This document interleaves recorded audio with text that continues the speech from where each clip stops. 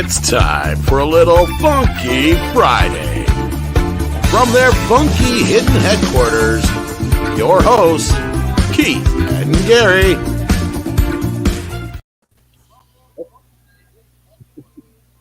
Hey guys, welcome to Pop Culture Minefield. I'm big on screen. Why am I so big on screen? We have this huge panel. Oh, because we're just tiny people. No, that's not And more like Tiny Toons. If you're gonna put someone big, put the lovely lady. It's been a few weeks since you've been on, but a lot of stuff has been happening, Cameron. This is an energized studio system right now. And we're seeing so much. Keith and I talk about it all the time. Midnight's Edge talks about it all the time. You were just on Midnight's Edge with our friends Andre and Tom, and of course you just heard Tom's voice introduce us.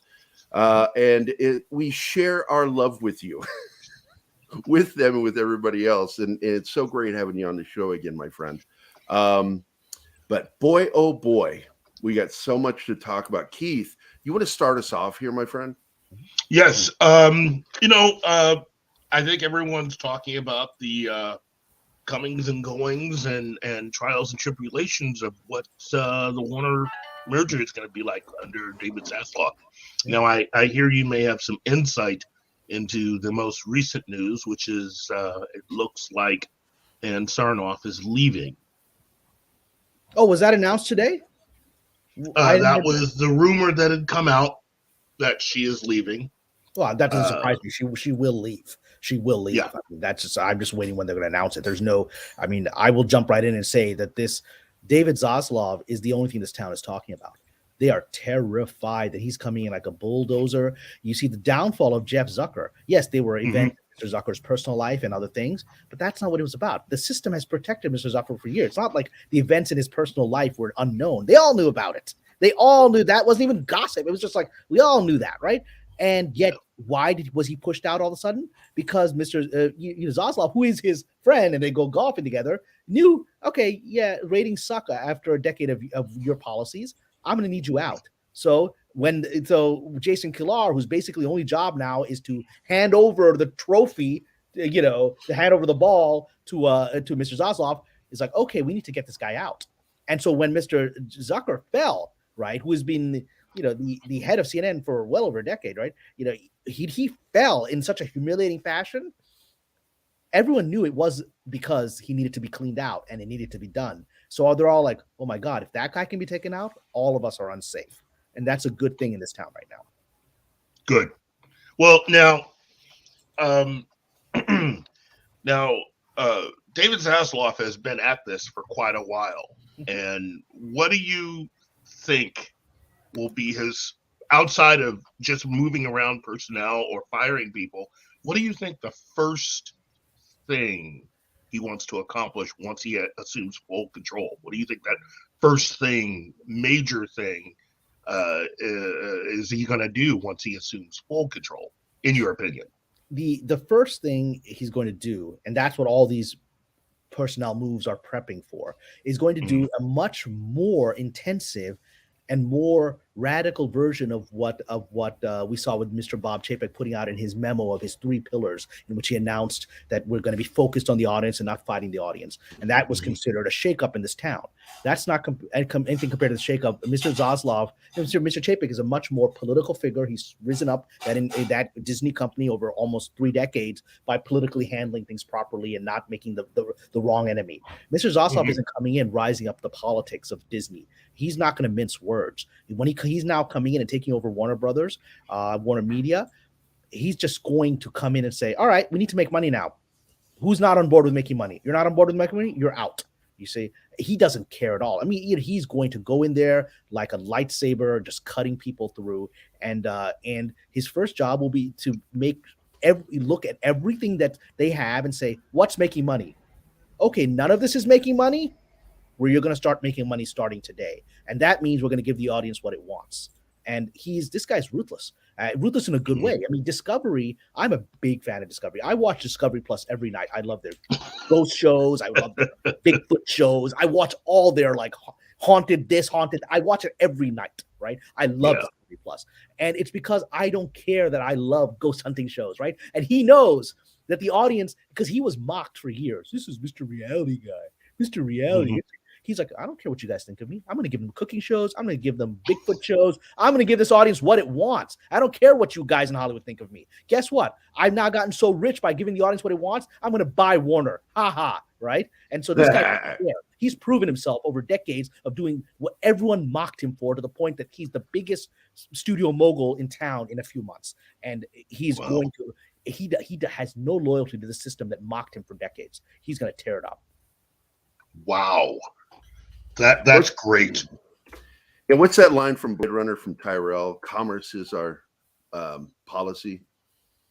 You know, Yeah, well, it's all about money. You know, Yeah. And if your company isn't making money, then what are you running it for? Well, you're running it to impress each other at your cocktail parties, which is what we were. That's what happens at the final stage of a cultural collapse, right? When you have the elites that made the first stage of the rise is the entrepreneurs that create a system, which was essentially the 1930s to the 1970s, let's say, of Hollywood, which is the golden age of Hollywood. Is the entrepreneurs, the studio moguls, the Goldwins, all those created that world, right? Coming out of the silent films, and then from 1970 to around 2010 is second generation, which is the Spielbergs, the Lucases, and all those people, right?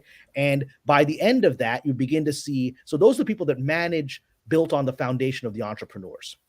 Then you have the third generation, which is the whole Chinese thing of the three, wealth is destroyed in 3 generations, right? The third generation is 2010, exactly, right around when Disney, buy Star Wars, right around when we started having a lot of nonsense in our storytelling, where you have basically these smug people that weren't the entrepreneurs, weren't even really the managers of the entrepreneur's original creation, and are just these smug, rich, legacy people that are coming in without a connection to the audience, who decide to ruin everything. So we're at that stage, which is the critical collapse moment. And that happens much faster. It took 40 years for the first 2 stages, and the final stage is what? Maybe a decade, and it all came crashing down, because it's much easier to tear everything down than it is to build it up. So now, at the collapse moment, the club, which is just sitting there 5 years ago drinking champagne, talking about, I run CNN, I run this. Nobody's asking, do you got any ratings? They just got their prestige things, right?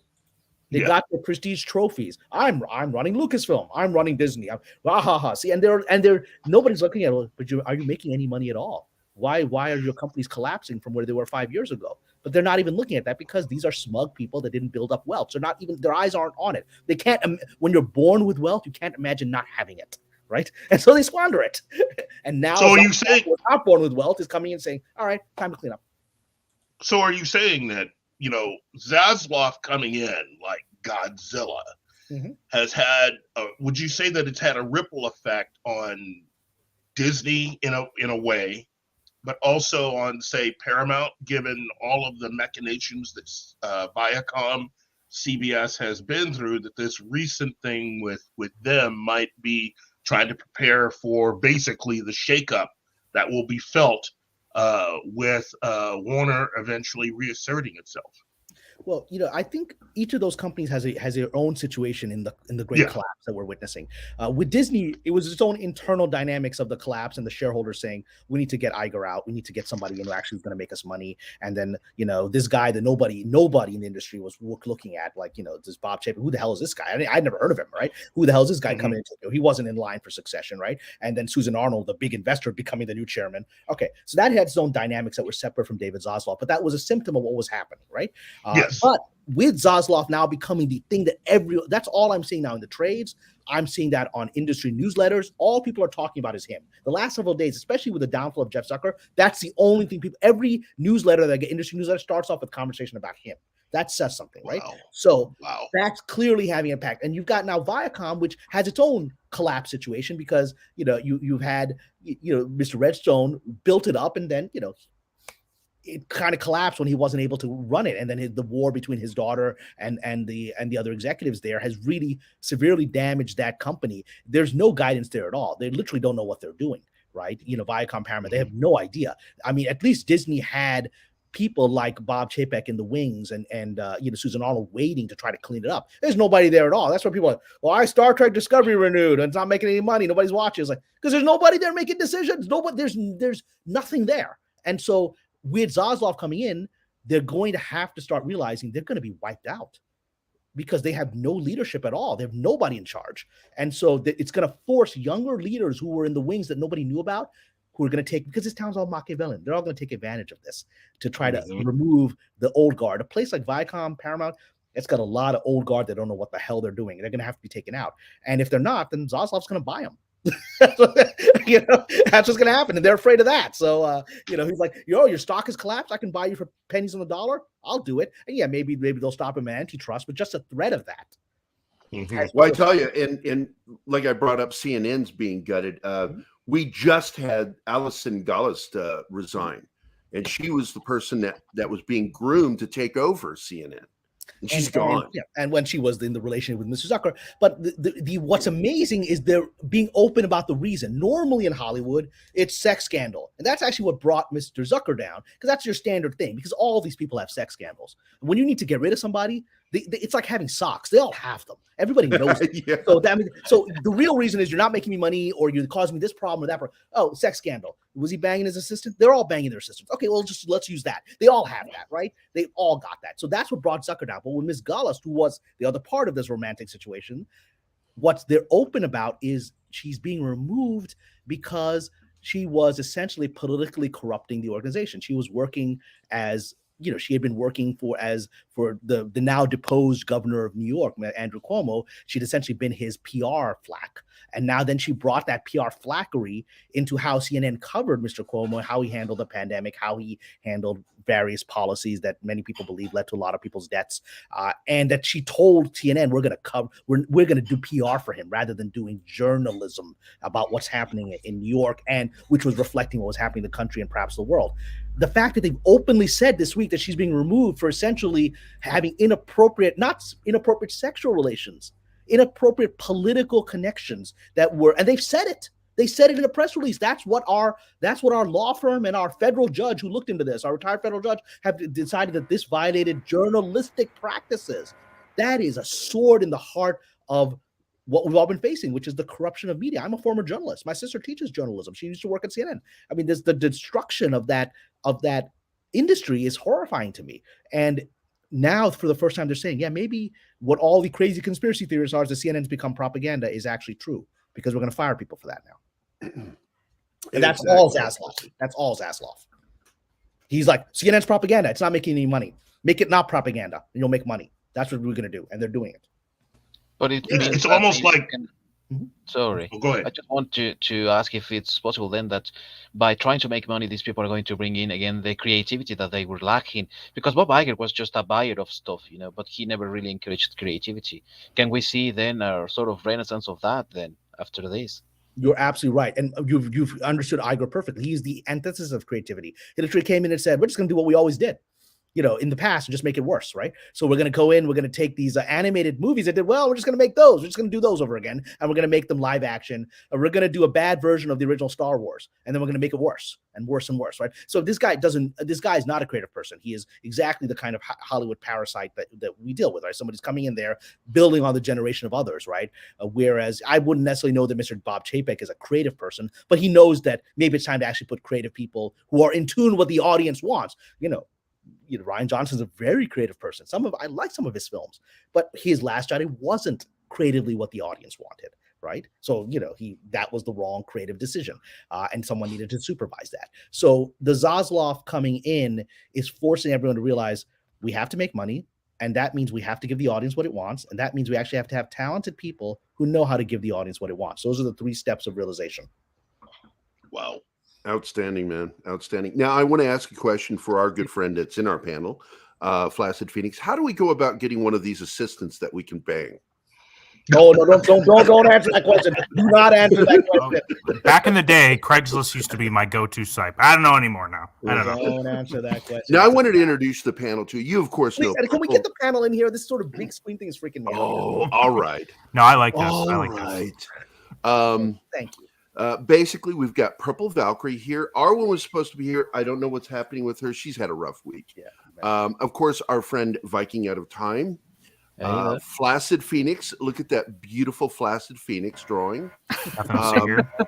Our friend Deleted Scene, also known as Steven, is here, but he's got a fan, so he has to keep muting. because it sounds like a lawnmower going up on the show. And the lovely Purple Valkyrie, who is here in Abbott. Yeah, technology hates me. Good afternoon. Good to see you guys.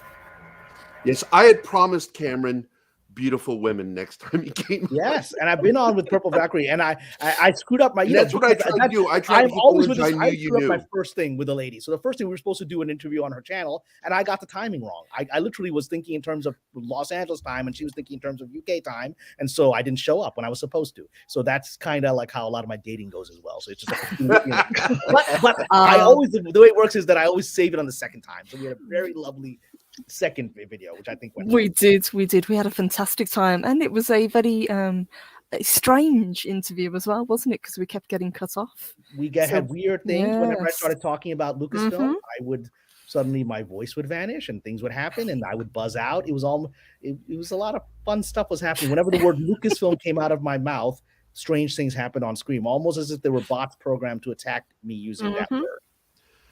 Well, we ran into something like that. Our first interview with Josh Becker, TV and film director from, Sam Raimi's company, and I've known that guy for 30 years. And our first interview with him just was the worst. It was just like this. Josh, so working with Sam Raimi on his first film, what was that like? Well, let me. And then we would, and I'm like, oh my God, this is not going to go well. Well, you know what that reminds me of? And this is because I watch Discovery UFO show, so I learned this, right? Which is that there was a U.S. general that came out in the 1950s and was going to do a live interview. I watched the interview on Discovery Plus. They did a live interview like 1955 where he was going to reveal the truth of, because UFOs were a big thing in the 50s, right? People were seeing them everywhere. People in Washington, D.C., they're seeing them a lot today, but it was a new cultural phenomenon that had not existed. And people were like, what the hell are these things? And that's where we're seeing all those sort of the day the earth stood still type movies were happening because it was such a cultural phenomenon. So he came out and said, I'm going to reveal what the government knows because it's a national security threat and the government's not willing to address it. And he came on live television, it was like CBS News or something, where they got this guy and they got him, started interviewing, and he started talking and said, and so this is the truth of what we in the government know about this phenomenon. It cut. It was with, and there's no record of what he said. Maybe a lip reader can tell us. It cut on live television. It was Mike Wallace was the host. Really? Okay. So you know exactly what I'm talking about. Yeah. Oh, I know the exact one. And yeah, the minute he started talking, off the like air. a Godzilla film without the Godzilla part. Yeah, it was great. Godzilla. And now, of course, they finally, 65 years later, they finally started admitting, yeah, we know about the UFOs. We don't know what to do about them, and we can't help you. They got technology we don't understand and whatever. And so, yeah, but it is what it is. Well, that's what happens when the aliens have actually taken over everything. Like, okay, we can start looking at it now. Yeah, and I do believe that Bill Gates is one of them. That's for a Discovery Plus special, not for this channel. not for this. I didn't say that, Bill. Are you a ufologist? Keith doesn't want this program pulled. Are you a ufologist? Are you into the UFO thing? Yeah, absolutely. And I am too, very much so. We should have you back on just to talk about UFOs. Well, I had my love talking UFOs. I had my one and only ever actual UFO sighting in 2019 in the Atacama Desert in Chile, and it was life-changing. I mean, I've gone on ghost hunts. I've studied UFOs all my life. I never in my entire life actually expected to see one with my own eyes. Never did. That's all I've ever wanted. And I remember we were outside because I'm from Phoenix originally. We were in Gilbert, right outside of Phoenix. It's my mother has a house in Gilbert. My parents live there. It's still part of Metro Phoenix, but Gilbert's its own little western town. It used to be when I was a kid, it was a dirt trail. Now it's fucking little metropolis. And we were outside the movie theater about to see the Hobbit film. And we look up and there's these lights moving around. I'm like, oh my God, I'm finally going to get a Phoenix Lights moment. But it ended up being those little lanterns. No, but and we can do that another day. But I did have an actual UFO sighting. Oh, I would love to talk about it. It was standing with me with two other people in the desert, and one of them, we weren't there. We were there to see the eclipse. I'd flown to Chile to see the eclipse, which is an incredible experience in of itself. There's a solar eclipse, and so I saw that for the first time with my own eyes. But then after we were leaving for that, this craft appeared above us, and the Atacama Desert is infamous for UFO sightings. The Chilean government is open about that. They have a X-Files type group that openly researches the Atacama Desert and UFO sightings. It's the most UFO, but I still didn't expect to see it. I was there to see clips, and I was with one of the people, the three people, the other two people that were with me was an airplane pilot, and he was a professional pilot, and he said, "That's not an airplane, that's not a drone, that's not a satellite, that's not anything I've ever seen in my entire professional career." And I knew it from the moment I saw it. My heart just exploded. When I saw it, I knew I was experiencing an otherworldly phenomenon. Your body reacts to it, because it was the moment I saw it, I said, okay, there's this exhilaration. I've always wanted. Your body reacts. Your body says it goes into fight or flight mode because it is beyond your experience, and your body reacts before you do. And you're like, this is really happening. And we just stood there in wonder for about 5 minutes watching it. So, but that's another conversation. Wow. Well, exactly. And by the way, the person you're talking, because it was on Mike Wallace's program. Mm-hmm. This is how much of a UFO nerd I am. And his name was Major. I can't remember his first name, but his last name was Kehoe. Major Kehoe, and he was going to expose what the military knew, and he got cut off. Bye-bye. So it never happened. Even though we saw it, we never heard it. So it was amazing. I mean, the first time we had that kind of national censorship on live television in America, where literally someone is talking on live TV and the government cuts the feed. Yep. So it's amazing. Yeah, and so, but basically, Maria wanted to be here, but she's at work. She's in the chat. Yes, she is. Okay. She jokingly referred to me as Gary. It's the running joke of I don't know the joke. Saying my name wrong or saying backdoor Gary, which is Polly. I was gonna say, Polly from Latino Slant. He started it calling #backdoor Gary. So it's the thing. I'm sorry. Go ahead. No, I was saying that sounds kind of inappropriate. It's completely inappropriate, but that's the kind of friends I have. I thought that's why Gary kind of likes aliens now. Is he knows there's a procedure usually. I want to get my alien probe. All right, we derailed a little bit because it's always fun to banter. Let's get back to the business at hand, which is the destruction of, hopefully, the destruction of woke Hollywood and getting back to good filmmaking and television. Because we really do have, I don't know how you feel about him, but I consider Taylor Sheridan one of the best writers on television going. He's very talented and well-respected, yeah. And I heard somebody say that he doesn't write his stuff, that he has somebody that works for him. I don't believe that at all. What do you think? I mean, I don't think you can sustain a long-term career like that. There are people that have their assistant do all the work, but they don't. It's not long-term sustainable. Yeah, I don't believe that is the truth with Taylor Sheridan. I think that he does his work. Otherwise, we would have heard something by now. But because especially in the current culture, everyone, if you're being taken advantage of by, everyone wants their moment, right? And so even if you are, even if you haven't done that, someone will make that claim. So yeah, exactly. So what do you think are some of the good stuff that's heading our way on film first? On film, does that include television? All right, just all of it. What do you think is good? And this will be controversial because of the emotions around the issue for the last few weeks. I think Obi-Wan's going to be incredible. I think Obi-Wan is going to be absolutely incredible.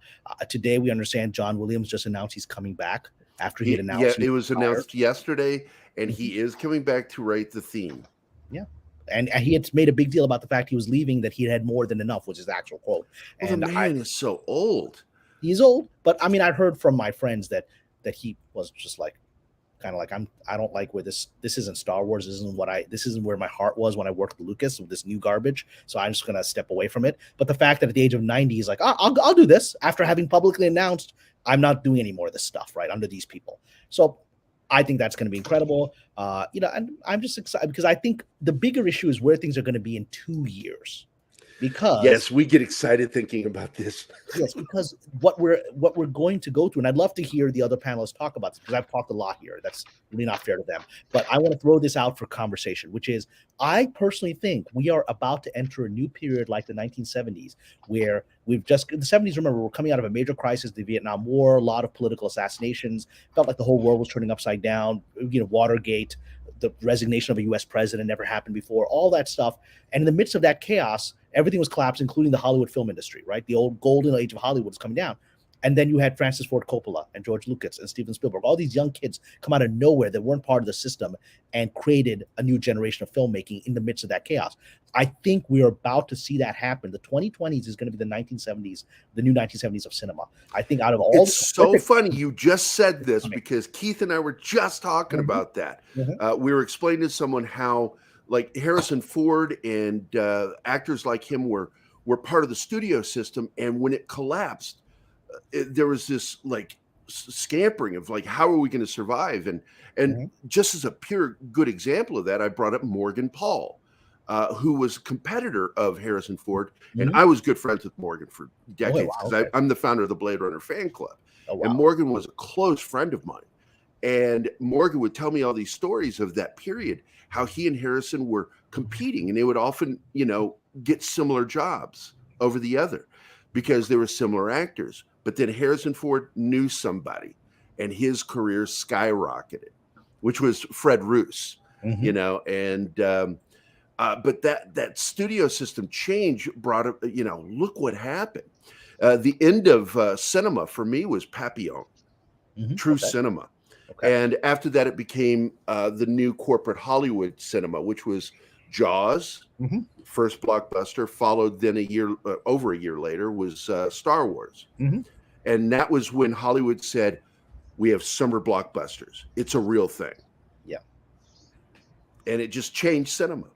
And we're going to have something new, a new phenomenon, because a lot of it's going to shift to, you know, and I'm a big theater fan and I want theaters to succeed, but a lot of it is going to shift towards the digital viewing and those audiences, and it's going to relate to that. And it's going to become more global because the digital audience is global. And all that is fine. All that is fine. If you got good storytelling that's inspired by Japanese anime because they do the demographics of who's watching stuff globally, great. Good storytelling, where the hell it comes from, that people want to watch, I'm happy with.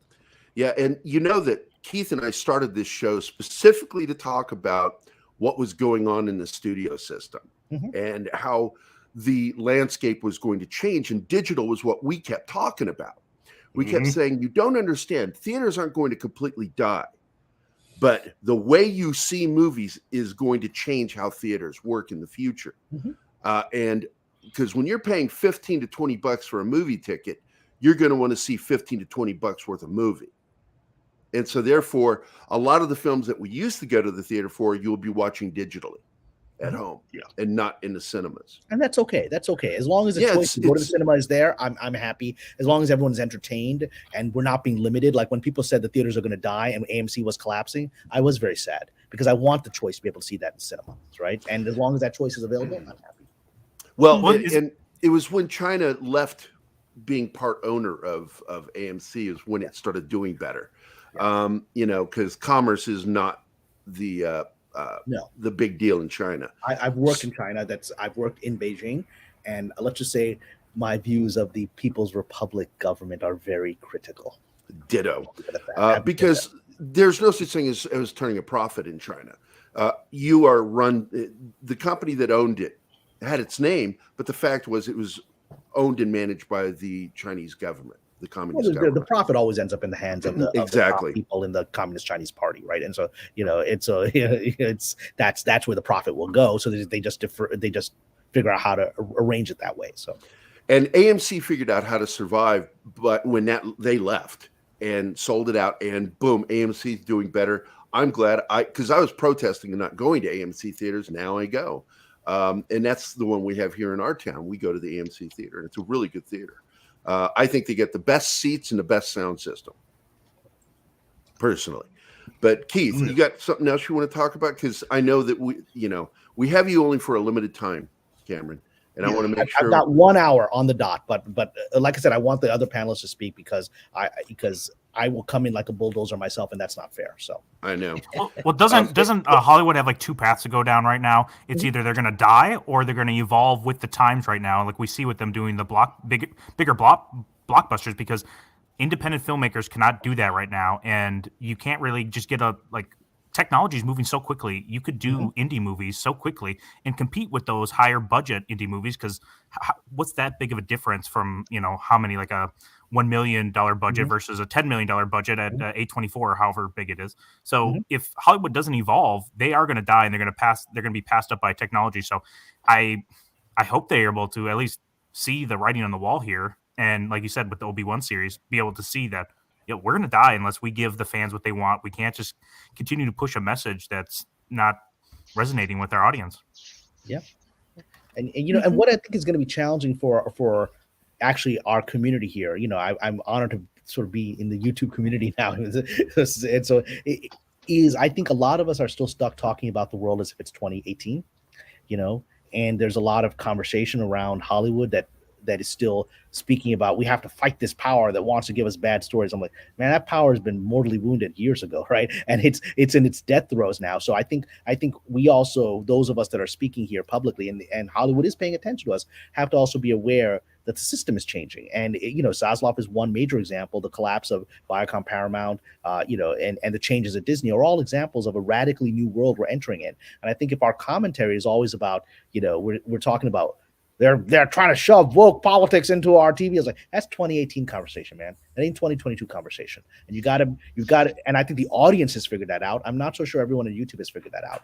And I think to remain relevant as a conversation, we need to go with where the conversation is actually going. I'd agree with that. And I think if you look back at the films that were the most popular recently, it's the audience that made them popular. They can no longer fall back on the idea that if a film fails, it's because of the pandemic, in quotations. And we have some great films coming out. I mean, some that I'm looking forward to. Big fan of Robert Eggers' The Northman is coming out. And if that's as good as his previous films, I think it's going to be fantastic. I just saw the trailer for Elvis, which looks great. Oh, so, Baz Luhrmann's. I saw both the American trailer and Keith shared the UK Ireland trailer with me. And it's 15 seconds longer, the one from the UK Ireland, and it's a great trailer. It is the superior trailer. I got emotional watching that trailer. Wow.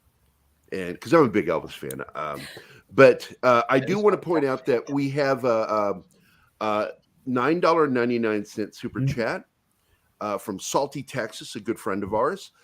Independent media, independent local food sources, independent breweries, Starve the Globalists, Hell Panel, and Cameron. Well, I want to make it Texas. Yeah, I agree, and I want to make an interesting astrological comment. We've all talked about the age of Aquarius since the 60s, right? And what, if you study what Aquarius represents archetypally, it's about individuality. There's a dark, like all the concepts, archetypes have a positive and negative side. And the positive side of the age of Aquarius is exactly what you're describing here, which is that we can all be uniquely ourselves and the world can let us be ourselves. However, the conversation was hijacked about these ideals in the last several years, and Hollywood was part of that hijacking, where it became we will tell you how to be individuals. We will tell you what being an individual means and what the value system is of an individual means. And that's not actually what the world is evolving towards. The world is evolving towards, if you're liberal, wonderful. If you're conservative, wonderful. If you're straight, wonderful. If you're gay, wonderful. If you are just do your thing and leave everybody else alone. And that's the leave everybody else alone part Hollywood hadn't figured out and the political structure hadn't figured out, but that's where we're going to end up to make humanity function. And that's most of your social media activists do not understand that concept at all. Because I was raised to respect the basic level of respect. You're not talking about, because people don't understand there's levels of respect. It's your basic respect.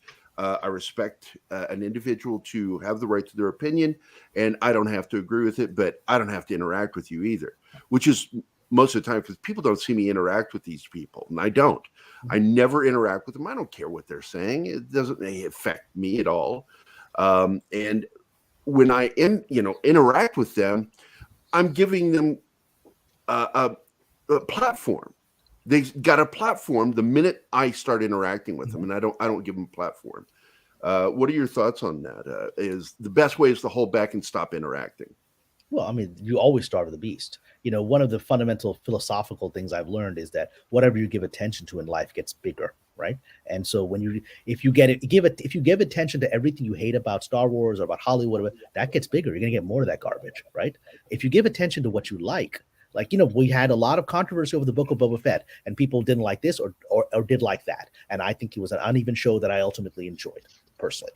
But that's because I allowed myself to focus on the things that I enjoyed. And so I began seeing more of those things instead of being angry about the things that I wasn't enjoying as much. And when my focus came on that, strangely, the universe ended up giving me at least something that I largely enjoyed with all of its unevenness. And I think that the lesson for all of us is the more we focus on the things we love, the more energy we give them, the more strength we give the people who are trying to give us what we love, the ability to give us that.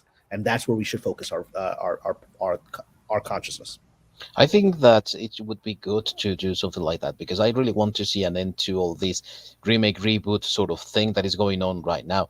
They are getting, smaller and smaller, all these old franchises.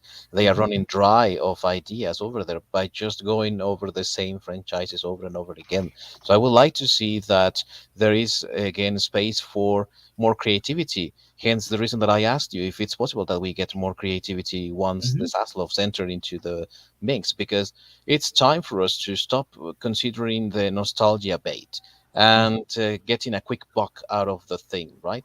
Which is the thing that is happening right now. I want to see more creativity, original stuff, So well, nostalgia is always going to be a part of what you're going to have in entertainment. As each generation goes on, you're always going to have a certain amount of that.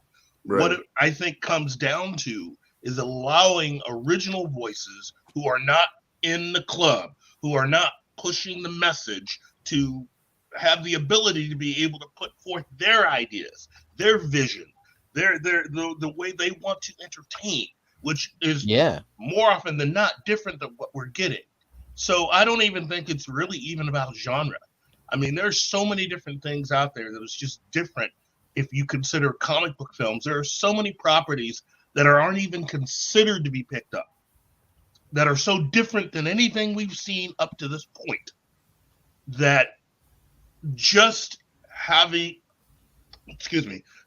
new and original voices come in to give us that is going to change how we do things. And hopefully will change how Hollywood works. I didn't mean to interrupt. Well, this even goes into the acting thing, because I'm sick to death of them dipping into the same pool for actors to appear in DC or Marvel or what have you. But I do want to address something, because we have 2 super chats. I didn't give a thank you to Salty Texas. Here is your thank you. You pompous, stuck-up, snot-nosed, English giant, twerp, scumbag, fuckface, dickhead, asshole. And my thank you to Maria. Congratulations on 3,000. Much love to you guys. Thank you, Maria. And here is your thank you. How very interesting. You're a true Vulgarian, aren't you? There you go. Don't call me stupid. One of the greatest lines of all time. Don't call me stupid. Actually, one of the greatest movies ever made. Oh my God. I'm a big Monty Python fan, and so I always keep like this. Stop that! It's silly. There you go. Silly. I always get I'm Monty not crazy. Python. I'm rich, so I'm eccentric. I'm eccentric. There you go. Thank you again, Maria, and thank you, Salty Texas, for supporting our show. And thank you for the congratulations. It's very exciting. We didn't try to grow this show. We've just been doing it, and here it is, 3 years, 3,000, and it's like, I think we should start growing the show. And Tom and Andre are helping us a lot in the back. They're such good friends. I owe those 2 so much. And I always jokingly refer to our show as the illegitimate child of Nerdrotic and Midnight's Edge, and possibly even Doomcock. So there's some weird shit going on there. Let me tell you, making notice. But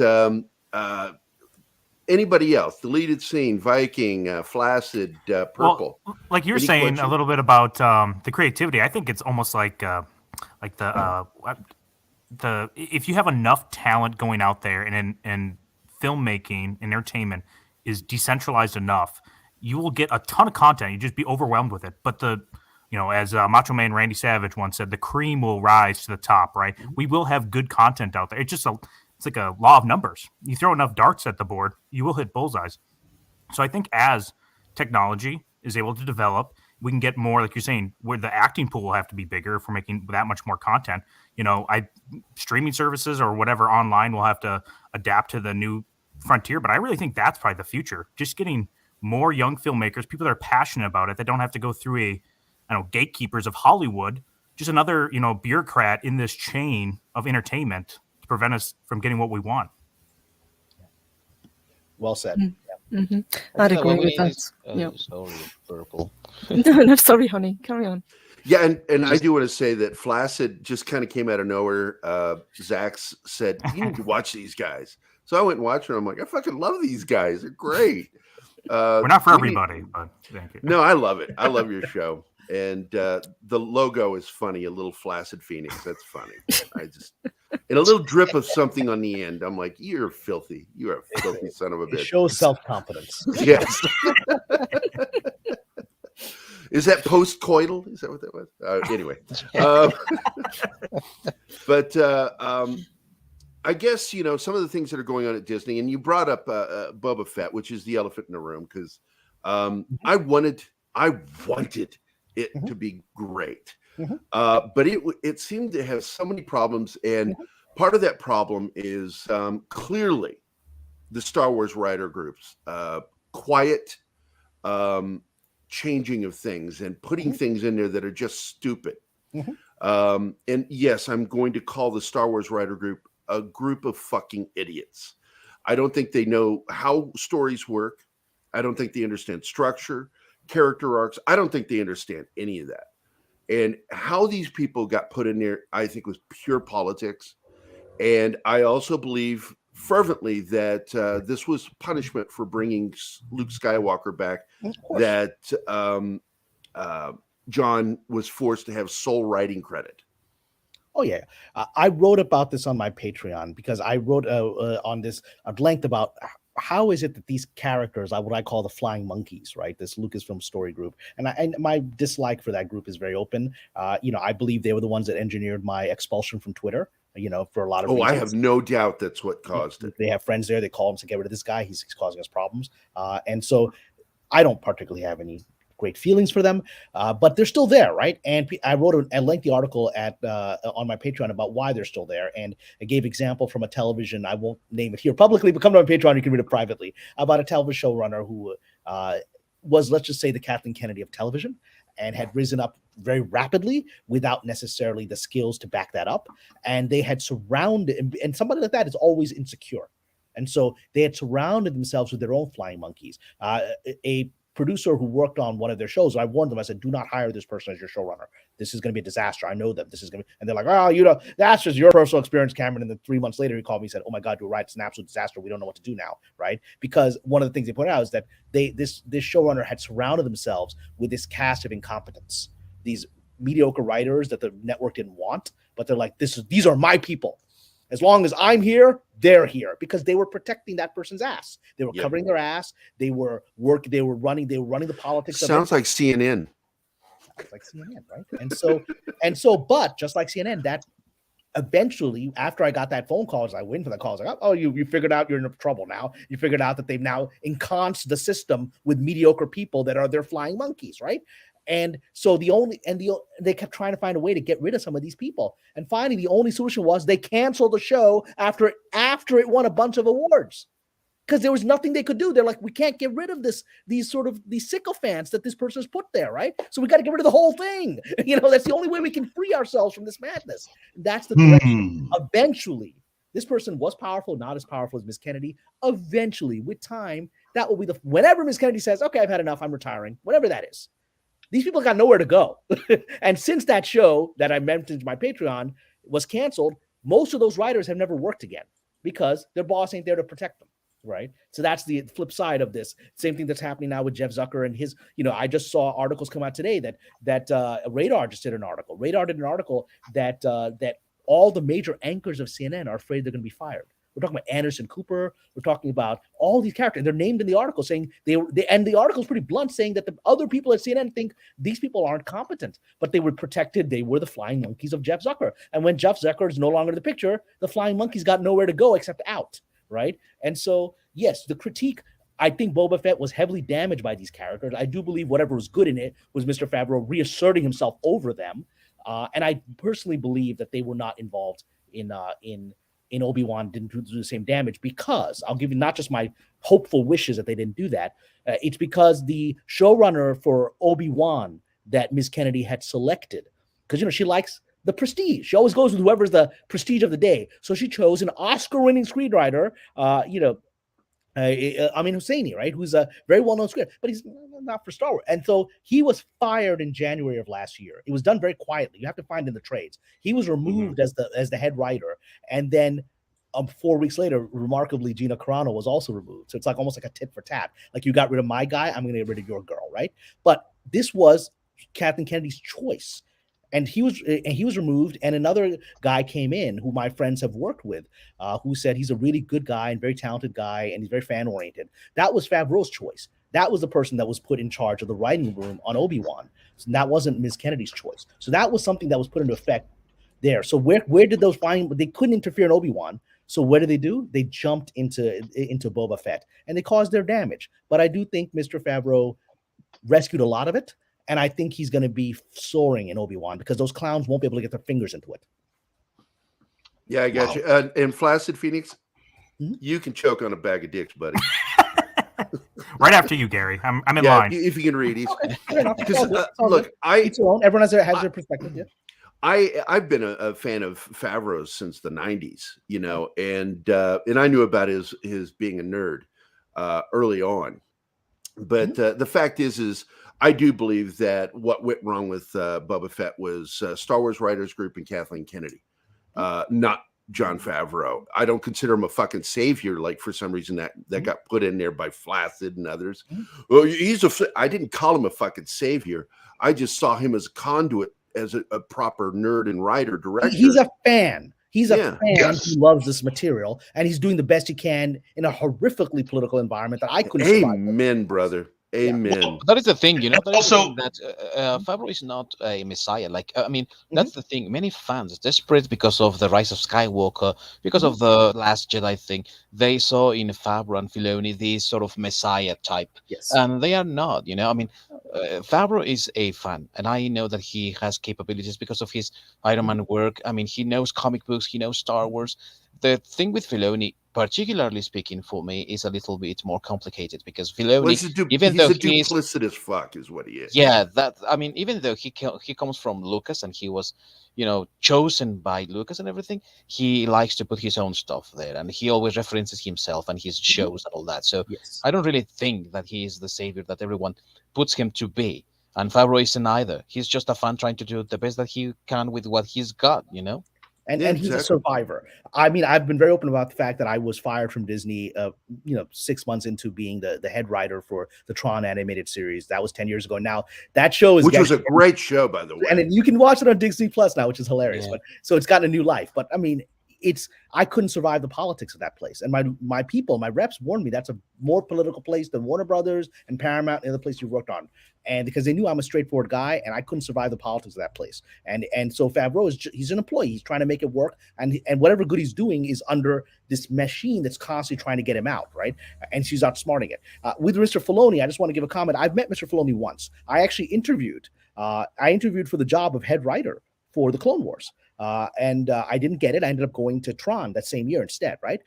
And so it was very interesting to meet Mr. Filoni at the time, and I think your assessment is correct. He definitely sees himself as more of loyal. I think he's more loyal to George Lucas, his mentor, than let's say a Mr. Pablo Hidalgo is, right? I think he's more interested in making sure the material he does is still connected to that legacy, but he very much is clearly, he has his babies like Ahsoka Tano who will show up whenever you have a credited Dave Filoni directed an episode. Ahsoka Tano is there, right? And so that's okay because I like the character and I like Rosario playing her, right? So he is more than Jon Favreau. He is a political survivor. That was the impression I got when I met him.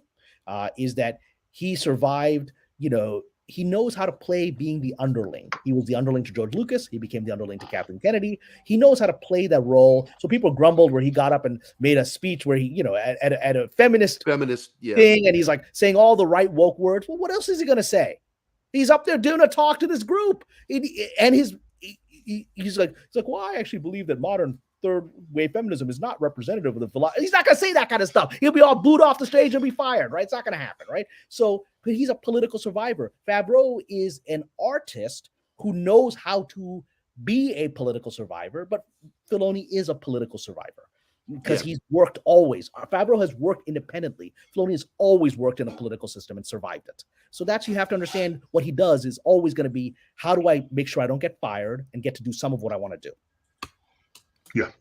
Amen. And you know, and I you know, I'm good friends with Phoenix. We you know, we're good friends. Okay.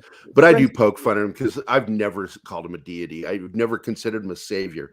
What I did consider him is the person that is probably best suited to save Star Wars. At this moment, yes. And Well, yeah, the rumblings are that he's being put in the position of creative director for Star Wars.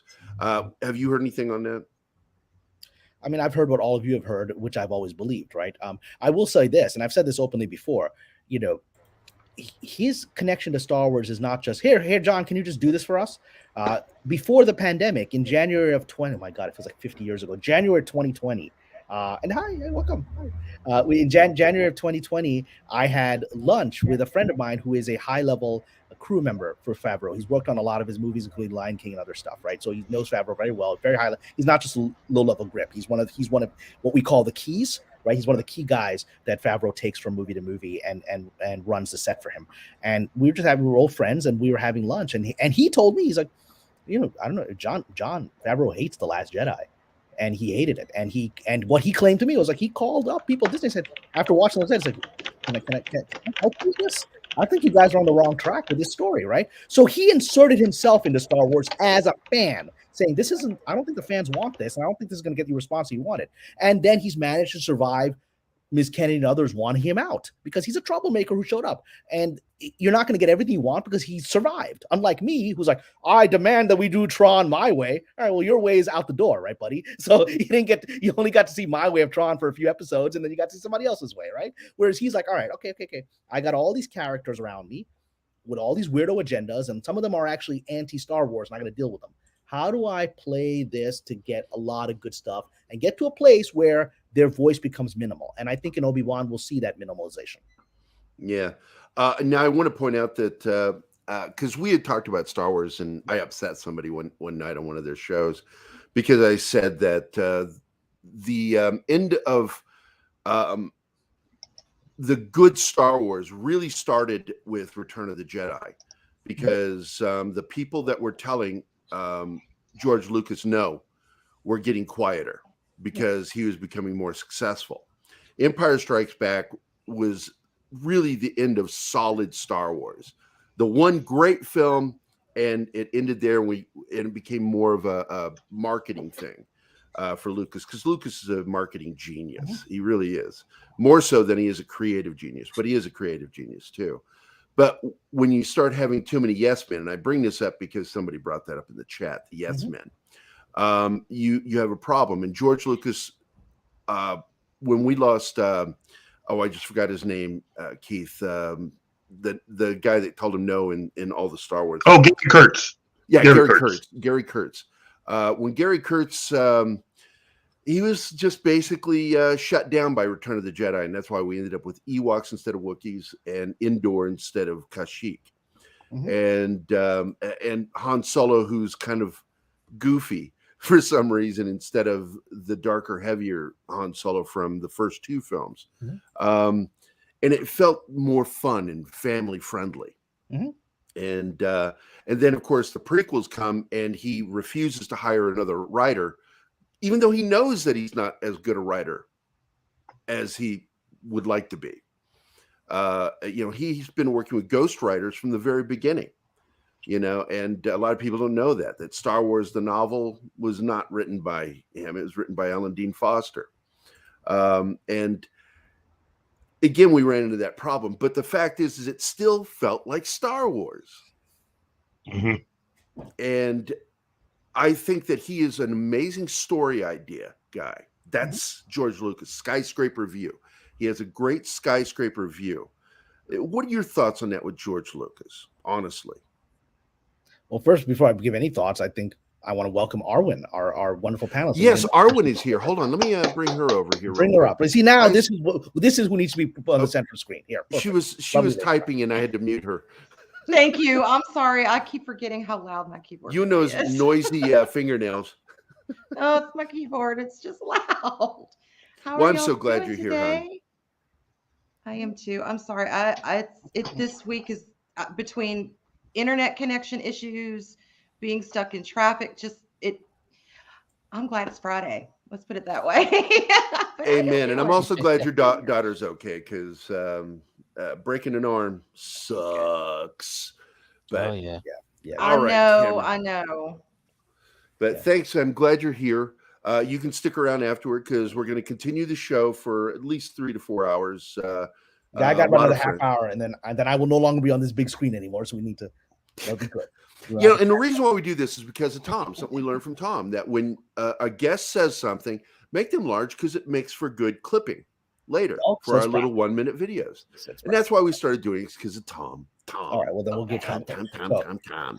I'm gonna give a quick response to that, and then I want to hear the other panelists thought of it. I think that your analysis of George's freedom to do what he wanted is correct. I personally have great affection for the Return of the Jedi because it's the first one of them I saw in the theater, and I'd seen the others on videotape and VHS back in the early '80s. But I saw this one in the theater and had the full Star Wars experience in the theater and was blown away by it. So I have great affection for Return of the Jedi, and for me, it's my favorite film because it has that emotional connection of being the first one in the theater. It's your first time, right?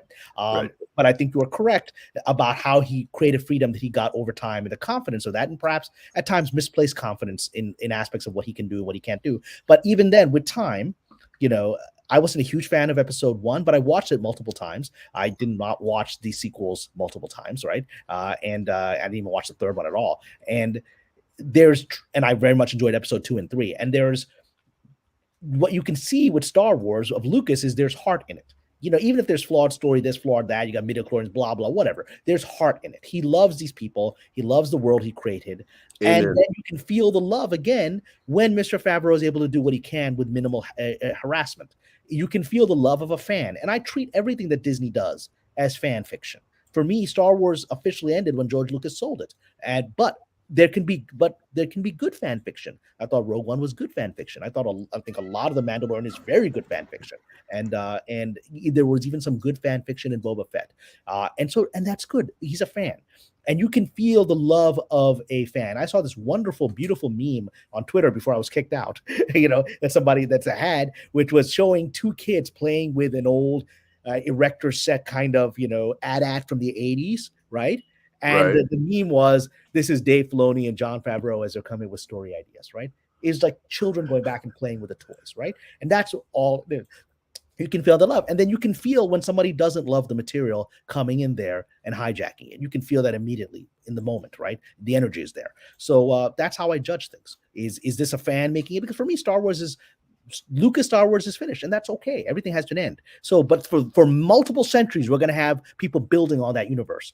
So I'm going to hope more people that love it build on it as fans. I think that you are correct on that, and I feel that also because of the situation that we have seen with other franchises as well. I mean, I have posted in my videos many times before that the Sam Raimi movies, Spider-Man movies, and the Lord of the Rings movies, they were successful because they were, created by people that were fans first and foremost, like Philippa Boyens and Peter Jackson. They were fans of the Lord of the Rings when they were writing this stuff. Sam Raimi was a long-time Spider-Man fan that even got that 1960s vibe out of the comic books into the movies, And the thing that we are seeing right now is that these franchises are handed over to people that are not fans of them. But not only that, they don't know anything about them, and they don't care about doing some research about them. Case in point, what happened with Kevin Smith and the Masters of the Universe Revelation sort of thing on Netflix. I mean, the guy doesn't even know what the Masters of the Universe was all about. And I can understand that 25% difference so that they don't go into lawsuits and all that. But at least try to do research with what you've got and do something decent that the fans will like. And if you are a so-called fan, which is what, Lucasfilm used to boast about, we have here fans working for us all the time. Well, then show it by truly doing something out of love and not hatred over the thing, Mm-hmm.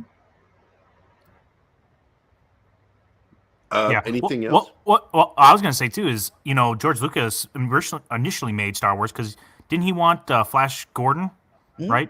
So Yeah, I originally, think yeah. I want to see kind of where Zack Snyder goes with this Rebel Moon, because he was able to do Star Wars, and you see people that have love for the project or for a certain ideal that a movie is able to capture, and then they're able to go off and distill it down to its essence and then put their spin on it. So I'm way more excited for people to go out and give their own spin on things that doesn't have the Disney corporate or Lucasfilm corporate line they have to toe, and that has to be like this, or Dave Filoni. You can tell it's a Dave Filoni episode because it feels like sometimes a Clone Wars episode. And I don't know, I kind of want Star Wars to grow up with me, and for some reason it's not. I'm getting a nice Boba Fett, so I don't know. I'm more excited for people to follow the path George Lucas initially took in the 70s than I don't know, try to copy it. I'd agree with that. Some of the worst thing that you can do to a franchise is run it into the ground. I mean, if you take, for example, the Jurassic Park, the first 2 films were excellent, and as the films have progressed, they've just gotten sillier and sillier, and people just don't care anymore. It's a dead franchise. No matter how many times to try and revive it. Well, I think to a certain extent, all their best stuff came from adapting the books that had been written. And once they decided not to use the books anymore is when they started running into problems. And for me, Game of Thrones, yeah. Oh yeah. Oh yeah. For me, Jurassic World was a good movie whose third act was completely ruined when the little girl Ruined, Brian, ruined. Because at that point, you're dealing with a character who seemingly, based on what I saw, has all the makings of almost being a sociopath. And the very end of the movie, you end it with her, the main character's kind of like a family situation, the nice shot. You just released a bunch of dangerous creatures out into the world, and you're giving us this nice kind of let's drive into the sunset ending. And that kind of ruined the movie for me, because it's like you really need to understand that if this were a real thing, she would be responsible for the death of anyone who would run across these dangerous creatures from here on out. Yes. And it would appear that in this new movie, they're not even going to address that. Well, which is a falsity. Yeah, go ahead. I'm sorry to interrupt you. They're not going to address that, because you're absolutely right. It doesn't work. I mean, I enjoyed a lot of that movie, but that's a problematic story choice. And I use the word problematic as someone who's not very. Maybe I am problematic in my own way, but it's from a storytelling point of view. It creates this thing. It's like you've got these monsters, you've got dinosaurs. They're going to eat people, and none of the heroes of Jurassic Park ever wanted these things out in the world, right? That's the whole thing. Is you can't let them get out, because that's the danger of it, because innocent people are going to die. And so this whole thing it was this weird, it was a leftover of an identity thing. Well, I'm a clone, and I identify with these other clones, and it wasn't their fault that they're created. I'm like, yes, you're a clone. You're also a human being.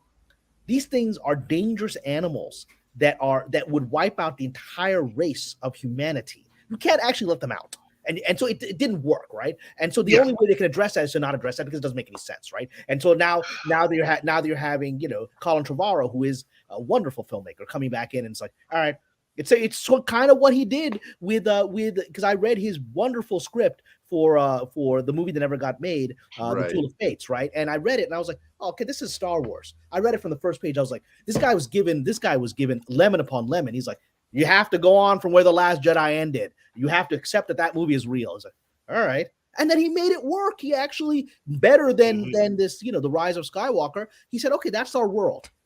I'm just going to quickly acknowledge that happened. And now I'm going to make the movie that should have been made with all these people. And it ended up being better script than the first 2 movies that never got filmed, right?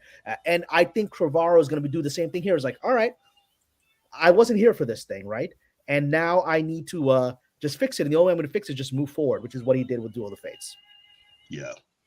Still, and I really cannot believe that we would have this character, this girl, be able to do that. I still can't see how that one slipped by everyone, and you didn't, kind of think ahead. Well, they're not thinking ahead. She served an identity purpose. She's a young girl. And so girls are the heroes right now in that moment of storytelling in Hollywood.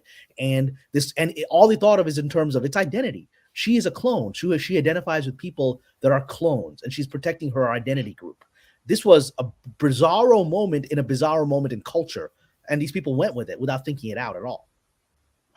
But also the thing with that, with Trevorrow being capable of doing good things, is that he has two things that most Hollywood writers, directors, all of that right now that are only yes men who don't have, which is experience and also talent and creativity. Many of the people that are put into positions are just yes men that say yes to everything that the big shots tell them to do. And that's why they are there, because they always say yes and they don't oppose anything. And that's the thing that we are seeing right now. That has to be taken down completely. We have to see people capable of bringing quality material by being capable of standing their ground at the same time that they can maneuver around the politics that you mentioned before, like with Filoni and Favreau, right? I mean, Favreau has a lot of experience and talent as well. So he can maneuver his way around that. We need more people like that that can, in a certain way, just stay around, but also being capable of doing something great with their talents so that people can enjoy that, you know? Well, it's my opinion. Well, kind of like what you're saying, I think if you had you remove Star Wars or Lord of the Rings off the title of some of these trailers or kind of teasers, I don't think there'd be any excitement for it. I wish someone did a recreation of the Lord of the Rings trailer and just took away everything that mentions the Tolkien property at all, and I don't think anybody would be hyped for it. It'd be like generic. It'd be like, oh, is this the other Witcher prequel or something? Like, I think it's a detriment. It's Wheel of Time Part 2. Exactly. Yeah, I think it really tells you. right? Yeah, it just shows how talentless or kind of mediocre the stuff we're getting is. So Well, Yeah, it's on- generic. I just want to say on the, Completely. I'm sorry, go ahead. No. I just want to very quickly say, so I felt great pain when you mentioned the Witcher prequel, because I was up for a job on that. I interviewed with the showrunner for that, and I ultimately really? did not get it. And I would have had a lot of fun. I spoke with the showrunner at length. We had a long interview, and ultimately I came one of the candidates, and I didn't get the final work, but it would have been fun. So that was almost in my hand, and away. We'll see what they did with it. I hope it worked out. The thieving bastards. Mr. Tickletrunk, who is just a great friend to our show, says, at Pop Culture Minefield, stop trying to butter us up. We're not coming back. We really have. We share our chat with so many of the other shows. They're all friends to all of our shows. But Mr. Tickletrunk always tickles me. It's in his name.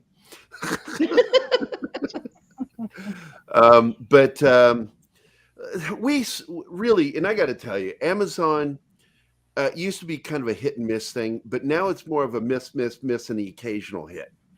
And I don't know if this is Bezos that's doing this, but good God, they really focus way too much on identity politics.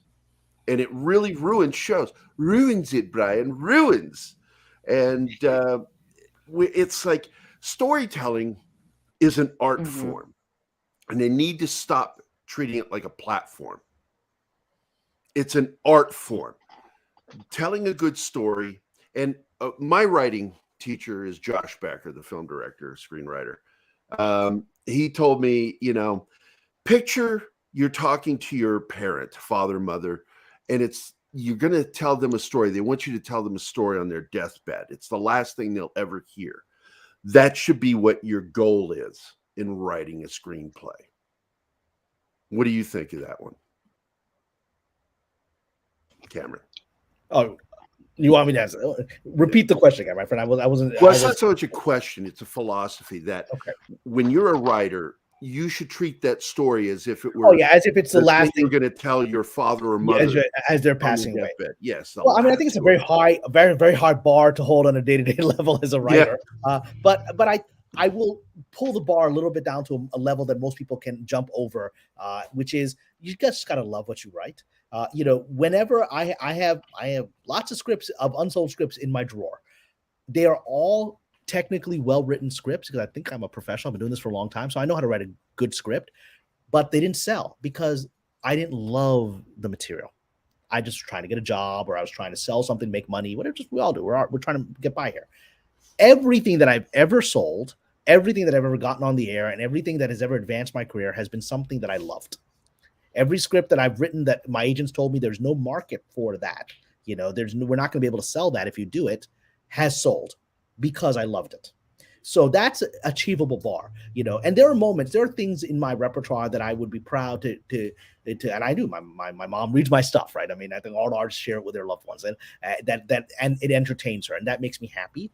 But as long as I know that I'm putting my love in my work, somehow magic comes across. It's an energy. You can feel it, and you can feel it, like I said, in the filmmaking that we talked about earlier. You can watch a screen, you can watch something. You watch this Lord of the Rings trailer, and you don't feel the love. You watch Peter Jackson, you feel the love. You know, you feel it, and so there's technically beautiful cinematography in that trailer, but there's no love that I can feel, and that's why it feels generic.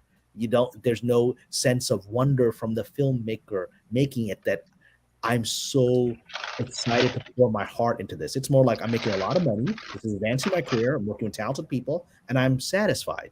You can't just be satisfied. You must be in love with your material for it to connect with the audience. Yeah, I feel so. Yeah, I find if you were to task me with writing something, I just can't do it. But like I sent my screenplay for Carl Jung. It's a mixture of horror fantasy with the actual history of what Carl Jung did. He was the first parapsychologist. I sent it to Josh Becker, and I'm terrified to send him scripts because he will eviscerate you. And, his response back was, is one of the best scripts he's ever read. And once again, this goes into that category of I was writing about something I cared about. So therefore, I was able to write a good story. And I find that's true with everything I write. I don't really want to write stuff I don't care about because I hate writing. I only do it because it's necessary. Whereas someone like you do it professionally. I was a journalist for years too, and I hated doing it. I was hired as a comic artist for the magazine, but then the senior editor was like, "You're funny. You should write articles criticizing things." And that's what I did. Oh, look who's here. A mutual friend of ours, Tom. Hey, Tom. Hey, Tom. All right, Tommy. How you doing? I'm doing okay, buddy. I think I've seen this gentleman before, like earlier today. So it's good to see you again. Don't know who you are.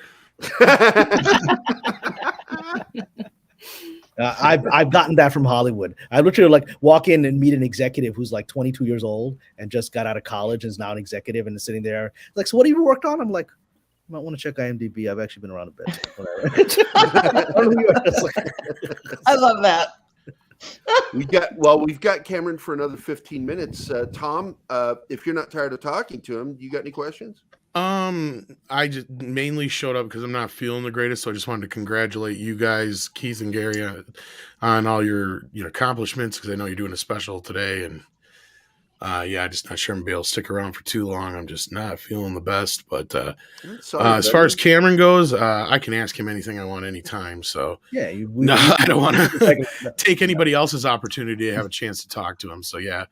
But no, I just wanted to say congratulations to you guys for all your hard work and accomplishments. Well, and a lot of it is also due to you guys and the help that you've given us over the years, and we appreciate it, man. Well, we try to support as many people as we can. Yeah, sorry, go ahead, Keith. My bad. No, I was just going to say thank you. You guys really have been very, very helpful in really helping us to find our way.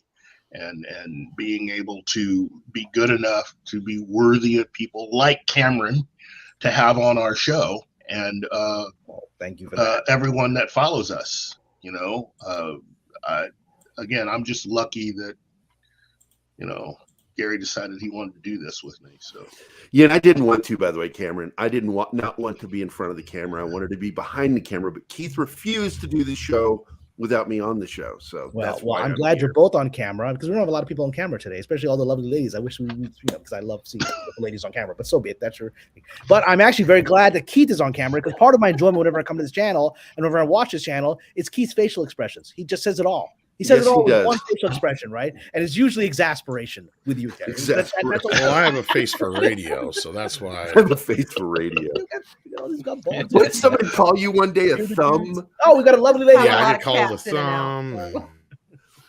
Yeah, because I was there when they did it. They called you a thumb. But they got in, so y'all just may see cats. So well, cats are lovely.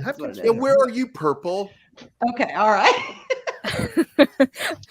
Purple's been a little bit sick recently. That's why she's not on camera. I'm so sorry. Apologies. It's also late at night there. I think it's like 9 o'clock or something.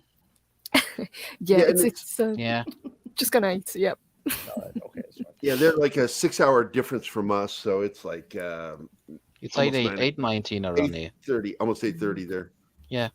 So, but yes, he's in the same area as you, Purple, our Viking at a time. So, You are both limey friends of this channel. How come you understand her? How come you understand her then and you don't understand me then? I don't know what the fuck you just said, dude. I said, how come you don't understand? Why Never can't mind. we I'm not have going to translate. Fuck it. It's Come on, like, Tom. yeah, it's just, Use your Irish part to translate. Translate. I studied in Edinburgh, Scotland, and I spent half my time there going, what the fuck is anybody saying here? Right? I mean, I couldn't understand a thing they were saying. I love Scotland. And but I will say this, all you our limey friends, I want to come visit because you guys are like, you are freer than Los Angeles, right? It's because you have to either be drunk to speak it or understand it. That's why. yeah, because I was in the train station in Glasgow, and I was 13 years old, and I walked in there because my dad was in there, and I saw this giant moon face scale thing. So I stood up on it, trying to figure out how it works, looking underneath it to figure out where you put the coin. And this man walked up to me wearing like a cardigan, and it just Scottish all over. You know, he had the sporran on and a tam o' shanter, and he walks up to me and he goes, and I'm like, I looked at him, and this is what I thought at 13. It's like, oh, I'm pale skinned. I'm really pale, so he thinks I'm Scottish. And he's speaking Gaelic to me, Scottish Gaelic. So I looked at him and I said, "Oh, I'm sorry, sir. I only speak English." Oh my God. And in this vaulted fucking stone bathroom, his voice echoing, he says, "That was English," and every toilet stall erupted in laughter. And I fled the bathroom, terrified. Ran around the corner from a magazine stand right outside the bathroom and just hid there until my dad came out. Yeah, Dad those are walked out. fighting words in Glasgow. And of course, the first thing my dad says Oh to me, my he says, God. "You really do have a lot of trouble in bathrooms, don't you?" Because I have a history of my shit. God. Well, you're like John Travolta in Pulp Fiction. Remember, everything happens to him in the bathroom. The entire everything happens to him in the bathroom. He gets killed in the bathroom. Right. Uma Thurman overdoses yeah. while he's in the bathroom. Yep.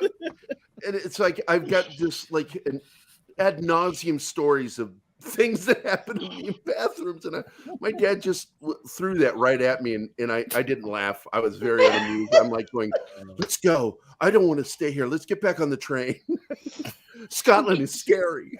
Gary, you're nicer than me. The first Scottish person I ever met was in a bar, and they were blah, blah, blah, and I was like, "Dude, I love you, but I have no clue what you're saying to me. I'm sorry." And for about an hour, it was like, "Oh well." And my Our Scottish joke's going to be the new Polish jokes of the next generation of the piece. Because, well, let me tell you, because we're seeing like this new this new Tom Holland movie in the trailer, like some goon is Scottish and beating him up. He's like, he stops the fight to go, "I have no idea what you're saying." Is this the new joke? Are our fellow Scots going to be subjected to this?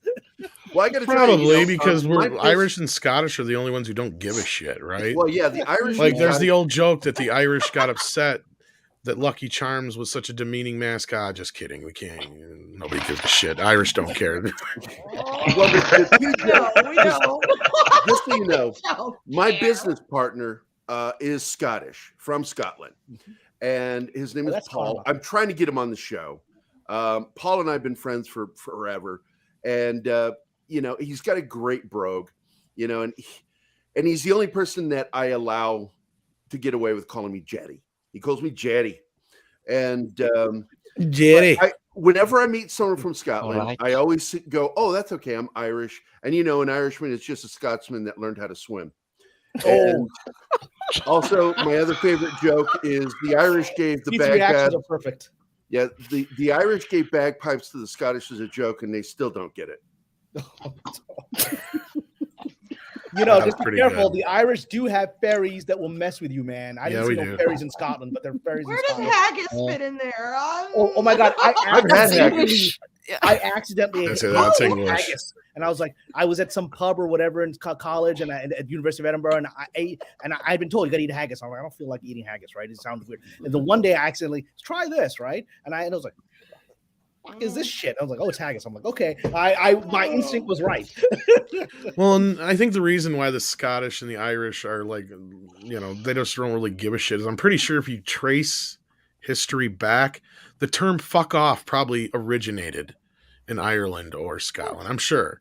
So, but think about it. Who are these people that went ancient Gaelic somewhere? These are people that fled mainland Europe. It traveled a long way, fighting a lot of Neanderthals along the way to get there. And they're like, okay, let's cross this big channel on crappy little wooden boats that we might not survive. And let's keep going. Let's just keep going until we see the North Pole almost on the horizon. And now we're away from everybody. So screw all of you. I mean, that's literally it's like the final. You just don't understand. They were looking for booze, Cameron, the whole time. They couldn't find any booze. There's got to be some somewhere. And the problem, once you get drunk, your sense of direction goes all out the fucking window. And they took the wrong turn at Albuquerque, and one thing led to another, and they're in fucking, North Pole. Wow. All right. Forgive me, guys. I have to start winding down. Steven does have a question for you, though. Okay, sure. Yes. Yes. I spent nearly an hour on another live stream going point by point what I liked and didn't like about the Book of Boba Fett. Okay. And my chief issue was the structure of the series. Mm-hmm. We now have Zaslav and Arnold coming in. Do you think that someone will attempt to impeach them in some fashion and get them out of the way? And is there someone at Amazon that could also right the ship there as well? Someone who's like a Zaslav. Okay, so let me answer for Amazon. So I want to actually answer. There's 3 points that you made. One is about the structure. You're absolutely right. The problem in Book of Boba Fett is that the first half is very wonky, and it feels like and I enjoy the second half very much more. And it feels like it's 2 different shows because there was a lot of internal politics, obviously, of the Lucasfilm story group asserting itself. And Jon Favreau, we know he was off in Atlanta, wasn't on set. So and he probably showed up and goes, "What the hell is this?" When he's looking at the daily, he's like, "All right, I got to fix this thing now, right?" I think that's what happened there, and so there's obviously a structural issue there because there is no structure. It's essentially 2 different shows cobbled together. And I've worked on TV series where that's happened. I've worked on series where like, oh my God, the scripts are terrible, the dailies are terrible. Let's start all over at the last minute. I've worked on those situations, and it's never quite perfect, right? So that's one. 2, with regard to David Zaslav and Susan Arnold, I think they are unimpeachable. I think they were these are people that have risen to their position of power over decades, and they understand how to outsmart people. Susan Arnold rose as a woman before there was any system claiming to want women in power, right? She rose up and outsmarted everyone to take over places like Procter & Gamble and become a powerful person at the Carlyle Group. This is the club of the club of the club. The Carlyle Group manages Bill Clinton's money, right? Okay, so she rose up to that position, and she's outsmarted a lot of people to do that. And if there was anyone that had blackmail or other stuff to take her down, they would have used it a long time ago. Similar with David Zaslav, right? Because Zaslav has been a looming threat over the industry for at least a year now.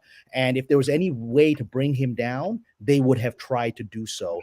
And so he's been at least good enough at keeping his secret. So he's squeaky clean enough to the private investigators. People do hire private investigators to go after the adversaries in this town. That was revealed when Harvey Weinstein was hiring essentially Mossad guys to go after his accusers, right? That's normal practice here. And they will use whatever they can find. And they haven't found it on these guys. So I think they're safe. I think as long as they're making money in this environment where people are broke and Hollywood is broke, as long as both of those, Susan Arnold and Bob Chapek, her underling, and David Zaslav at Discovery and soon to be Discovery Warner's, as long as they're making money, which I think all of them are focused on making money and proving they can do it, they're going to be safe from that, and their enemies don't have the mojo to take them down. And finally, with regard to Amazon, I think we're going to face a bigger problem at Amazon because it's essentially a one-man show there, right? And so the big boss, he's in charge, and there's unless someone can bring him down, and his influences reached a place where he controls the Washington Post, which controls a lot of our news, and he's influencing not just I think he's transformed the world in a not better way. I think that the last 2 years allowed Amazon to essentially crush small business, which I don't think is a good development for society or for economy. And he was able to do it. So he's pretty much an unstoppable force right now. And I do hope that changes, but I don't think there's anything internally inside of Amazon, as long as they're making money, that can remove him. Because again, you think, okay, the sex scandal will remove him. They all have sex scandals, like I said. But when you're at that level of power, you suppress the sex scandal. When Harvey Weinstein was powerful, he had decades of sex scandals, as we now know. Well, we all knew it at the time, right? But they didn't come out because his Mossad guys suppressed it. The moment he stopped making money for the town, they needed a scapegoat. So they said he wasn't able to suppress that stuff anymore. And they said, let's better him out than the rest of us. So put the attention on him, and we can continue doing our casting couch over here without all the focus being on him. So it's all about power. Right now, all the people you've mentioned have power. And as long as they have power, they will use it for their own agendas. I believe that David Zaslav and Susan Arnold and Bob Chapek will use that power for profit, which is good. For Amazon, I think he's going to use it for his own megalomaniacal agenda. And that's going to continue as long as he has that power, unfortunately. Yeah. Look, dude. Thank you. Couldn't be said any better. Because everybody knows, that watch our show, that I talk shit about Bezos all the time. Yeah. He took one of my favorite characters, Jack Ryan, and turned him into a soft lefty, supporting a socialist candidate in South America, in a country based on a real country that's run by a socialist tyrant. Well, if you think about Amazon maybe I'm going out on a political note, but what is Amazon? Amazon is essentially a communist dream. It centralizes all of the power. It centralizes the distribution network so that the average person has nowhere, especially to go, except use its distribution network. And ever since the last 2 years, when that became our go-to place, when I couldn't go to my local store for a long time, right? Because Amazon had shut that out. I had to deal with the fact that, now that Amazon has a complete monopoly on day-to-day product, and I have to get my shampoo from Amazon, guess what? The delivery system is collapsing. I just got this lovely new phone, this charger cover for my phone. I pay a lot of money for Amazon Prime. It arrived like 5 days late, right? Because they don't care. And then this week they charged me for Amazon Prime while not delivering what my contract said they're going to deliver within 2 days, right? So we are this is a communist's perfect dream. They control all the avenues of distribution, and they've taken out the average person's freedom to find competitors. We all think this is a capitalism. It actually isn't capitalism. It's monopoly, which ultimately leads to centralized control, which is not a good thing. But I will go out on that political note. But I want to thank all of. First of all, I want to congratulate you. 3,000 is incredible. You guys have made a major. And we weren't even trying. Well, that's just it. You guys are being honest. You're being true. You're putting out your perspectives. There's a lot, and I'm going to be a little critical without naming names. There's a lot in the current world of YouTube where it's just clickbait. It's a very thing that we accuse the media of doing, of legacy media. Then CNN is just putting out clickbait, right? And there's a lot of YouTube clickbait. There's people that are saying things they don't believe because they think that's going to make them money and it'll get them. You guys have always been consistent about presenting interesting points of view. You let other people have other points of view. It's rational. The conversation is rational when people disagree. That's what makes this channel so special. So I'm honored you've had me come on a few times, and I hope I can do so again in the future. Oh, we will have you back, Cameron. We love you. Most definitely. And I want to point out that it's just been such an honor getting to know you and all our friends. Yeah. We're so grateful for being able to do the show. Keith's had a rough week, and I'm so glad he is here today. And I look at this show as his escape from all the stuff going on with him in his life. Mm-hmm. And I won't go into it, but he's been dealing with an ordeal and personal famay situation. Our blessings to you, Keith, and to Arwen. I know you've also had a rough time. Thank you. She just makes it sound bad. Well, if you made it sound bad in Scottish, we wouldn't understand. Yeah. And close to Scottish, of course, is Viking Out of Time. I don't know what the fuck he says, but I love him here. Eventually, we're going to get that automatic, subtitles thing, so I know what he's saying to me. Well, but Viking Out of Time, think about this. I told you about the Scots escaped. They fled to the last place they could go. We're safe here. Wait for all these morons. And the Vikings show up and start rampaging. That's not how we thought this was going to go. That's what it is. Everyone, just remember that we're trying to create a GoFundMe for Gary to get a dictionary so that he can understand me. You can chip in, Cameron, if you want. We need to have a Google Translate as you speak, my friend. I understand everything he says. I just love fucking with him. I love have a like banner scrolling across the bottom of the page. I'd say that. Yeah, maybe we should have that. Or do like they used to do on He Saturday said, Night "Open Live, your Garrett fucking ears, Morris, jackass." That's what he said. Get the little Garrett Morris from Saturday Night Live talking for the people of hard of hearing. He said, Well, it's, and I'm going to give one last anecdote because I do have to leave. But one last anecdote is I had the great pleasure of watching Airplane being screened just before the pandemic. It was being screened at, I think it was the Directors Guild Theater, but it was being screened, and they had the original screenwriters from Airplane come, and and we watched the movie. You all laugh because it holds up. It's a funny movie. And at the end, the screenwriters were talking, and then they revealed the two gentlemen. If you remember the two gentlemen that were talking jive, right? The actors were in the audience, and we're like, oh my God. And they got like a standing ovation. We were so excited. And they got up and they shared how, they essentially ad-libbed the whole jive stuff. And they were able to get, from, Beav It to Cleaver, the mom, and they basically convinced her to do it. She loved it. And they basically taught her, like, this is how you can do the jive. And, it was just, I mean, we can't do that kind of comedy no more. My favorite scene ever. And when those two guys got up and started talking to jive in the audience, we were like, oh my god, this is a classic moment. Dead. Pardon me. I look forward to a day where we can have fun things again. All right, on that note, I do have to go. So I want to thank you all. I'm going to drop a link to my Patreon. We're having a great time there. I'm actually approaching 250 members, and I call them members now because they're all. It's not just me posting my stuff. It's a lot of people sharing things. I've got some Disney employees who slip me emails and stuff that's happening inside that I mean, it's becoming its own community where everyone's sharing information, and it's really lovely. And I hope some of you will come and push me over the, that 250 thing. So yes. Thank you all. And lovely ladies, thank you for being here. The feminine energy makes these things work. A bunch of dudes sitting there. It gets so tired when it's a sausage party. Oh, it was good to see you, Cameron. All right. God bless everyone. And God bless you, Cameron. Thank you so much for joining us. Peace, my friend. Cheers, Cameron. Peace. Thank you, Cameron. Bye. Shalom. All right, guys. So that's one space opening up. Anybody who's this show is going to go on for at least another hour to 2 hours. I want to thank all of our friends, and I'm hoping they're going to drop by. I'm hoping that we get to see Robot Head too. We are officially his 200th follow on Twitter. That's great. Nice. Right on. Wow. Oh, there's Dork Knight. There he is. Dork Knight. What is up, my friend? Hello, Dork Knight. I sent an invitation out to a lot of you guys on Twitter. Some of the people left the Twitter group. I'm so sorry to see that because I'm working as a comic book artist, and I don't have time to message every single person on that list. So when they leave it, they're missing the invite. So, and it sucks. But I'm hoping that we're going to get a few people here because Fat Steven's wanting to jump in too. Oh, and, I mean, I can dip out if for a little bit. I mean, I actually had a neck procedure this morning. That's why I was so late because I was anesthetized or however you say that, and I was sleeping.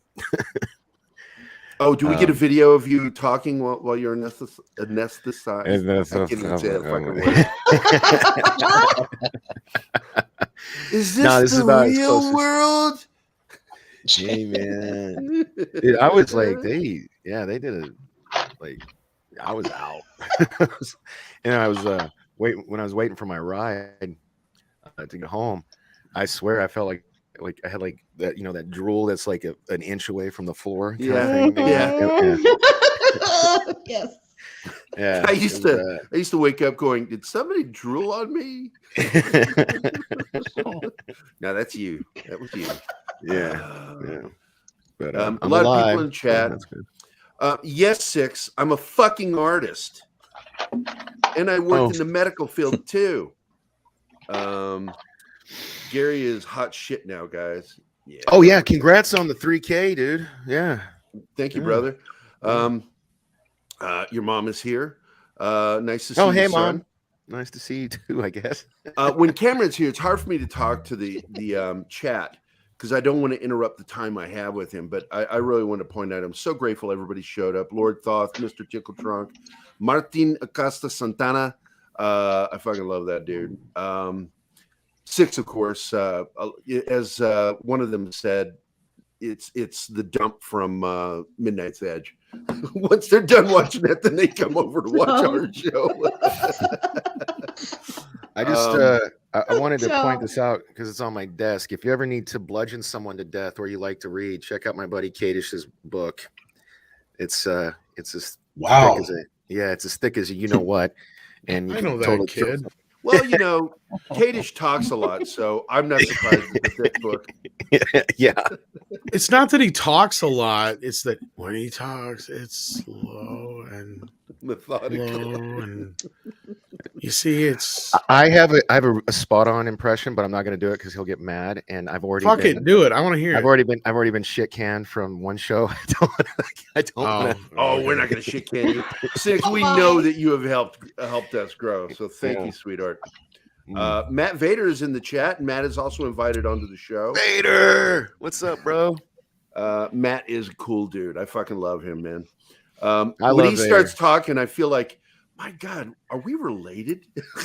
I know, right? Like I say that all the time in the comments. Like it's like Jesus. Like I start yelling at the screen, and then Vader starts saying the same thing. It's like we're get that connection, you know. Yeah, exactly. So I want to thank everybody in the chat. And yes, I do sex you guys up in the chat a lot because I love you guys. It really means a lot that you guys enjoy our show. And it's proof again that Keith and I were onto something when we came up with the idea of doing this show. And we did it as panels on at a con. And we had so much fun, and people were like, you need to do a show. You two are fun when you get together. And our actual phone calls are entire episodes. I mean, we have sat on the phone for, I think the longest was close to 5 hours. Yeah.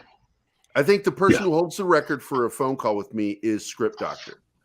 Because we were on there for almost 9 hours talking. Dear God. And we weren't done. We were nowhere near done. I said, I'm exhausted. You're exhausted. Fuck off, Script.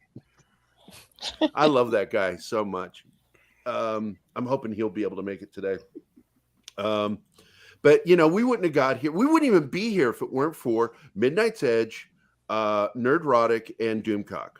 Those are the 3 shows that we were watching before we even came up with an idea of doing something.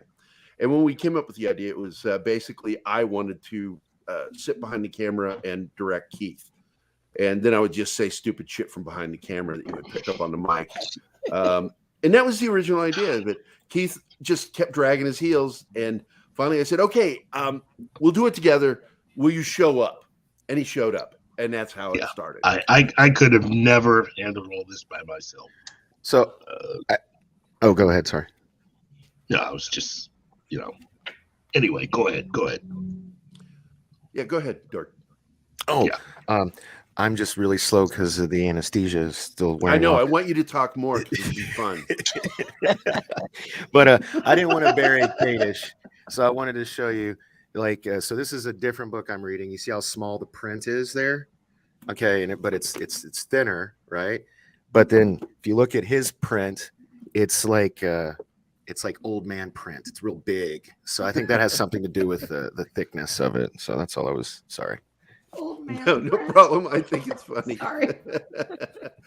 Well, I'm told it's all about the girth anyway, right? Thank you, Tom. Thank you for going. That old man. Even when I'm sick, I can still pull them out.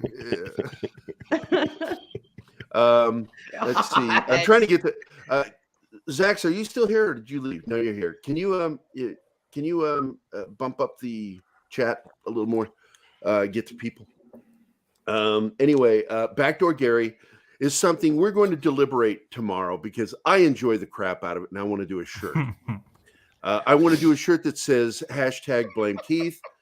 I want to do one that says #Backdoor Gary. I just want to do some funny shirts. Do the one that the hashtag I said the other day. What is it like? #I believe in Mikey.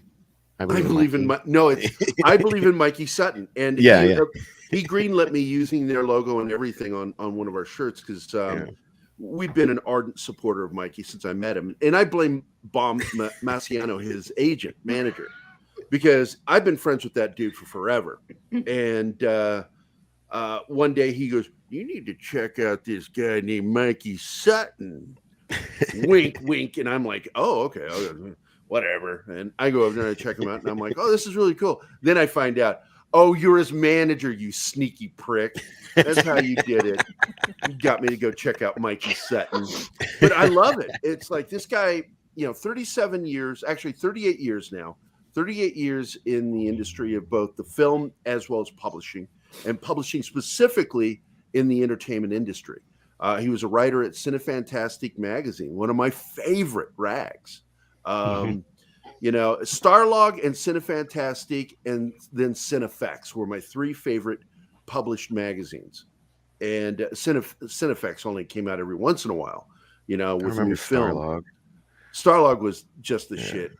Terry O'Quinn, great magazine. It brought about Fangoria, what was that magazine? There was another one that you haven't mentioned. That it's independent filmmakers. Oh my God, I'm having a brain fart. But Terry O'Quinn was the shit, and Starlog was the shit. When they hired, it was a major coup when they hired David Gerald, who wrote Trouble with Tribbles, as their editorialist. And the magazine got better and better over the years. Especially when I was just going to say, especially when the fortunate thing was having hired David Gerald and then having him take everyone behind the scenes as they were developing Star Trek: The Next Generation. So all of that coverage that they did was amazing. Speaking of Star Trek, I want to brag a little bit. I was on Salty. Do you guys know Salty Trekker? I met him through the Salty Nerds. I don't think I do. He does like every Thursday night. He does like it's like Jeopardy, but it's Star Trek stuff. And I crushed it. I got the highest score of the night, and not only that, it was like higher than everybody else's scores combined. I was still higher. It was pretty awesome. And it's all thanks to my mom. So thank you. I got to tell you, don't clap because you don't know what the questions were. They could have been really dumb questions. No, they were hard. I actually had to pass. My mom was giving me grief. 2 ears? No, it wasn't. No, man. They were like one of the categories was like pointed galaxy class starships, and some of them were really obscure. And then there was like Thomas the Thomas Tanks shit. It was stupid, but it was just basically another category for like naming ships that didn't actually have names. So you had to which was tricky. So it was like, oh, that's a star cruiser, or that's a space shuttle, or stuff like that. And it was a lot of fun. And I didn't even know my mom, because she subscribes to him. She hit me up. She's like, "Hey son, you need to get in on this, because this is right up your alley." And so I got in there. I got in on round 2, and I was and it was funny because he built me up. He's like, "Oh, we got one of the salty nerds here, blah, blah, blah." And I was like, "Hey, man, you're supposed to lower expectations, not raise them." And then I crushed it. But I did have to pass on a few. There were like the 500, because they did it just like Jeopardy. The $500, not that we got anything, questions were really hard. I don't think I got a single one of them. My mom can correct me, but I don't think I did. But it was fun. So if anybody's into Star Trek trivia, it was a lot of fun. It's Thursday nights, Salty Trekker. So just wanted to give him a shout out because it was fun. Nice. I'm gonna have to check them out now, because I'd never heard of them before. Mm-hmm. And I'm finding that I'm enjoying all these people taking on the name Salty. It's weird, right? I've seen it around a lot lately. Because Salty Texas Sea is like a great show. And again, I owe Zach's for that, because he's the one who directed us to watch it and check them out. Yeah. My son used to be, my son's a semi-pro skateboarder. He's 23, and he used to go by Salty Dev. And I'm not even years and years ago, he actually changed his name because so many people were going by Salty. And his wasn't even because he was salty. This will be funny. He used to sweat so bad, his shirt would crystallize with salt. And so people started calling him Salty, when he was a kid. So then he started going, his name's Devin. So he started going by Salty Dev. But now he just goes by his real name. But it was cool because every time we'd go on vacation anywhere, it would blow my mind. Because anytime we went anywhere, he'd make me take him to a skate park or skate spots. You know, like especially like in LA, like they weren't even parks; they were just famous spots that skaters skate. And everywhere we went, somebody, oh wow, you're Salty Dev, what's up? Because he's got like 30,000 Instagram followers or whatever. It's nuts, man. So, but he changed. Yeah, I do want to point this out that Phoenix posted this. Salty Phoenix. Yeah, I can work Salty Phoenix. Yeah.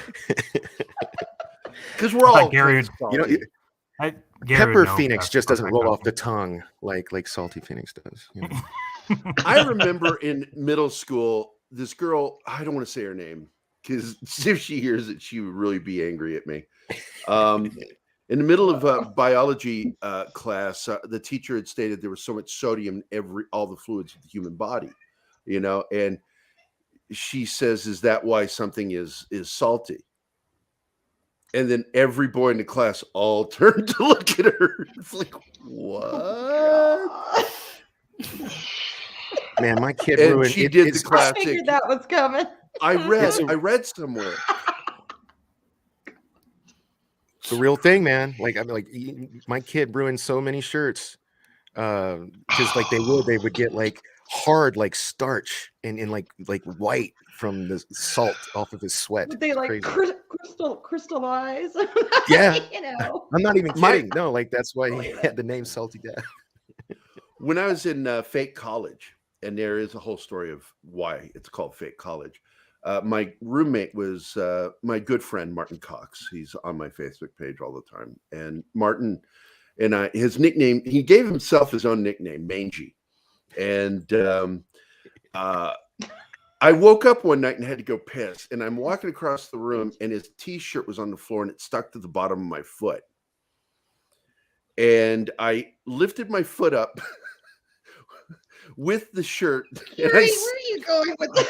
And I kicked him in the face with it. And he was like, what? And I'm not going to say everything I said, but I told him, I said, put it in a hamper, but not in the middle of the fucking floor. True story. 18 salty years old. Salty. I would get tested. Do the math, kids. Okay.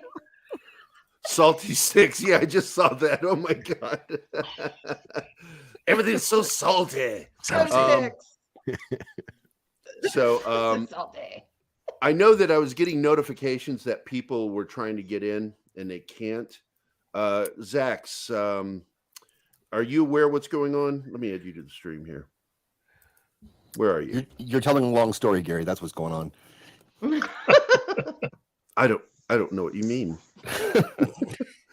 So what's going on? Because I know some people are trying to get in. Are you aware of what's going on? I do know we're full. No shit. Yeah.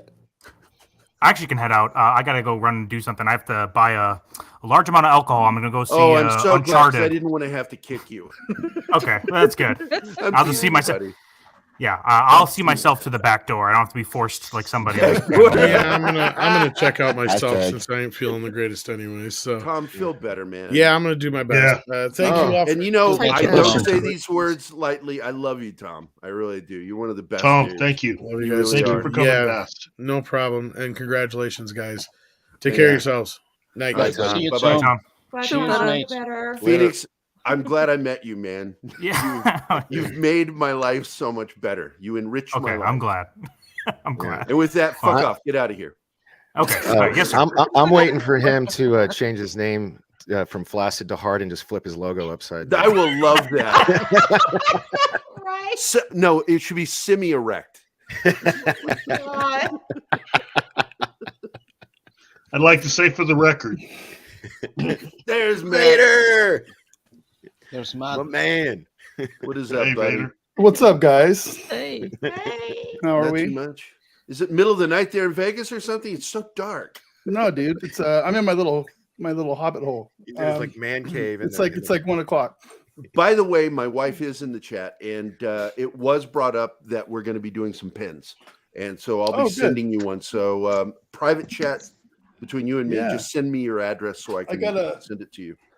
I got little ditty bags I'm putting together for people, for supporters and stuff. So Where are my pins, man? Yeah. Oh, my mom says hi, Vader. Did you see that? Oh yeah, I know your mom. She's everywhere.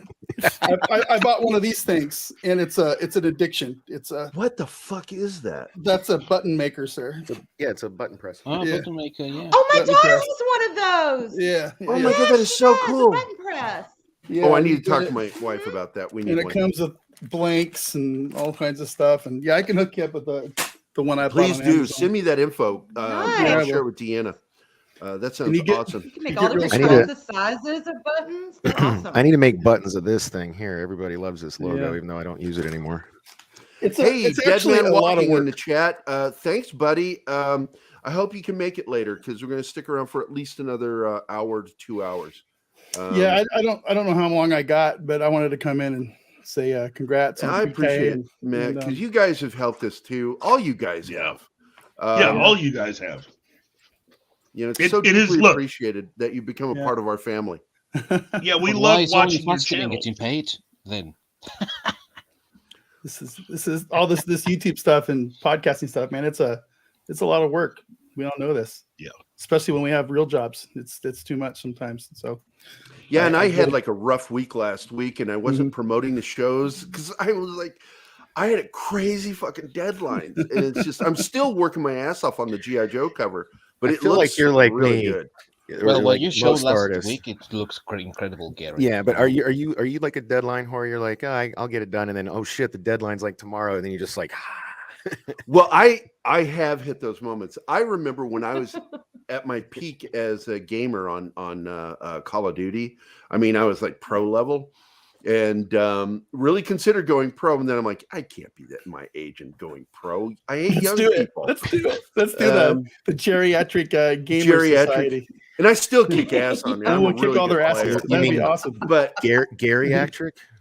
But Yeah, I geriatric. remember several times putting deadlines off playing Xbox, going, I'll get to it. And Look, I'm man. like 10 hours away from deadline. And I'm like, all right, I finally start the project. And I I'm used to- literally working to the last second going, Jesus Christ, why did I do that? I used to schedule vacations around World of Warcraft expansions.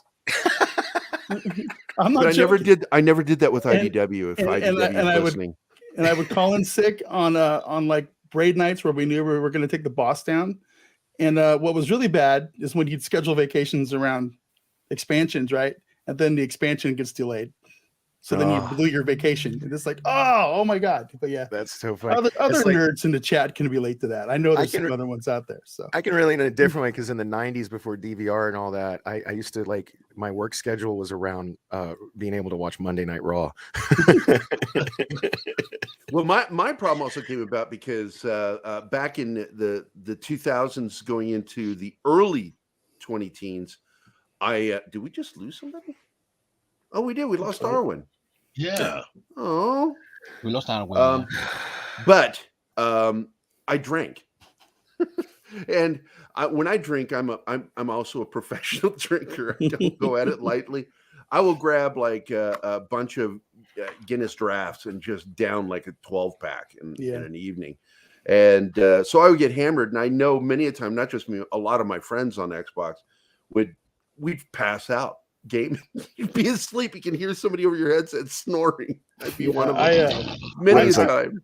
Like 15 years ago or so, maybe a little bit longer. I was like that with Halo 3, man. I could not get enough. Of I that did it game. on Halo. I Yeah. did it. America's Army back in 2005. I did it a couple of times because I would be the host, and then all of a sudden the games wouldn't start, and somebody heard me snoring, and they're like, "Gary!" yelling into the microphone trying to wake me up.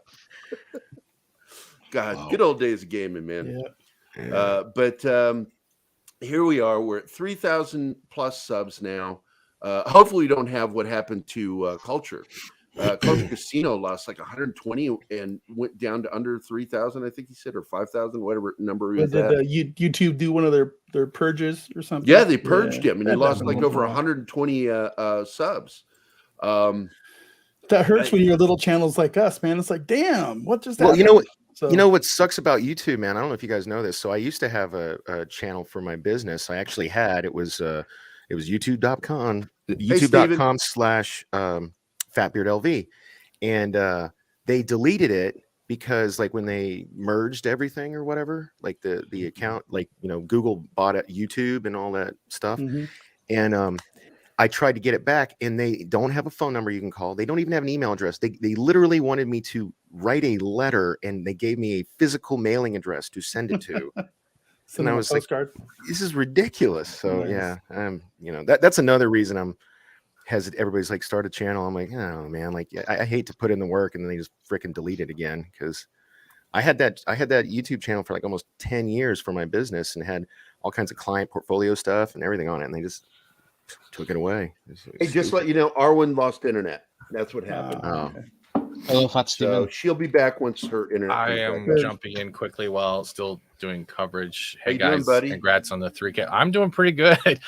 Honestly, I've never seen a Canadian standoff in the snow, and I'm honestly kind of proud of it. How's it going? It's going good. A Canadian standoff in the snow, yeah. Well, I know the one young lady that was one of the streamer got arrested. arrested. A streamer got arrested this morning. Yes, a 19-year-old or something. Oh my god! You know what you need, Steven? You need What? to get Canadian hero icon Brett the Hitman Hart to help you. I don't want to in know your where you cause. put that toy, where it came out. I know, man. I want to know what a Canadian standoff looks like. Do they exchange Picture a whole lot of coffee snow do, and do they have flags and do hugs. do they fill each other's hot chocolates up and stuff? And they're very It's polite like- to each other, right? It's like, hey, would you mind stepping out of the truck, eh? That would be really cool. No, if they you were could do that. smashing windows and towing Yeah, trucks. yeah. That's That was very going on. That's very racist of you, But Vader. Shut up! It is. It Hi. absolutely is. Very. Hey, Hold on. Hello, Canadian chat. stampede. Put your boy toy down just a little there, dork. Calm down. Put it back where you had Keith, it. it's nice to see you. Gary, it's nice to see you. Congratulations. You guys have finally made something that was. This is Why a am I so Stephen big? Is this a rant. fat joke? Is this a fat joke? What is this shit? No, this is I'm highlighting you because I feel Okay. a Stephen rant coming. I'm not going to rant. Hello, Purple. Hello, Deleted Scene. Celebrating Hey, Stephen. Viking. Hey, mate. Hello, Dork Knight. Hey, Stop Stephen. petting whatever the hell has your pubic hair on it. It's Bret Hart. Matt Vader, thanks for dropping up once in a while, bro. Your beard is epic. Hope you're It's doing getting well. back. It's coming back, right? Yeah, it's coming back, bro. Yeah, it's starting. I'll make it's out starting. with you soon. That's Oh, how sexy okay. you look. Oh, I can't we have wait. a good friend in the stream. Look at What? this. Caught in the middle of my stream is Nick Weiser. Nick Weiser. I want What's to up, say buddy? congrats. Hey, Nick. Fucking hippie. I wanted to say congrats, guys. You guys are doing great work, and I'm honored that you've even welcomed me on your channel. at the You same are time. are really, in a lot of ways, the third member of Pop Culture Minefield. And in fact, when Deanna writes up the corporate disbursement, you are in there because you've done so much with us, and I really do consider you one of my best friends. I mean, you've seen me half naked. Can we not go down that road ever? Go down that road. No, we got to go Please down that road. 'Cause it's funny. Is there like a Pam and Tommy type tape of this? What's What's going the on? Joe, back? you go back to modeling Need your context. heart, okay? Keith and I had just taken our second shot for the vaccine. You took Pfizer and I took Moderna, and it kicked my fucking ass. And I didn't want to do a show, and I said I'm out. But I wanted to talk to Steven and everybody, and then Steven and I were just alone talking. It was just my avatar. I'm sitting there. I had no shirt on. I felt like shit was going to lay right back down on my bed next to my desk, and I didn't have my glasses on, and so I went to click leave studio, but instead hit the stop cam because it was also red. And when I'm blind, all I could see was the red, and I clicked it, and instead it was me I'd rather sitting get there shot without with a a shirt. tear gas cannon right And now. my pose was like this, and I was like half turned. I was about to go onto the bed, and I turned and looked and went, "Oh, I turned the camera on," and then I just go with it. I don't fucking care. I go. And I heard no from Steve, but it was so fucking funny. I love other I don't know people's him. discomfort. I don't know him. It's true. Hi, I Steven. love other people's discomfort. Half my humor you. comes from that. But no, I also want to say thank you. A lot of you guys here that we've streamed with or listening and everything, you guys have been also very understanding of the project I've taken on the last few weeks, and thank you for that. Well, It's not just- easy saying no to you guys. Well, you Topless, I can say no to as much as possible. No. No. But all of y'all I've gotten to meet that I've known for the last 2 years. It's not just the celebrating pop culture minefield. It's the fact that they've been welcoming to a lot of people, tried to get them on, wanted their insight, and tried to start new projects. And if these guys have done anything, it's wanted more and more for me to invest in bras for Gary. Man, what are those called? Bros. Bros. Bros. Bro. I it's been something that I've done for years because I started the Blade Runner fan club back in '95, and the first thing that when Gary and all three guys that run Blade Zone were named Gary, and it's really fucking odd. And we developed what was called the Blade Runner Roundtable. It was the first getting away from the bulletin board and getting focused on an actual chat groups. And we created the first Blade Runner chat group. And it was very popular until, once messaging started, groups started dying. Mm-hmm. And but I like seeing that they're coming back. You can create groups. We have groups in our private chat. I like that. I enjoy that. Some of them I have to silence for a little bit because they get really busy, and it's like You're being really passive aggressive, Gary. You need to chill out a little. You chill out. No, you chill out. No, you chill. But I did want to point out something about I just picture Canadians in a standoff, just everybody just sounding like a bunch of chickens going sorry, sorry, sorry, sorry, sorry. And that's all they say. Just a bunch of people bouncing around saying sorry. Listen, man. I just want to say really quick that us at the Southsiders of the border down here in the States, we have a tradition of giving our Canadian brothers up there a lot of shit. But I honestly have been so proud to see of these truckers over the last 3-4 weeks. It's been incredible watching what they're doing up there, and man, I couldn't support them more. And watching what Steven's been doing, bringing all this stuff out there to us, and it's been eye-opening. It's wild. It really has been, and to see liberty being fought for in Canada is just, it really does fill you with inspiration. Watching it, I get so excited, and that it's over trucking because people don't fucking understand how important trucking is. Because if you have stuff, hats, toys, furniture, food, it got to you by a fucking truck. Yep. And you don't fuck with your trucking. No. And Canada's playing a game of Russian roulette doing this shit. And Trudeau, he'll be lucky if he doesn't get kicked out of office. Oh, some of the shit he's done. It's crazy. It's really crazy, but it's also good that we can get to see at least a bit of it thanks to Fat Steven. I mean, the work that you are doing, Steven, is really, really important, mate. I want to get a hat together, and you tell me, Viking. I just want to have a hat. Don't care what color it is. Could be red, could be blue. That just simply says, "Make the world sane again." Yeah. Honestly, it needs it because when the Windsor stuff went down, and I was watching that, and then I switched to what was counter protesters were doing in Ottawa. I got a good idea of what yin and yang is because of all of this. I've seen the light and the humanity and the brightness of people, and I've also seen the yang, which is the darkness in people. And as much as I'm just doing restraint, helping people be seen, and the people that are actually on the ground are doing this, they're not going to come out of this without some type of effect. And the same way Gary Topless causes an effect, they can recover quicker. Yes, I don't think you suffered from PTSD from that experience. No, I have PTSD from car accidents. There's a difference. But I do want to bring up that you've done a good job covering it. Thank you. This is about you, though. What? Well, you've been relentless, man. No, it's been amazing. Like you've got I always hours tune long into what's going streams on with you guys. 16 hours a day almost sometimes. Yeah. Yeah, I was starting to wonder if do you sleep? No, I do. What was that? What was that comment? Backdoor top no. with Gary God, no. is what. Backdoor top with. No.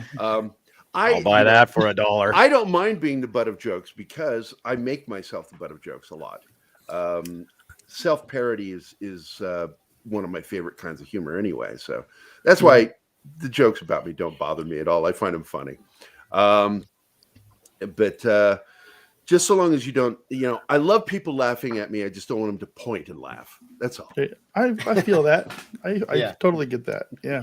Back when I was 400 pounds, I used to like crack, self-deprecating fat jokes on myself all the time.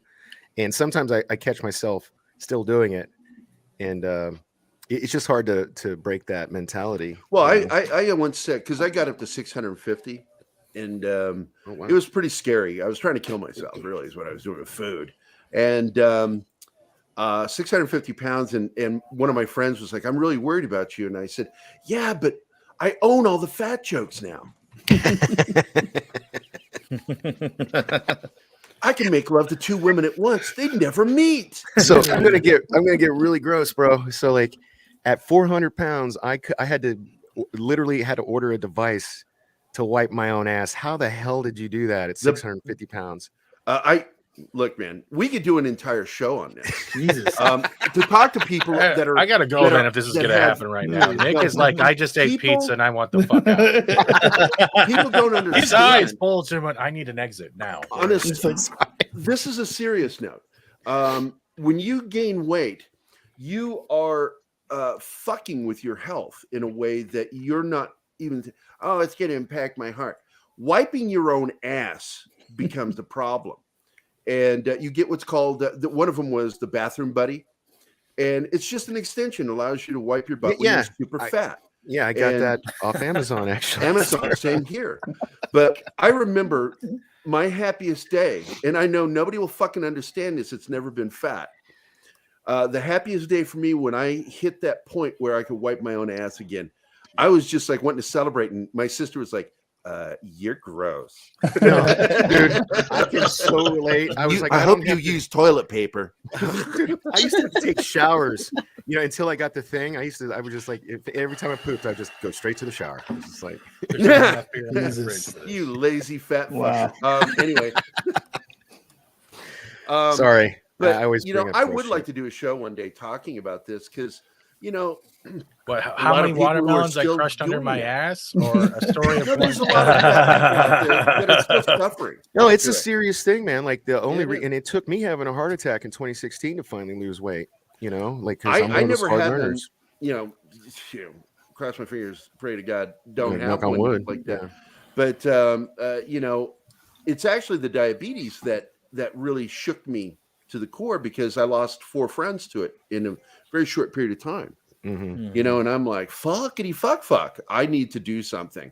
And I got serious and I started losing the weight. But part of the thing that helped me was I suffered from PTSD. And with the PTSD, I also grew up with depression. And for some reason, they manifested and fed off each other. And it sent me into a cycle that I gained all that weight. And it was the stress of raising Zoe by myself because I was really out of my depths in raising her. Boys are easy to raise. Girls are different. I got 2 boys, 2 girls. 100% agree with you. 100%. So, in fact, my daughter, happy birthday, Lilith. She's never going to watch this. She turned 13 today. Happy birthday. Happy birthday. She's a cutie patootie. Yeah, thank you. I thought she was around 11 in that photo that you showed me. No, that was just Christmas. Yeah. Yeah. Zoe, all the girls were like, yeah, we want her in the show. We want her in the show. Cool.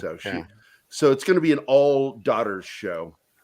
But what is that saying when you raise daughters and boys? It's easier when you raise boys because when you have boys, you only got to worry about one dick. Oh yeah, when you raise girls, you got to worry about all of them.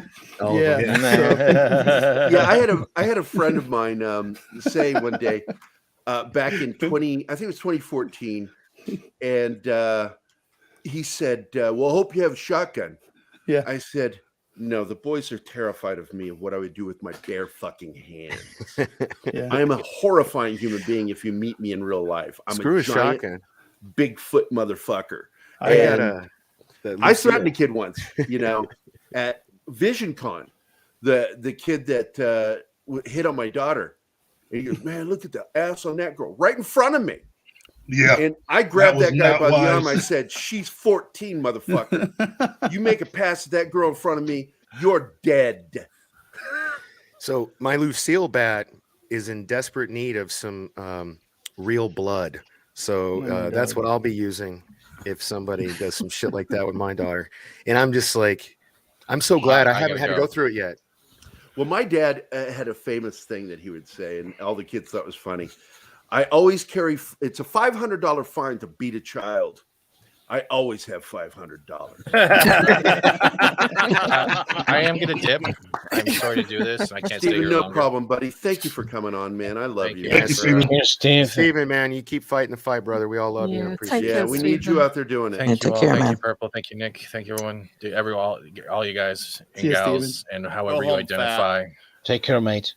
Take I'm care, going to finish this. I'm going to call it Bruddy. It's bro and buddy. Bruddy. You go get it yourself.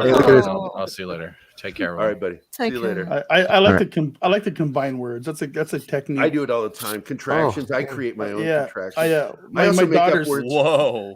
Raising my daughters. They're only like 13 months apart, right? And the names are Brittany and Paige, and I just got to the point where I would just yell Brage out. That's not bad. I have Devin. Damn it, Brage! You know, it was. I still do it to this day, and I've done it to my grandkids too. I did the same thing. What I did with my kids is the same thing my dad did with me. Is I made up words, and my daughter does not call a refrigerator or a fridge. It's called a frigidator. The microwave is called a nucleator. Yeah, and we would just make up our own little words. That makes sense, like because you say, "Hey, let's nuke some food," Yeah. So but, we call it the hey, nucleator. This is one of my favorite things to do, and you've had it on the screen for a while. I think Vader knows what's coming. Yeah. Shit. Oh, hey, look. It's Mark D with a C. Hey, congratulations, guys. He saved me the other day. I was having real serious problems with my computer, and he gave me the right instruction because my the HDMI port went out. And that's how my second monitor was connected. I'm like, what do I do?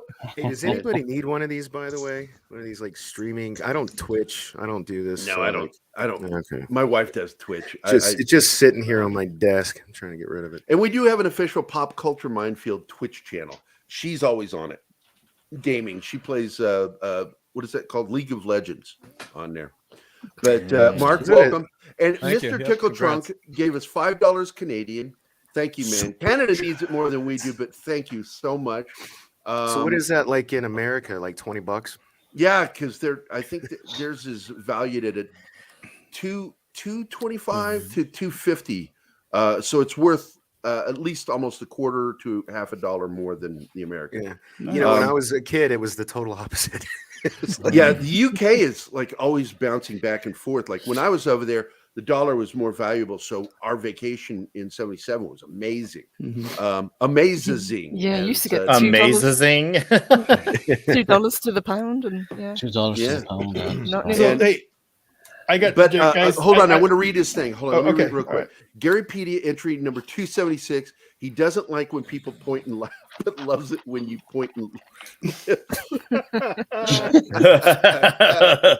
And for that one, you get this one. Fun, neat. Yeah, it's fun. Like good times. Keeps faces everything. So sweaty But balls. you were saying, I'm sorry, I didn't mean to interrupt. No, I was just gonna say I got to bounce too. I got. yeah, I've got to jump off as well, guys. I need to go get some But sweet. I wanted. Yeah, I it's wanted getting to, late there in the UK.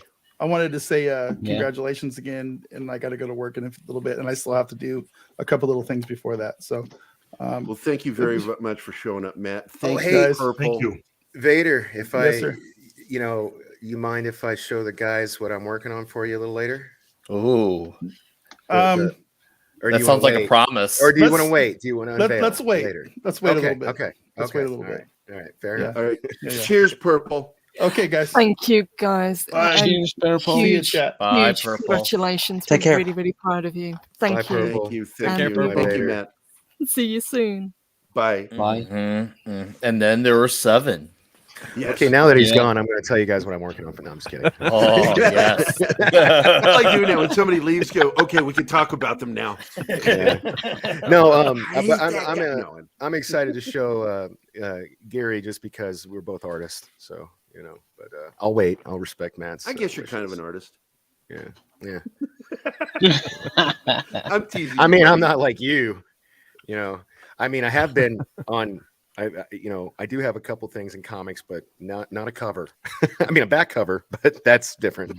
A backdoor cover. Well, I thought the same thing. I was like, is he gonna say backdoor? We're gonna have a meeting tomorrow with Mexican Iron Man because he's our executive producer, and him, Pat, and I are gonna have a conversation of, should I do that? Because I really think we need to start putting out shirts with hashtag backdoor Gary and all that shit, the goofy shit. I find it all funny. You should, man. Like in the Salty Nerd guys, their shirts with just words on them, seem to do better than I think I should. Did I show you guys all those shirt designs that I had a while back? With the I'm not familiar, so enlighten me. I can pull them up maybe if you want to screen share. But basically, I did a Kill Bill Volume 1 and Kill Bill Volume 2 movie poster mashups with Final Fantasy 7. So the Kill Bill Volume 1 poster that's yellow had Cloud on it, and then the Kill Bill Volume 2 had Sephiroth on it. And then I did Big Trouble in Lego China. So it looks just like China. Awesome. It looks just like the poster for Big Trouble in Little China, but they're all Legos. And then I did a G.I. Joe Platoon mashup. So it's like a G.I. Joe character doing the pose from Platoon. I did a mashup with I like doing mashups. So I did a Bug's Life with Ant-Man. So it looked it looks like the Bug's Life. I actually have over here, and then I have Transformers. So I did Face Off with John Travolta and Nick Cage. So I have Optimus Prime and Megatron do mashup of the Face Off poster. And then my favorite one probably is the one over there that's I'm pointing at you can see it, sorry, is it's Masters of the Universe mashed up with Star Wars. I actually ought to grab it. It's really, I'm most proud of that than anything I've ever done. And I thought all of these would be amazing t-shirts, but apparently they're just too much, too complicated. You know what I mean? What the fuck? I just saw it, Mr. Tickle Trunk. Yeah, I did miss it. That's what Zax is for. So he put it up for us. Keith the Pediatrician, #6. Keith has 37 unique size. Half of them are accompanied with a defensive blast. Thankfully, embarrassment empties his ink sack. And different faces as well. And I'm going to play one of my other favorite Monty Pythons. And here is the neighbor who told us where they were. Holy macaroni. I love non sequitur humor. How not to be seen. Thank you again, Mr. Tickle Trunk. I mean, he's really a big supporter of the show. I just realized it probably would have been a lot easier to just share my screen, but this is the one I was talking about. Hold on, let me enlarge you. There you go. Whoa, nice. That is very cool. Yeah, that is really cool. Man, that'd be a cool shirt. That'd be a nice shirt. Yeah, that's what I thought, right? It'd be a great shirt. Yeah. One of my favorite designs I'm working on right now is it says, I watched Pop Culture Minefield and all I got was this bag of dicks to choke on. Cock gobbler. Dork Knight? Yeah. That is a really good graphic there, although that's going to trigger a lot of certain fans, I should say. With a certain person on their knees, can't have that nowadays. Yeah, I know, right? Yeah. Yeah, but guys, it's been a pleasure for me to be part of this. I'm really glad that I was able to find you, that you got me in, because I have a lot of fun. I don't know what he's saying. What is he saying? I know that Gary hates me, but I love these guys. Oh, you're so fucking I fucking love you, Viking. I really do. I know, mate. You're one of the people I've said multiple times that I'd like to actually meet you in real life and just hang out with you. Probably drink a few pints. Oh shit, Mexican Iron Man, $30 fucking. Again, standing out as our executive producer on this fucking show. Yeah, I wasn't being a dick. I was like super trying to bring it to the attention. Yeah, well, I didn't even catch it. Now I'm like, oh, look at you. Congratulations. The future is so bright. I need to wear shades so I don't get blinded by this channel's future success. You're going to be playing a huge part of it, Mike. We love you, man. Thank you so much. And thank you for that. Let me find a very special one for you. Oh, this one is just for you, Mike. Well, whatever helps you sleep at night, bitch. And I like you. You have balls. I like balls. Dicks fuck pussies. Thank you, Mike. Thank you for the $30 super chat. Thanks. Are we actually planning to have a Judgmental Keith T-shirt? No, that is something Deanna and I were talking about, is to find the best image of that. She's in the chat right now mentioning that.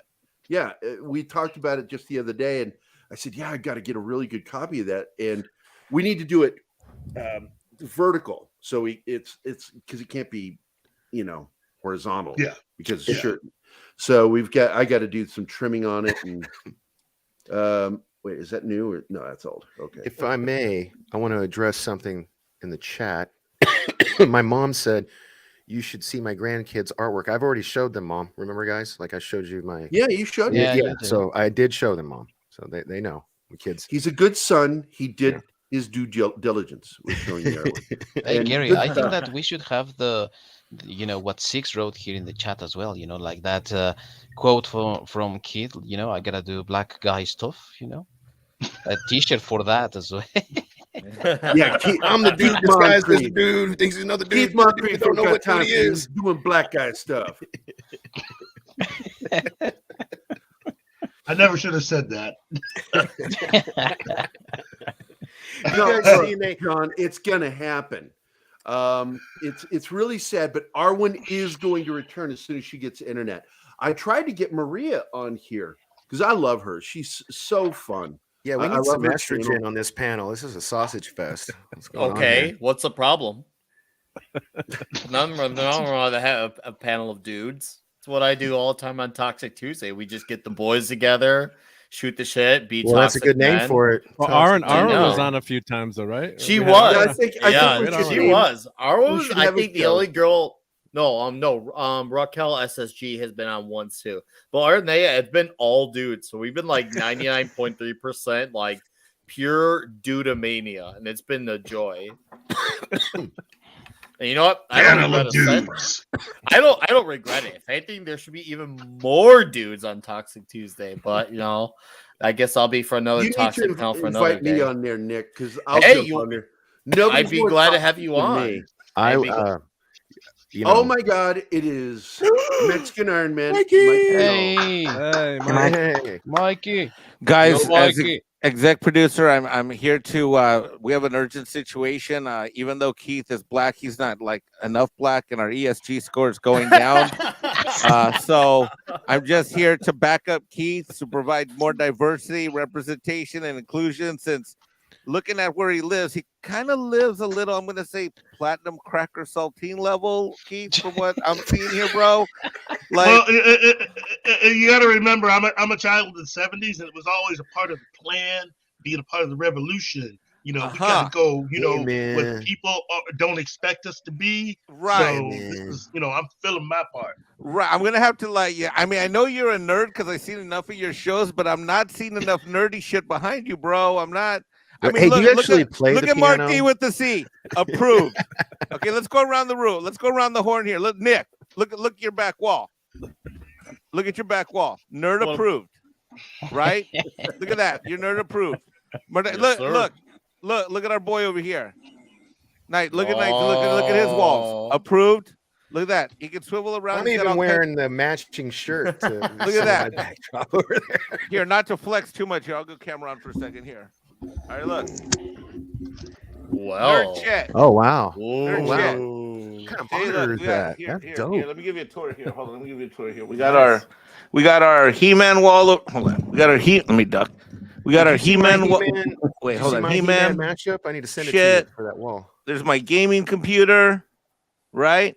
That monitor is unreal. What is that? It's 40. I don't know how wide is it. I think it's 44 wide. It's fucking Is that ridiculous. wide It's enough? like 3 monitors is one. Holy There's my shit, that is PS5.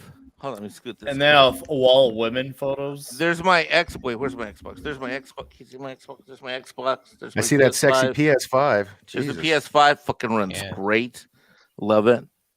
That's a Everything's low hardwired G. in. And you got that hooked up to that big Okay, ass monitor? You know what this is right here? That's my DJ mixing board for sound. Then I got my controllers for because I love playing. I love doing simulators. So I got the. I don't know if you can tell, but there's a throttle. Are all Mexican Iron Men such loudmouth braggarts, or just you? Okay, you know what? Yes, You know what? I yes, never yes, go him, Cameron. baby. You know what? You've destroyed. You know what you've done? You've destroyed my self-esteem and eroded my self-confidence. You're supposed to say just me, baby. Just me, just baby. me. Okay, just me, baby. We were Just quoting. I was quoting Army of Darkness. Ooh. What? Hold Oh, on. Oh, look at Keith flexing like a motherfucker. He's like, take all your little gadgets and your little, take your little. People often ask me. What? Nice. They ask Keith, what? Keith, where is your stuff? Where is Keith, your nerd Yeah. gear? I actually have a Steven big has office. something too. Hold on a second. Oh, shit. Steven, what do we got here? Let me enlarge your screen. Oh, enlarge him. Yes, I have all of those too. The Blade I Runner. never got into punko fucks. I am not into them either. I wasn't originally into them either. I said, no, I would never buy one. Now I have like 30, 35. Crap. I'm terrible. This is the gift from my stepdaughter, Dava. Oh, you got that. Oh, you guys And I have pushed finally it. Night, played pull my that back first up. game. Who's who? You got the who's who I binder. see a Captain Cole. Oh my God, you have the thing from Star Trek. You made that. Hold You up. made Oh, that. shit. I got So if one anyone more wants thing. one, let me know. I can You print made you the one. doomsday machine. Oh my God, Hold we're on, I nerding got out one now. more Look, I got thing. us nerding out. Donatello This as is- the this is some- Undertaker. Oh, hold on. I want to enlarge What? that, buddy. Oh my God! Donatello as the Look at Undertaker. that. All right, on. Rest in Yeah. peace, dude. Oh no, that'd be Michelangelo. Ship to No. Hilton Head Oh, Island, South fucking Carolina, cool, I'm please. pretty damn proud of this one. Of course, I got my favorite Michelangelo. And of course, I got one that's out of the box because there's no way. Yeah. Gotta have No, Michelangelo. I got Hawkman 36 in back of me. Yeah. I got Dave Mustaine from Megadeth's autograph right here as well. Got my Homer. You'll have to speak up. I'm wearing a towel. And they got Eddie from Iron Maiden, the Trooper. And I got him this week.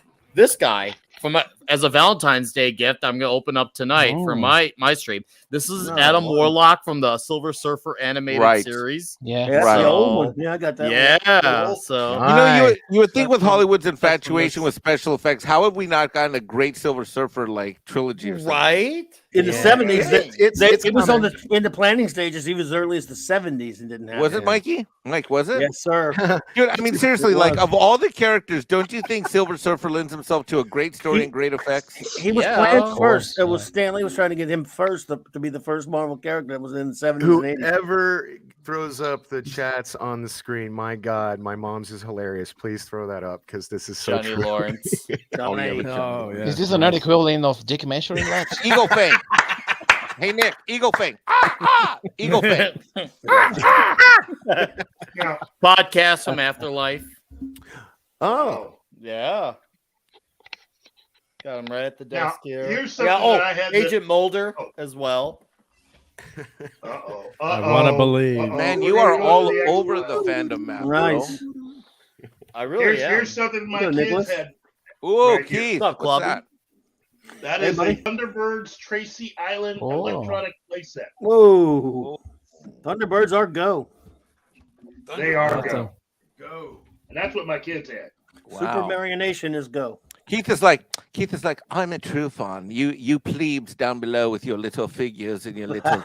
You know, I got to point out though. too, Keith is Mike, like a fancy pants fandom guy. He's like, yes, I'm of the platinum collectors. Put your edition." camera back on there for a second, Keith. Put your camera back on there. I've got something to say about this. Keith, Okay, hold on. Yeah. do you guys know how much this would be worth if I hadn't taken it out of the box? Yeah, I know. Here you go. So sad. Keith, show that stack again. This just looks like toy hoarding. Yeah. Yeah. I approve. Well, that's a very old toy right there, though. Yeah. To have the box at all. It's pretty Oh, good. that Beta Ray Bill looks. Did I see a Captain Kirk? Beta Ray Oh, Bill. look at that. Look at Yeah, that. that's Oh, on look. that same. Nice. That's on that Mark- same line that Mark Nick was Dink showing. has a museum there for those who don't know. Not only did he make the Here's Doomsday one of Machine, mine. look at his stuff. Oh, Nice. Yeah. Nice. I Whoa. like I'm that one. telling you. I Deanna's hilarious. Look at that. All probably right. wouldn't have Deanna told her. says that she's got you guys. I don't know how well you guys know the Lusternolan villains from Batman the Animated Series, but I always like the weirder characters like the ventriloquist yeah. right here. With the Wow, smart Nick. face He though. actually, he actually did start in comics, buddy, but he was on the animated series a lot. Yeah. Oh, Oh, let me oh see no, that, Nick. I know I'm aware of the comics. I just know a lot of people just Only know him see from how he that, looks. yeah. Yeah, so Well, that's Oh, cool. yeah, Figure, right. nice. Okay, I got to read this. But I that's- out nerd all you fuckers. I didn't have original artwork. I got the fucking original artist. He's a bit old and clearly not new in the box, but I get him out and play with him. Yeah, Wow. it's my only value. Y'all gonna make me Wow. bust out. I got a Stan Lee signed print over oh there. my god, Mark, what did you do? And also, I haven't taken these out yet, and I plan on it soon. But I got also 2 Michelangelos. One is Macho Man, and the other is Rowdy Roddy Piper. Oh my Nice. God, where are you Those are getting awesome. these wrestling mashups, bro? These are Um, awesome. I Ooh, was told by yeah. a friend that they released them as a line of 2 line wides in 2016 and 17 when the 2012 show was on. And yeah, on the back you could see I see That's so Michelangelo as Finn Balor, Raphael's The Rock, Donatello's the Warrior, and I'm going to get that one next, the Donatello. And then the other one had John Cena for Leonardo, Raphael for Sting, and of course you see I got Show those the are 2 below. I Undertaker. have Yeah. Showed you guys the Undertaker, but yeah, Ooh, I'm gonna get them. Those I'm are gonna great. get all of them. So You like, ooh, Certainly. Cowabunga, yeah. Hey, I just came in to say hi to you guys. Randy Savage. Ooh. Certainly Hey, much better. I actually have to run to a client in 20 minutes, but I wanted to come in and say hi, say congratulations. I love each and every one of you that's on this panel. Peace out. And I'll Take be care, listening. buddy. I'm gonna jump in the Bye, car. Mark. I'll be listening from the road right now while I Okay, drive to my brother. clients. So see you All guys right, later. brother. Peace out. Yeah, we'll Be make good, fun man. of Take care, Mike. Ron. All right, bye. Is that Will Murray History of Doc Savage book there? That's great, man. Doc Savage. Love Doc Savage, the man of bronze. Well, I live in his state. You know, he is an official Missouri. He's the resident man. because he was created Yeah. here. You see, like I got Yes. you all beat. I love That's Doc the- Savage. By the way, That's- we have not greeted Clobbering Time. He's joined us. Oh, Clobbering. Congratulations, CM Punk my was here? friends. Thank you, buddy. I appreciate you Thank showing you. up, man. Thank you, sir, for the invite. Appreciate it, man. I was invited, or did I crash the party? I can't remember now. Ooh, I got This is my first time quote unquote meeting Clobber in time. Hey, man. Good to meet you, sir. I think Likewise. it's also mine. Well, Yeah. nice to meet you there, celebrating Viking, and anyone else out there in the chat that I have not met yet. Hello, hello. What is Look at that? the B5 stuff. Babylon 5. Oh, Hey, I got to man. show you this. This is from Martin Acosta Santana. Share screen and click on it. There's his. Oh, it's the Ed 209. Ed 209, love it. Ed 209, man. Look at that Classic. Yep. Bro. I just had to I watch love it. those. Before Well, I didn't have CGI. to, but Love those Salty Nerd movies. just reviewed some of the RoboCops. So I literally just watched that. That's why I've been saying I'll buy that for $1 a lot lately. I do that too. Everyone, I'll toss that out. buy that for I'll buy $1. that for $1. That's great, Mark. Wow, look at the The patent. General Patton. Look at You know, it's General not Patton there. not geeky, but big fan of the movie and the General Patton. You know, read a lot of his books and You history. glorious so it's a great- sons of the bitches. bitches. You'll watch my Man, movie. goodness, some bitches. Yeah, great stuff, man. Love Really it. cool stuff. Oh, Yeah, you- and by the way, tomorrow's episode of Saturday Morning Fun Time is our Bond show. We're going to be Nice. talking about all of Daniel Craig's films. What does he have to where- do with James Bond? He's not Bond. He sucks. Sorry, go ahead. Well, we're going to talk about where they got it right and when they derailed. Gotcha. because- You mean like with the title of the last movie? because like everybody had time to die in that, even James Bond. Spoilers. Sorry. Well, we got so irritated, but then Does we it realized, really matter look, with Soy Bond? he did not start out as Soy Bond. No, he didn't. No, he wasn't but- soy. He just wasn't really Dude, Bond. the Just first Casino, two- the Casino first two Royale. films, the I'll argue first with two, anybody. Yeah. because it's a two-part story: Casino Royale and Quantum of Solace were a two-part film, and it was really fucking good. Fucking good. Yeah. No, And- I'll argue. I like and then Casino. it started. It's just not Bond to me. It was Casino Royale is a really good film, and he is great, but it's not. Well, playing he James has some Bond. great So- Bond moments, dude. He does, really dude. does. Here's the thing, Alex over at None of the charms there. The salty nerd, Alex. He's got this theory that he can tell if a Bond movie is going to be good by the opening song credits, where there's usually Teaser. like chicks dancing or Yeah, whatever. We should be. And when they switched to Daniel Craig, they stopped having the sexy intros. They had they still had the Animation and the song, but but they didn't do like the But it wasn't like sexy Maurice chicks. Binder. Those old Maurice Binder openings were Well, incredible. Maurice Binders ended in '95. Yes, but they were not. And we started getting nice. different kind of animation, more CG involved. Yeah, and but with Daniel Craig, they completely stopped doing the sexy women in the thing. Naturally. Hey, Chris Knight is here. What's up, buddy? What's going on? What is up, fellow knights? Driving, Chris. Yes, Chris. Yeah, we're How is shitting everyone? on James Bond right now, Daniel Craig. Why? He ain't my Bond. Oh, I loved the first two. Dude, films, the and they first kind of movie derailed after that. Has anybody read any of the books? Any is of the my short favorite. stories? Keith and I both have read the books. He's about the closest they've come to actually putting what's on the book in the book to paper or to the Well, film. as far as the way he portrays the character, the problem is the plots, themes, and the generic way of. Did you watch any of the Moore movies?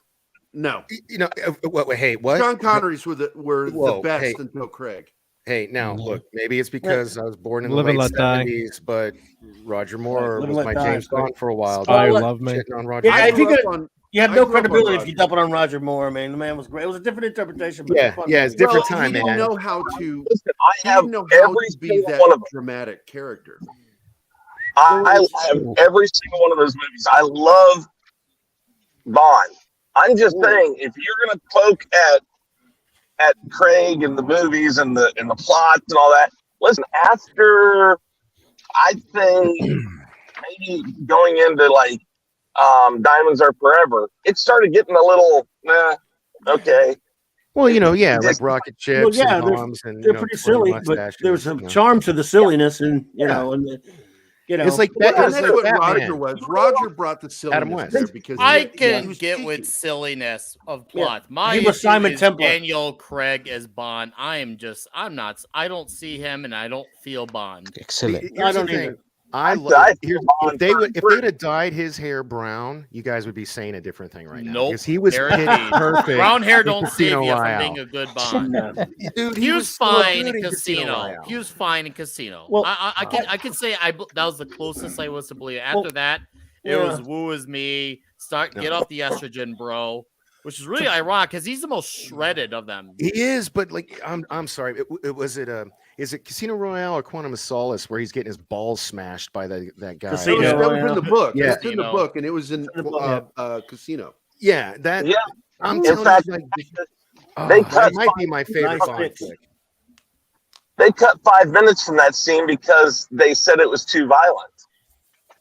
I thought it was beautiful. It was brilliant is and that? horrifying. Beautiful. Thought so too. It's beautiful because That's it's right Mickelson. out of the fucking book. Yeah. Yeah. I'm just kidding. Yeah. And I love that they. Yeah, and you they know, tried, didn't they try Casino Royale like in the 60s or 70s and they just totally. That was the David no, Niven what happened version. was Twice. another studio got the rights to it, and they It was turned like it a into comedy, a or comedy. something. Yeah. Yeah. Right, it was comedy. But it was also, by the way, No.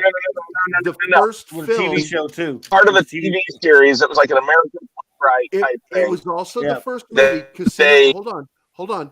Casino Royale, the first attempt, was also the first mention that Bond was a code name,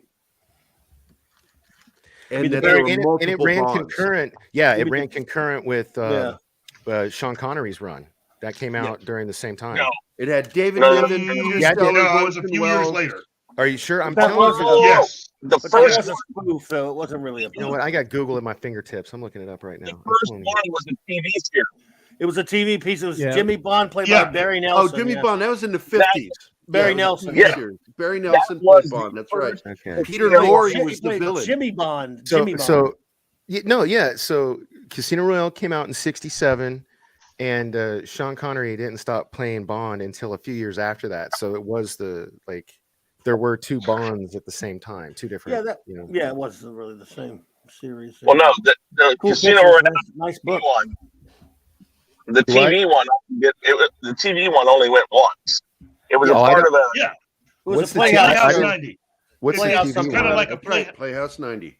Yeah, That's there right. you go. That's right. And Yeah. so that one was more of an American version because while Yeah. they had the rights to the book, what they did was instead of having him be James Bond, they called him Jimmy. Jimmy.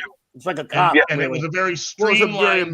version. Whoa, It was kind of like a cop. So there was a James Bond TV show? No. No. It was just a There was, one-off an movie. there was an episode of a show called Playhouse 90 It- where in Okay. the early days of television, They were you standalone would have- made-for-TV movies that were live. That's right. And But it was okay. done live. And They took Casino Royale and made an episode. We'll do it live. yeah. Yes. And the villain And was so- Peter Lorre. Now, That's right. And if there you bought Casino Royale when it first came out, the Craig version, I think I have to go back and look at mine.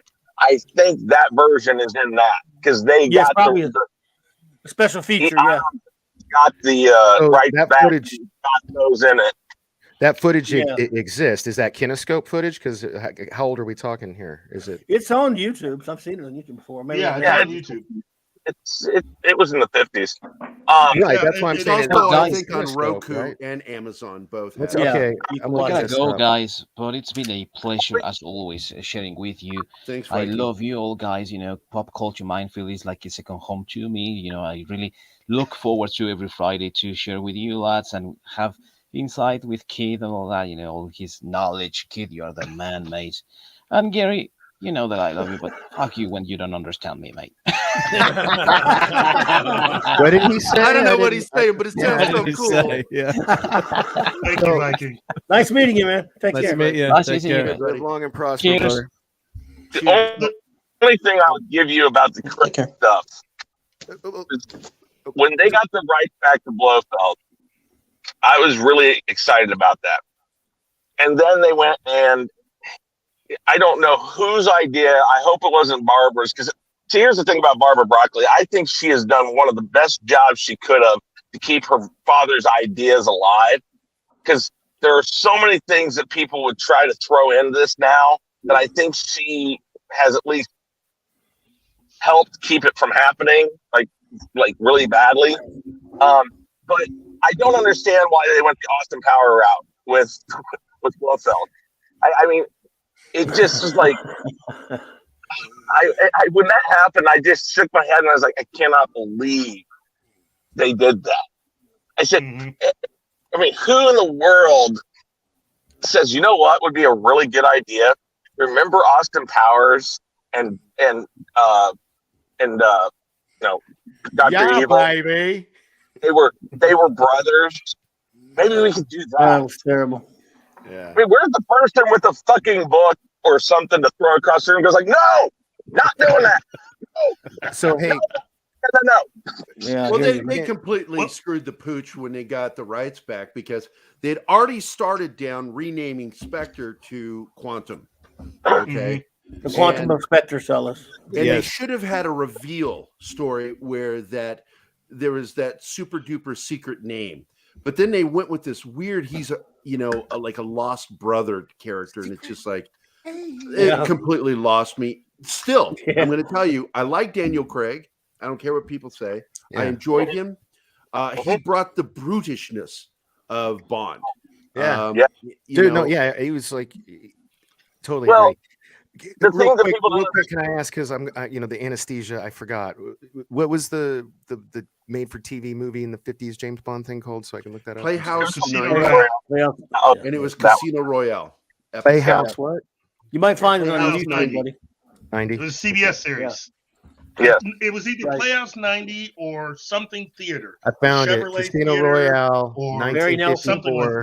that. Wow, it's 50 minutes long. All right, I'll There check you that go. out later. It's an hour with the commercials they would have thrown in, but actually, that was back when they, the cigarettes he was smoking were sponsors and all that shit. Oh But, yeah, like I Love Lucy. yeah, exactly. But the thing about Oh, this is Kinescope. Bummer. what people don't understand about Bond is that when Connery and Moore did it, especially Moore became more, I'm a sex symbol, like all the women and all that. In the book, the booze and the women were just a way to get him out of his own head, that he couldn't stand everything that was going on, and he was really a crippled man. And I really think Craig does a much better job than anybody else has ever done it, and their stories at least have been directed toward that storyline, that here's a guy who can't find love always eludes him, he has to kill these people, it's in his mind all the time, and I don't know how when many he does, he dies. Well, yeah, you have to have read the books to understand the difference between movie Bond and book Bond. Yeah, most people haven't. I'm totally And agreeing so with Chris I here. I love Daniel Craig. Well, we see. I love that Craig gave us that. I'll be right back, guys. I'm gonna mute and turn my camera off. I got to do something with the bank. I'm sorry. Careful. Don't give us your bank account number. Hold on, Keith. Hold on. I wanted to make a point that you and I approach this as an alternate universe Bond. He's not part of the series. Well, it That's has right. to be His own little pocket Bond, Right. and that's why at the end of this last film he dies at the end, and yet at the end of the credits it says Bond will be But that's not the only reason. The other reason is that they also kill off another character who isn't dead. In Felix the never books. died in the book. Felix never dies. Yeah. He's also a Time Lord. But what I loved particularly about the Craig run is the every other James Bond movie could be like a serialized TV show. You don't have to watch them in any kind of order. But the Bond, the Craig Bonds, it's one story arc. Like you, That's what I hate. One of the things I hate the most about you him. hated it. Yep, Wow, that's I one of the things that drove me crazy I too. hate that crap. Bond's He's an old man now. They Yeah. picked 5 movies to tell his own silly little personal origin. It's all about Bond. It's total made for this generation of me.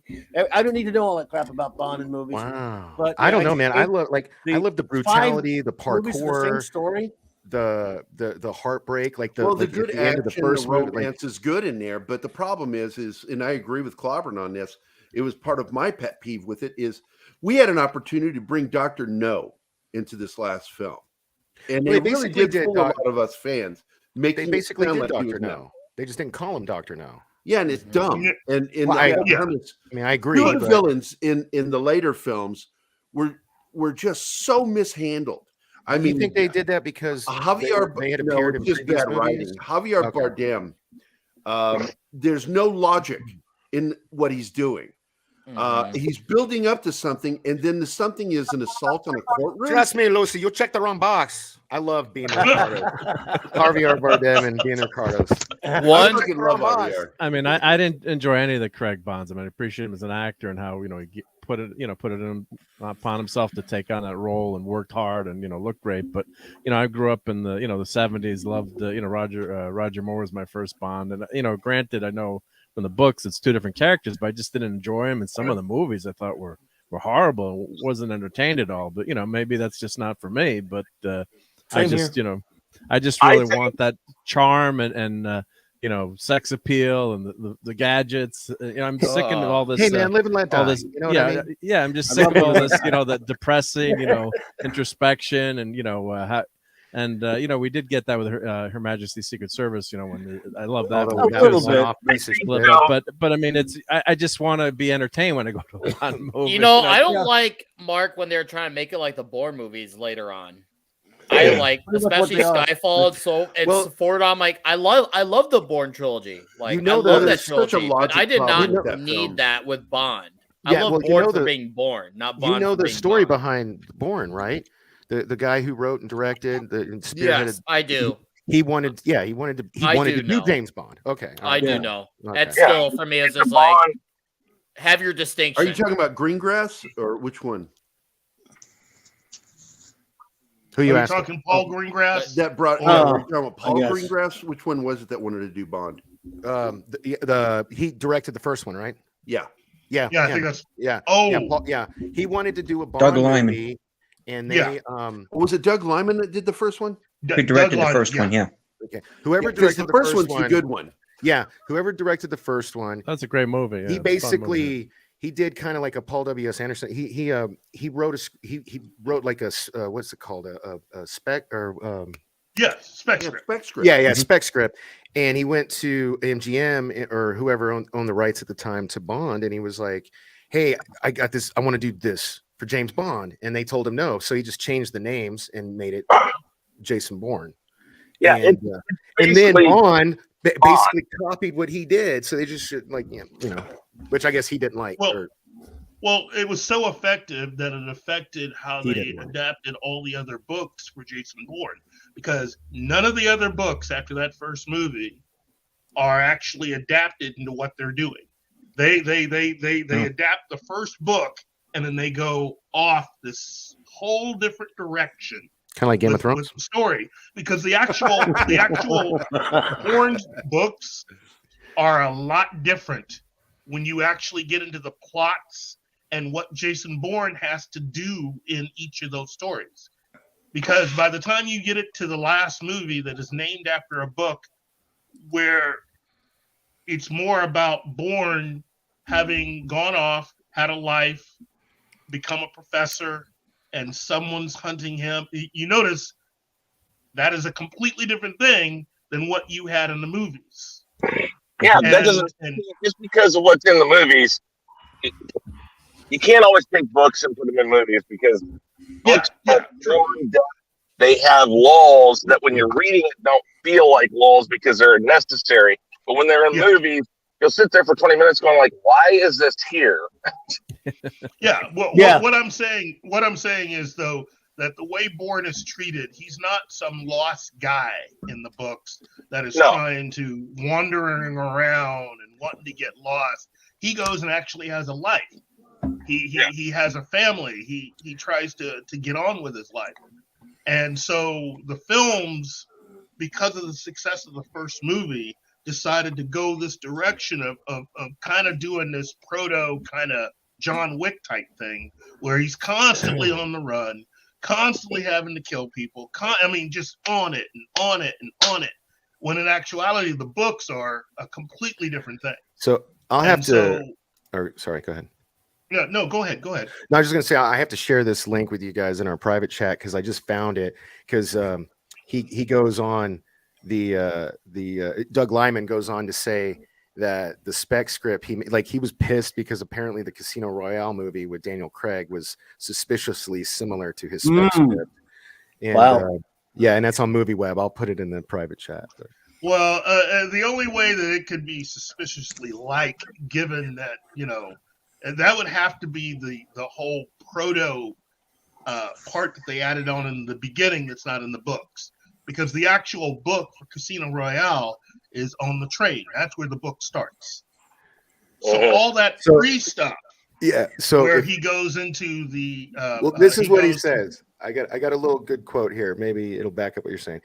And this is Doug Liman. He goes, "I always wanted to make a James Bond movie, but they don't hire American directors. By the way, you made 2 little indie movies. You're never going to direct James Bond. So I went and made The Bourne Identity instead. And then after The Bourne Identity came out, the next James Bond to come out was Casino Royale, which totally copied the tone of Bourne.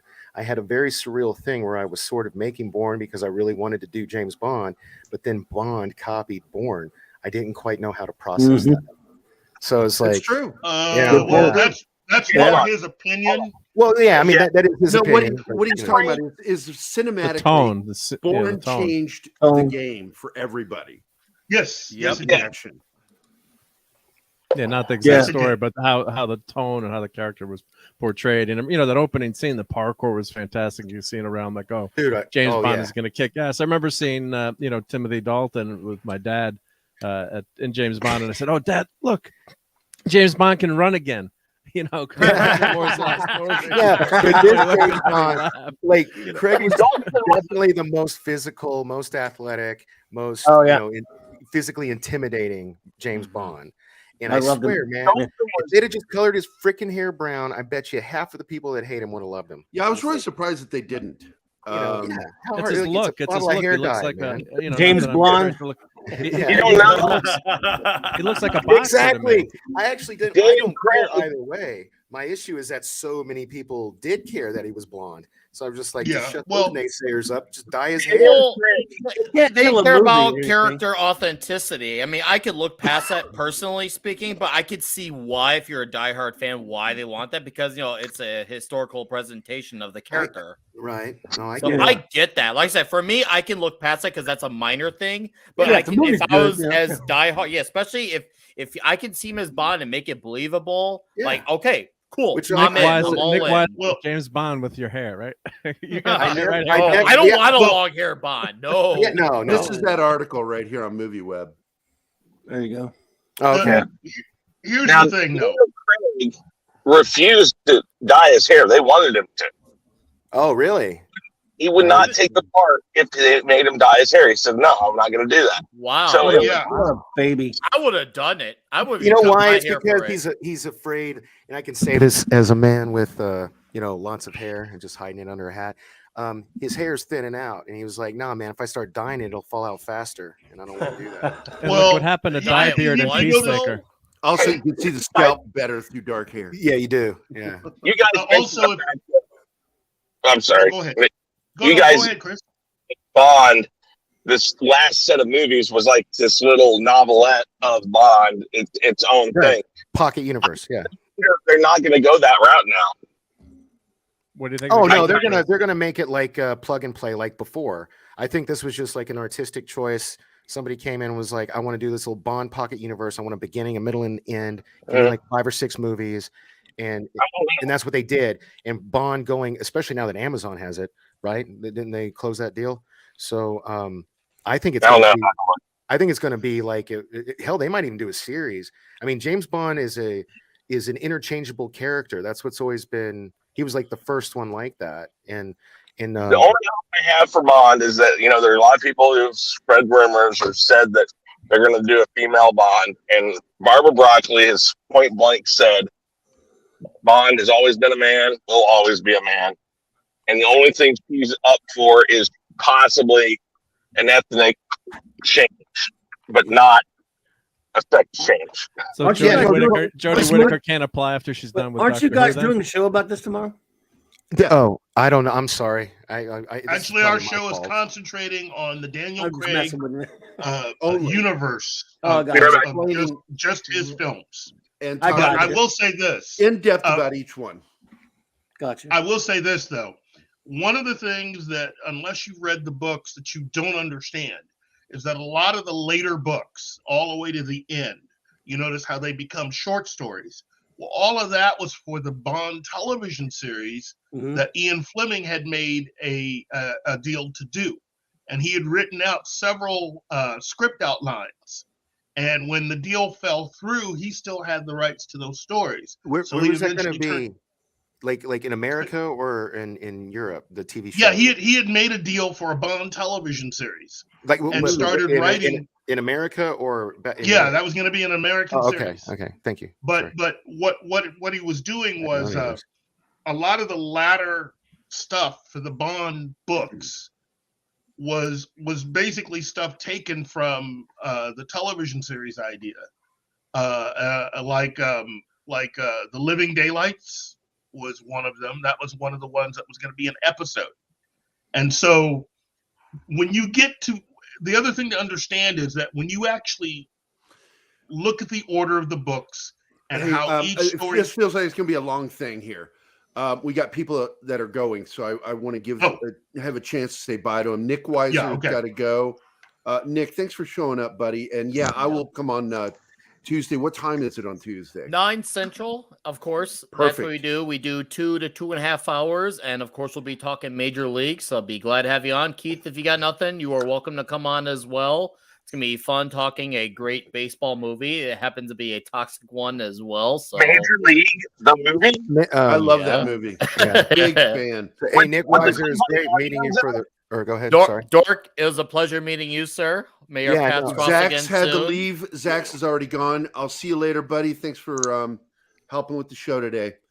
Nick, Okay, Zach. thank you, sir. We'll Nick see you Weiser, how do Tuesday. people find you on the socials? Like if I wanted to find you on Twitter. I have Minds and I have Instagram and Twitter all at Nick Weiser, like right Okay, here. cool. And then of course I have YouTube 32 flavors of Nick Weiser. That's the YouTube channel. And I'm about 145 away from getting monetized. So Yeah, yeah. What's up to Nick? Hey, Nick, Yeah. comment in the chat real quick before you Okay. go. I'm going to Okay. make you a mod so you can post your link too. All right, there you go. Comment the letter A. But yeah, chat. I see, especially Danzig 1970. It's a badass avatar name. But yeah, Keith, Gary, thank you for letting me come on. I appreciate it. And please come. Let's talk Major League. It's gonna be a freaking fantastic, toxically great time. And Klobby, I'll see you in a few hours. Outstanding, brother. Take it. All right, buddy. See you later. All right, Nick. all right, You're a guys. mod now. Take Bye-bye. care. Thank you. Good, Nick. Take care, man. Good man there. I will say this: prior to Daniel Craig, for me, Timothy Dalton was the best Bond this side of Sean Yeah, Connery. you and I really I agree. agree I on agree. that. Timothy Dalton was not used as love well it. as he should be. So And I mean, and He was not just misused, I believe he was abused as Yeah. Bond. So, wow. I love those movies. This is too. I love rare. him. Timothy Dalton is my least favorite James Bond. And What? Kaish and I love yeah, it, I man. know. I'm sorry. I'm Great. always on the losing end of this, but what did he do? 2 movies and they both sucked. They were cheesy as hell. He wasn't Oh, those are like, good movies. okay. Are you kidding me? Yeah. Those were We great. love I love those. those movies. Yeah. well, Also look, had look, some let of me, the best James Bond songs. let me at least explain something about Timothy Dalton, though. Timothy Dalton had been actually pursued years ago Years to before that. become Bond. That's right. Okay, they That's the both Cubby Broccoli and his business partner both pursued him, and he would have been, if he had actually said yes when they first asked him, he would have been the one to follow Sean Connery Instead of Roger Moore. And that would have been instead of Lazenby. no, Lazenby only instead did of one movie. Lazenby. Well, he only I did know. one. Been there instead of Lazenby. Lazenby fucked himself. Yeah, he did Right. fuck himself. Yeah, watch that documentary that's on Hulu. about Great Lazenby's documentary, story, That's man. It's so hilarious. awesome. Yeah, Well, becoming But Bond. he was Yeah, told by his agent, you should get paid more for this. And he really, or no, it was, I don't know. There were several things in that that he was. Well, Back in that day, the people who played James Bond, they made them in the contract. They couldn't do anything else, and that was. Well, no, they made it next to that was one of the impossible things. and they made it next to impossible to do other things. Well, they wanted And that was they one of wanted the that reasons- And actor. that's what pissed Sean Connery off. Yeah, because for Timothy Dalton, you got to understand, Timothy Dalton was all of 24, 25. Perfect age to start as James Bond, in my opinion. What we're talking about though is this is the beginning of his career. So you're talking The Lion in Winter, so 67, Yeah, 1967. 68. That's right. It was his first movie. And so he Yeah, thought the he was only too thing I young, remember him too from is The Flash. inexperienced, and that would have been too much for him to take on at the very beginning of his career. So he turned him down, even though what I've heard is that they continued to go back to him every so often to ask if he'd be interested. Okay, so eventually, when he did get the part, This is something that you Ian and I Fleming both did know like because Christopher they're Lee also. cousins. Yep. They're biological cousins, Ian Who are? Fleming and Christopher Lee. Oh, we're talking about the comment. Yeah. Now, and also Ian Fleming was never a killer as an operative. No. Christopher Lee murdered people for his country. A lot of it was up close and very personal. And he, like a director once told him, you got to really feel it when you stab that man. I need you to do this. And he says, I know how to stab a man. What is it the Joker said? You know why I prefer knives? It's so personal. It's so personal. Yeah. The other thing you got to understand about Dalton is that he was a classically trained actor. So what Shakespearean he did was he did Shakespearean. something that a lot of actors would normally do when you're researching a part. He went ahead and did something that all the other Bond actors had never done. He read the books. He read the books. Big mistake. And the first thing he did is he said he didn't want his Bond So to have any quips. The Living Yeah. Daylight and License to Kill. Those are the only two he's done. I'm gonna just for you guys, because I love and respect all of you, and I can't believe I'm the only one who feels the way that I do. I'm gonna rewatch these movies. They put something in. Now, it was And I'm out gonna of see it if was it- not in the book that From my memory. License to Kill was in. It was oh shit, what book was it where he gets attacked by the shark? Felix. Oh, that's that was Live and Let. I mean, it was Live and Let Die. Live and Let License Die. to Kill. Yeah. Yeah, no, That was Live terrifying. and Let Die was the book. It was And Live Live and and Let Let Die, he was he lost an arm and a leg.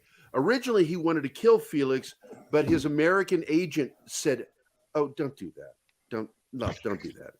And so he let Felix live. Felix retires, and his daughter comes back later and works with Bond. Felix Leitner's daughter. Damn. And, I was Then able David Hedison is without an arm and a leg. he is I one of just my wanna- he is one of my favorite Felix. Two-time Felix. Maybe you guys are onto something or some. I don't know what this says, but like I had to for Salty Nerd. We watched all like the Pierce Brosnan Bonds recently, and I was able to get all of those for free. I think it was like on Amazon Prime. License to Kill and the Living Daylights. You got to pay for it everywhere. Thank you, Soul Assassin. Weird. I mean, License to Kill has its issues, but I still enjoy it. But I love Living Daylights. I mean, I think I don't know if I want to but again, spend $4. I must admit on a lot of that because how much I like Dalton, but I actually just find that to be that's one of my all-time favorite of the Bond films. That's not Well, possible. License to Kill was the way they wanted to go. They wanted to go more serious. And then when it didn't do as well in the theater, they went back to the more formulaic Bond and gave us the Living Brosnan. Daylights. Yeah. Well, yeah, And the reason why they Daylights was before that. No, Living Daylights was his first movie. that was his His first- last movie License- was License to Kill, which was Here, the reason why License to Kill was different was that he was having discussions like we are right now about what they were doing versus what the books had. And he was the first actor to figure out that they were cannibalizing how they were making these movies. Because what they were doing was they would go through all the books, and if an action scene wasn't exciting enough, they would cannibalize an action scene from one of the other books and bring it into that. So there are action scenes in some of these films that are not from the wrong compatible to the way they are in the lot books. most of these movies have stuff from the books that they're not named after. Like Well, yeah, I mean, they put the films together like the way Star Wars modelers put their ships together by cannibalizing other kids. Living Daylights was up until the last couple 6 months was intended for Pierce Brosnan, and then you flip that around. GoldenEye was kind of intended for Timothy Dalton. Yeah, because what was it like? Remington still kept him from being Bond. Yes. Screwed him over. He went to Pierce 6 months before the Brosnan. movie started filming. Yeah. Well, and he said and then the studio, CBS stepped in and said, "You can't do that. We're renewing your We're renewing the show." NBC. Yeah. And they're like, "We're renewing the show. You have to come back." And here's the bitch of the whole thing. They only did keep him from being Bond because it's the next season after they had picked Timothy Dalton, they canceled it again. Oh yeah, he was not happy. Well, yeah, they did the same situation with Tom Selleck. That was Tom Selleck. I was about to say because both of them got screwed by their contracts. Yeah, with Magnum PI and then Remington Steele. I swear, maybe I watched the documentary because like this is all like. But here's the other thing, though. I just wanted to finish the License to Kill thing. When Timothy Dalton was talking about the differences, he wanted Bond to be more of the way that he is in the books, meaning that not as many gadgets, but also a guy that was able to take care of stuff. Yeah, basically but he was like the least physical one from my memory. Like I said, I'll go back and watch these, but like, Well, it's pretty License to Kill. Go ahead. License to Kill is the one that is basically, in my opinion, the one that they used as sort of the proto model before they did what they did with Casino Royale. And to Doug Lyman, I will say that is the movie that actually did all that stuff first. All right. Well, you know what? Script treatment came out. Before I come back on your show, guys, I'm gonna watch it again because I haven't seen it. Like, admittedly, came out in '87. I probably haven't seen it since I was 10 or 12, and it was my least favorite because I like, as a kid. That's another thing I need to re-examine this stuff. Polly's in the chat. I like the Roger Moore ones because they were kind of, in a way, geared toward young boys. They were campy and crazy and over the top. Listen, I love all of them, and they're all good in their own way. It's just, you got to look at it and say, okay, if you like the books, you go for the License to Kill or the new ones with Craig because of what they've got. If you like action with masculine, like I am a man, you're going to do what I say, you go for Connery. If you like just sex and fun, it's more. Roger Moore. Yeah, they're all different, and they all from different eras. Buddy of mine used to joke, sort of a knock on this movie. He said, Johnny, especially Roger Moore era. He said, a Bond movie's like opens up really exciting, and then for like 45 to a minute to an hour, it's the Travel Channel, and then later you get a big bunch of action sequences. And he's not wrong, but I said there was no Travel Channel back then, so James Bond films we're really the Travel Channel for many of us. Yes. Back then. Older movies did. Well, okay, let's go this way. And this is kind of funny because the second movie they did was very much inspired by Bond. But this is nothing like Bond. The Beatles did A Hard Day's Night, which was masterful in what they did. Like there's like three scenes in that whole damn thing, really. There's the street scene, there's the studio scene, or the TV studio scene, and then there's the train. And that's all. Well, it did such a great job. The Beatles are like, they wanted to do another one. They're like, we want to do another one. And they basically, they're under contract. So they're like, okay, we'll do it, but it has to be in color and we get to pick where we go. So they went stupid crazy and went to like 30 different sites and they wanted to make it like Bond. So and so they went and they traveled to different locations, exotic locations. But the whole idea back then was for movies is you did this stuff because people didn't travel as much as they do now. You weren't able. The name of that movie was 8 Arms to Hold Her. Which one? It was called 8 Arms to Hold You, and they eventually changed the name to Help. Yes. And they, but that was their whole idea. But the whole impetus of it was okay, we'll come back, we'll do it again, we'll do another one, but we get to choose where and when and what. And that's why if you watch it, I mean, let's be honest, I love the Beatles. It's a horrible movie, but it's funny as hell because of how it's just put together like somebody just threw up like 30 different scripts, ripped them all up, got tape, put them all back together and said, here we go. There you go. And then quite a few sections where they improv.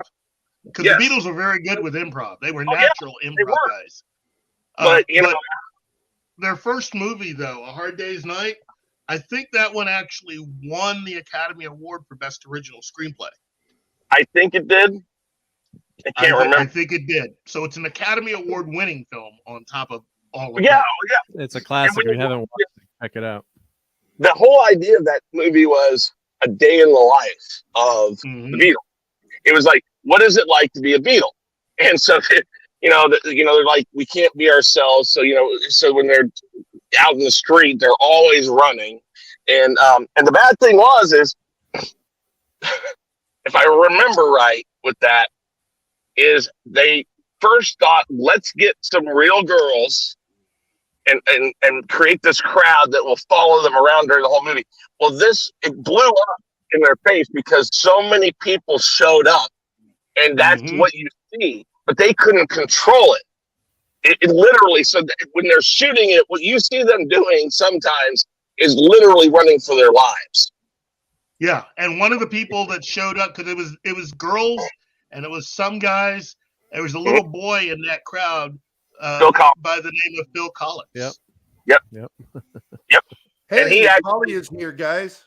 Hey, there's Polly. there's a documentary on how they made that movie that he actually is the narrator for. I have that one. Yeah, I know, that's kind of cool. Hey guys, I gotta run. It was great to be on. Take care, let me man. know when you're talking about Bond or anything else, if I can make it, I sure as hell will. It'll So be tomorrow morning. Well, depends on your time zone. It's noon for us in Central Time. yeah, I work. I'm in Central too, but I work at. I see what's tomorrow. going on here, Chris. I see what's What's going up, on. All right, Chris. I'll remember that, man. Yeah, he leaves right when Polly joins the room. You racist. Oh yeah, yeah. Call me that. I didn't say that at all, Chris. I did. I know. No. No. Oh, here you go. Here you go. Just for you, Chris. Thank you. Thank you. Take care, Chris. I'll see you Yeah, later, buddy. man. Drive careful wherever you're driving, man. You're just driving. I'm driving back to work. Go deposit the money, and then I had to drive back to work. Yeah. Give him some Fun. taco Take it money. easy, brother. Take it easy, guys. Thank you. Have a good one, man. Polly. Hey, Polly. What's going on, nerds? What's How we up? doing? Put on Who nerd. you calling Nerding out. nerds? We're geeks. We're geeks. Yeah, we're Can we have? yeah. Can we be both? Well, we always saw. I don't think like you can do growing that. up, geeks were smart nerds, or the really brainy nerds, and then nerds were just nerds, and I kind of mingled with both in school, and Geeks is more of like a temporary. Well, a geek is a carny character. Carney that eats chicken heads. Yeah, that's not what we're talking about here. Well, Mark and I have attended the university class on the subject of the difference between geeks and nerds from a friend Well, of ours. can I just give my definition, Mike? You're just wrong. So. Oh my God! All right. You know what's all great right. about dorks? We know the difference between you geeks and nerds. Go ahead, Paul. I That's want to hear great you. about dorks. No, geeks is like I can geek out at any time about a topic. Right? Mm-hmm. I would say I'm a nerd on like a closeted nerd. Sure. Right. But I can't I can geek out with the best of them on certain topics. I'm with you, man. I can geek out with you anytime, bud. All right. This What? is take it What? easy there. Take it easy, buddy. What? You take it easy. He's the only guy I know who gets mad at you when you agree with him. Hey, Keith. Keith, you doing all right, man? I'm working on things. Well, my heart's with you, man. Much love. Thank you. I really appreciate That's all I wanted to say. I'm out of here. Forget all you guys now. Wow. Wow, you just got here. I just got back. I'm sorry. I had so much. dark, yeah. But much I love needed to to you, say. Keith, man. Much Now I'm love. going to tell you, I'm friends with Donald F. Gillette. You guys know Oh, who I he know is, that right? name. Oh yeah. How's he? He's still out there? He's been on my Facebook page. We did quizzes on Star Wars: The Empire Strikes Back because he wrote the book. Yeah, he did. And he wrote it based off of the first draft of the script. And so there's a lot of differences. But I tried to get him to come on the our show, but he wouldn't come on. Why not? Because nerd is involved, the word nerd. He doesn't like it. Because we originally were called dangerous nerds. Well, I like And Martin's definition in the chat. Martin Acosta Santana. What a great name. I invited him to join us, but he didn't want to join. So this is the thing, like, this is what I wanted to comment on.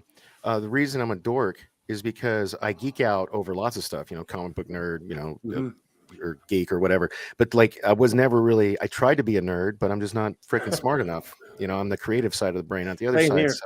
So I'm an awkward dork who wants to be a nerd, but is kind of a geek. You know what I mean? So that's I'm what right there with you, brother. Same deal. I'm a geek and proud of it. I'm not Yeah. smart enough to be a nerd. That's why I go with dork. But I did want to mention we're going to try to get Donald F. Gillette on here.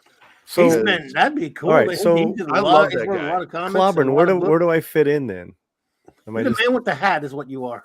where do I fit in? Technically, in Hollywood Squares, you are right now Paul Lind. Yeah. You're the, Oh, I good think one. you're the Fonz. You're the Fonz, man. You're right there in the middle of the geek. Or Alice the housekeeper. Geek nerd verse, brother. got my back door open. You know, back door, Gary. Fuck you, Paulie, for starting that. Yeah, you're not freezing or anything, are you? Hashtag backdoor. No, it's very nice. Let me That's let like me the say Aquaman this. and Fish rumor that was on Peacemaker the other night. I will say this, Paulie. You fit in as really a very intelligent, learned guy. You're more of I'd say nerd scholar. I think on certain Scholarly things, nerd. on certain things, bro. Yeah, definitely on like Latino music, Latino film for sure, and then that comes from like writing about them in the 90s. So that yeah. Well, the great thing about writing is like, I mean, like you have to do your research, you write about it, imprints it in your brain, and like you kind of become an authority on the subject. So that's very much nerd, right? Paulie knows movies and he knows music big time. So, yeah. Absolutely. And I was in that mixed crowd in school, because I hung out with the just your typical geek crowd, and then I hung out with the nerds that were, like Jim Woodward, a producer on our show, who has like an IQ of 165. Wow. So, well, you're blessed. I went to Griffin Middle School. I got stuffed in lockers and picked on for reading comic books, and I was in the minority in every single way. I never had that happen. Me either. I grew up in the 80s 70s and 80s, time. and we like fighting. Jim Woodward and I were punching people all the time in school, so we were a different kind of nerd. I don't know. Geek. I was kind of like, it sounds like you were the kinds of guys punching me and stuffing me in locker. Like I literally had been put in a locker at least a dozen times. Oh, I've had a couple of friends do it, but nobody ever did it because we were athletes. I was an all-state athlete. And no, I was a scrawny. Believe it or not, I was a scrawny, like thick bottles, glasses, nerd, and but then by the time I got to high school, I guess I got fat and lazy. But like but by my and I guess it's like that for all everybody maybe because I see my kids. Middle school just sucks, man. That's like a weird time in life. Middle school is when it Wait, really ramps up. Hold on. Deleted scenes. Did you just promote your own channel on someone else's channel, dude? Is that protocol? What the hell's going on here? What the fuck, man? I actually try to make everybody mods. Hasn't everybody been doing that already? No, you know what? No, Steven's like a real good buddy. Oh shit! Channel. I got to make you a mod too, Latino. No, don't. You are. It's too late. You got a wrench. Because I tell everybody, promote your shows in the chat. I want a wrench. Yeah, well, I got picked on a lot as the fat kid, collecting Star Wars cards and playing D&D, and then I got into sports, and then when I could bench press 330, the guy that tried to put me into the locker kind of seemed scared of me when I looked at him the wrong way and was twice as big as him. Well, maybe I shouldn't do this. Yeah, maybe this might be a good idea to piss Mark off. I got into one fight at school, just one, and it was ninth grade, and it ended when I basically because it's funny because you mentioned wrestling because when I got the summer between 8th and 9th grade, I had like a growth spurt, but then I also like got bigger, so I was really self-conscious about it. So I wanted to do I joined wrestling, more like a weight loss thing, and but I learned a lot of cool shit. And then but I still would get picked on because like I would literally like read my comic books at school and shit, when I was done with my work, and they give you the free time. And so this dude was fucking with me and we got in a fight, and I just basically I put him in like a half and held him, and I was like, and I kept saying over and over again, I was like, I don't want to fight you, dude. I don't want to fight you, dude. That's the only maybe I'm lucky. I know I'm soft. I've never had to kill anything or anyone. I've never been in the military or anything, but that was I'm a lover. Not a fighter, man. Yeah, but don't mess with a wrestler because I had buddies who were captains of the wrestling team. And when they got in a fight with someone, the wrestlers would take down the football players. Yeah, but the cool thing about wrestling is, man, and even though I only got in the one fight, like that dude should have beat my ass, but because I had him yoked up and twisted and he couldn't move, like the wrestlers also like kind of like were skateboarders too. Like that's they were so kind funny. of fringe. My skateboard is in the they weren't your typical jocks. Yeah. No, well, most fights end up on the ground anyway. So when you think about it, you end up close, and then all my buddies are wrestlers. It's like just don't f with them because they put you in these locks, and then you think you're a strong guy, and you're done. Oh, was a mom, theater if we're nerd. so long-winded, mom, you can leave. Wow. Did you see my mom? Yeah, I That saw it comment. earlier. I That's posted it. that stings. I told her Whatever. we are long. Yeah. That's why we do our shows. I want to share an image here real quick. We don't need to really go into it if you don't want to, because it is a spoiler for some people if they haven't seen it yet. But I just want to get your reaction to that moment. So Pat ass man. Has everybody here seen this? Yeah, I have. I have. All right. No. What is that? That is Peacemaker finale. Yeah, Peacemaker Oh, finale. I haven't started. Well, I thought it yet. was real interesting because that's what I always think about when watching these superhero movies. Like, where are the other superheroes? Like, Well, no, it's funny Spider-Man. 'cause Where's and then the daughter and then, was like, "Why don't you just call it Justice League, Mom?" yeah, Remember? yeah. But it's like that's true. It's like, if the world is going to end, right? You're going to call the Justice Yeah. League. So, So, I mean, I love how they- Peacemaker. Yeah, when they have I love how these guys Justice show League up. got there. I hope you feel better about yourself. Deleted scenes. I hope you really feel good. There you go, Steven. Martina Costa Santana has now officially subbed to you. There you go. What is that? That's not go. cherry picking. Oh, it's like when you where- drop it. Thank you. I do appreciate it. Oh, hey, Teabagging. I'm an Thank asshole. you. Yeah, I man. just subscribed to you too, deleted scenes. I thought I had already, but I hadn't. So I just unsubscribed to deleted scenes. Oh. I am not affiliated with the Latino Slant. For dropping your balls into the water of Pop Culture Minefield on your nose, on their nose, on their It's going to become a shirt now, by the way. Gary's nose, not Keith's we have a nose. meeting. Gary's nose, not Keith. let me draw. Let me draw. I have a meeting tomorrow, Polly, with Mike and Pat regarding moving forward with hashtag Backdoor Gary, and we plan to make it a shirt. Well, seriously, Definitely. I'm Oh, buying one. 24/7 Oh hell! Oh, hell. shit! 24. Oh hell! Oh Blow hell! that shit up. What a Thank you floor. on your stream. I've never been on one with him. What's up, 24/7? I'm the What's up, Dark buddy? Knight. What's up, Nice to chulo? meet Hey, what's going on? Hey, bro.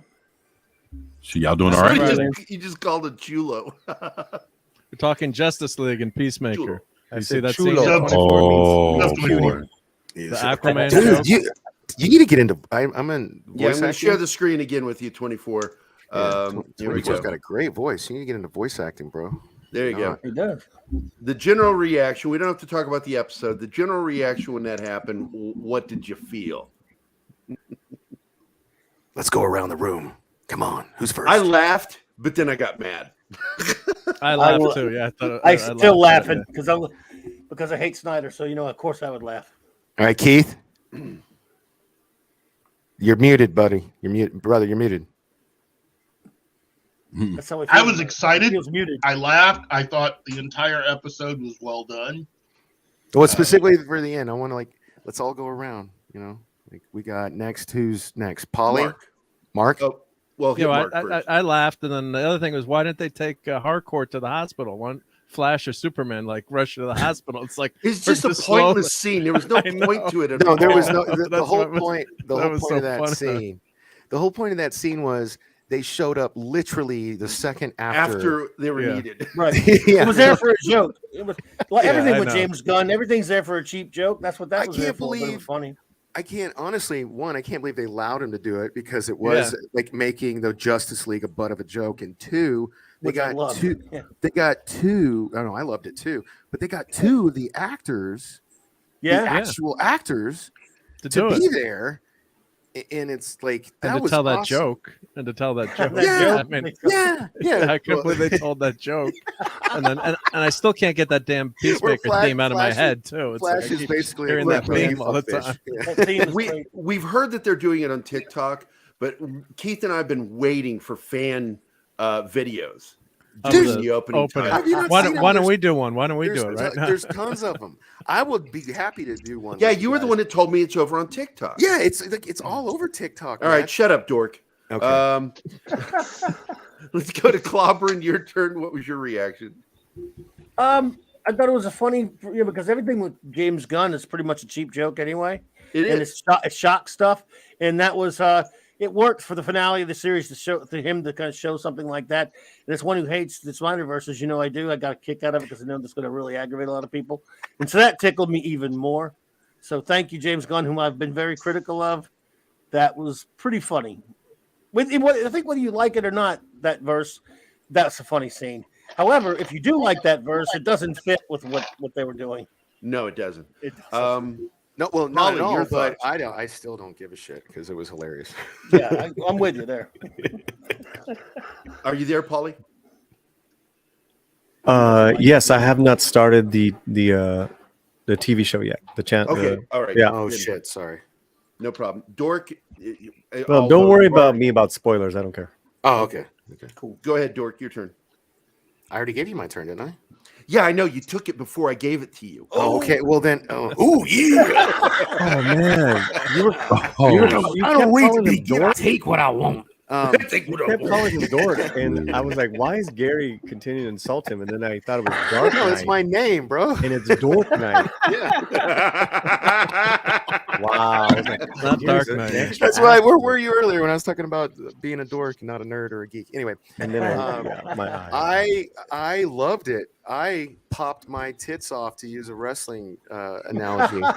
I thought it was fucking hilarious, and James Gunn is a genius. And if you watch my initial on Salty Nerd, I didn't like the first 2 episodes, and it's on YouTube, it's on the internet. I can't deny it. I did not like the first 2 episodes.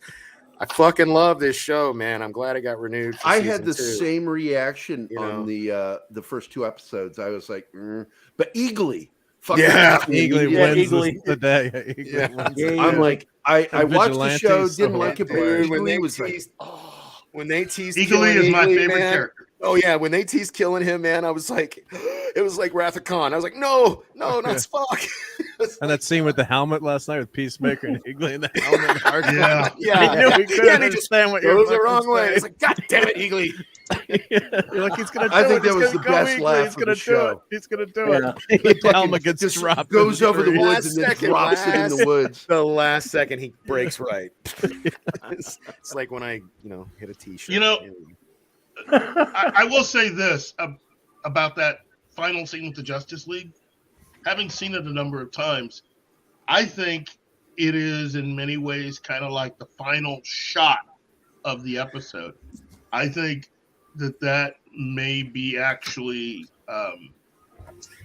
in Peacemaker's mind. Well, why wasn't Oh, Batman interesting. there? Why wasn't Batman there?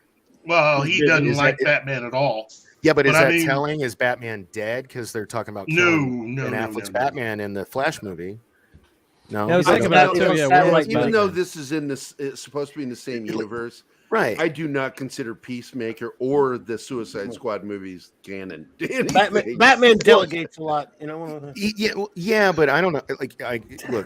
I just want it here on the internet, so months or years from now, I can be proven right or wrong. But I'm gonna take my Put this chance time here. code down. Yeah, I think Batman wasn't in that scene because Ben Affleck, Batfleck, is going to die in the Flash, and the series it'll be revealed later that Peacemaker is taking place after the movie. We don't The think Flash. that's going to happen because of the shit going on with Zaslav. Okay. We don't well, think it's going to happen. Okay, well, In hey, fact- there you in go. We fact- both timestamped this shit. Like, it's cool, man. In fact, let's do let me friendly at least say wager. this, Dark Knight. Like $10. Coming down towards the middle of the year, latter half of the year, what you're gonna probably hear is that surprisingly, not only is the Snyderverse back, but somehow Ben Affleck wants to start making Batman movies again. Look, I hope that's Wonder true. how that happens. Actually, this might be controversial. I don't know, but Ben Affleck is my second favorite Batman after Michael Keaton. I like Ben Affleck. I concur, Doctor. By the way, welcome, Dead Man Walking. Hell, Dad Man. Oh, Dad Man. That's a Hey, clever No, name. Dad Man. Hey, bud. All right. Well, finally got home from work. What a crazy day. Congrats to you guys on your Thank you milestone. very much, Dad. Well, you're part of the Very reason you helped us so much in the chat. It's our chat that makes this show work. Yeah, So- and I make a joke about y'all becoming Oprah. You're like, you get a wrench. You That's get a right. wrench. You And get all of a it. sudden, I got a What wrench. did I do? I gave you a I'm like, fucking wrench, Yeah, you didn't gave I? me a Wait, wrench. I don't have a wrench yet. I don't have a wrench yet. It's like, well, Where's my wrench? I happened to open my mouth just at the Actions wrong speak time, louder at than the words, right thing, dork. so that happened. Well, I don't have anything to pitch anymore. So No, I've got to catch you when you're commenting to be able to give it to you. And I was Holly's waiting got for one now. I was waiting for Batmite to show up in that last scene, right? Because the That's the Peacemaker funniest talks thing, about yeah. Batmite. Right. The Oh funniest my bits God. were, Or Kite the funniest Man. bits Kite were when they Man were would've been talking good. about when they talked about Batmite and Matter Eater Lad and all these other crazy things from the comics. Even as a kid, I hated Batmite. That was hilarious, though. That was a funny. Him scene. and Scrappy Doo were just the worst. That was a I good hated deep Scrappy Doo, cut. yeah. That was a good deep. That's what I love about James Gunn, man. He's great with these deep cuts. You know. Yeah. Yeah, I mean, where else are you going to talk about Batmite? And Or Matter Eater. I mean, he ate a whole Kite Man. Wendy's. You'd appreciate that, Dad, man, right? He went and ate the whole Wendy's. You had to show me being a smart ass, huh? You said to leave a comment, so I wrote comment, and that's great. You know, Well the thing about all of this really is that I really do like this show, and I find it to probably be the funniest DC series. Even though totally agree. I don't know. I will say this: having enjoyed surprisingly the Doom Patrol, See, I prior to this show, I was gonna. Have you seen that Harley Quinn? was and Yeah, Harley both of them Quinn. are their Harley own Quinn, pockets. though. They're their own universe. Harley Yeah, Quinn. Got to take them that way, not canon. It's weird. Like, I don't know if you can classify them the same, but like Harley Quinn and Peacemaker kind of have the same sensibility. You know what I mean? Yes. I love them both. Yeah, but They're don't so try to good. pass. Yeah, but it shouldn't be do animation that's that filthy and ugly. I mean, you should, Why not? it's just Animation should be filthy and ugly. not It's for like- not with mainstream DC characters like Batman and the Joker and the Harley. and Dude, all have that you stuff. not? The best stuff DC puts out is their animation, and all of Not it's anymore. Like, They turned their shit for the past 10 years. Well, the movies in particular. no, yeah, the it's just movies, the garbage. animated movies, are the best thing they put I mean, out. Like not anymore. War They're was terrible. That was fucking horrible. I can't That's agree with you garbage. on that, Screw 'cause 52 stuff. Ugh. Gotham by Gaslight is one of So the worst bad. adaptations I've ever seen. So I haven't seen that. Maybe I've been out of the loop, but Yeah, I'm it telling you, took War. Where was like, it? War Keith? was the Around worst thing I ever 2012. What? Was the last good film? What'd you That's say? about I'm sorry. 2011, 2012 was the last good one. I agree. What was the last good film? Keith, help me here because Justice you and I League Doom? talked. I mean, about wait, has anybody watched the Just Society of America? Yeah, I watched it. Yes, Justice You League didn't Doom like might it? have been the last good one they did. it was. I liked it up to a point. The thing is that particular film is meant to bring us the Hamada version of the Yes. DC Okay, universe. so It's you you guys didn't like Justice League Flashpoint Paradox, even Well, I though hate that pretty one. much. Are you Toby? What? Yeah, I hate Flashpoint. You hate it? Hate. Wow. I hate the Screw you know what, 52, man? dude. It's all Sorry. right. I'm just telling you, like the Screw 52 is filth. Anything that leads to it is filth. everything for me, everything from I don't even remember. Their most recent one is Injustice, which I thought was bitching. So like everything for me, from I don't know, like the Dark Knight Returns, no pun intended, to Injustice. I used to love them, man. I used to fucking love them, and gold. then they, as soon as they started adapting, and in fact, you mentioned the very one when they started when they went off the rails for me. Justice was it Injustice? Flashpoint. No, I Evil hate- Superman? Yeah, I hate Oh, that. That's what I hate. I hate Evil Superman garbage. I hate that kind of filth. Dude, But you might yeah, like The everything. Boys. If I you were hate Superman, I hate Screw you would be 52. Sorry. I hate the boys too. So there you go. Oh, fair enough. Yeah, Okay. but I hate it. I'm kidding about that. I just don't want it done with mainline superheroes. So you can do anything you want with knockoffs. Oh. But I was about hate to that. say at least you're consistent, and then you backtracked, but it's okay. No. I am consistent. The boys are knockoffs. What do I care what they do with them? I care about the real heroes. Well, you're talking about knockoffs. I think I saw something the other day with some speculation about a live action Wonder Twin special.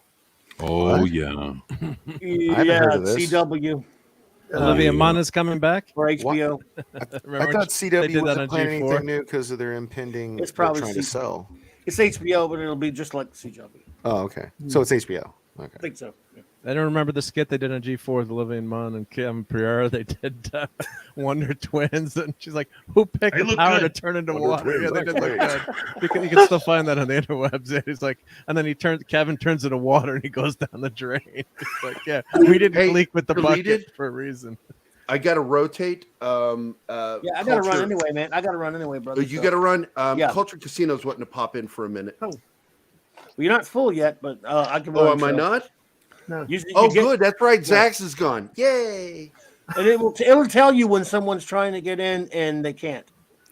Hey, I'm a blowhard, and I'm not even from Michigan. So, if you need me to go, I'm No. I enjoyed your first part of this because you're still on anesthesia, and I'm like going, "Oh my god, I can hardly wait till he starts confession shit." Yeah, when I wrestled, I enjoyed it. I was waiting, nothing happened, but it was worth it. I'm still squinty-eyed though, so who knows? Yeah, when I was in the Army, I had this big guy named Wooten try to start some shit with me. And he walked over to me, and I called him Marble Mouth because when he talked, it sounded like he had a mouthful of marbles. I really had trouble understanding what the fuck he was saying to me. But he came over all like, because he towered over me by a few inches. And I sort of looked up at him, and I'm between 6'2" and 6'3", depending on the time of day. And so I'm looking up at the guy, and he comes over, and he goes, "Yeah, I'll hear you know how to fight." And I'm like, "Fight? Yeah. Okay, fight. Yeah." And I wrestled in high school, and you can put that none of that shit. And I'm like going. So he sounded like Rocky. Yeah, and so I'm like, first thing I said, "Are you coming on to me?" He goes, "No, motherfucker." Roughly, the circle what? Like roughly what year is this? He says, "No, motherfucker." And I said, "Well, you said something about wrestling with me, and that to me is a hint that you wanting to." Is this 70s or 80s, bro? I gotta This is 1990. I was in. Okay. I was in AIT. Okay. The second he was already training. old.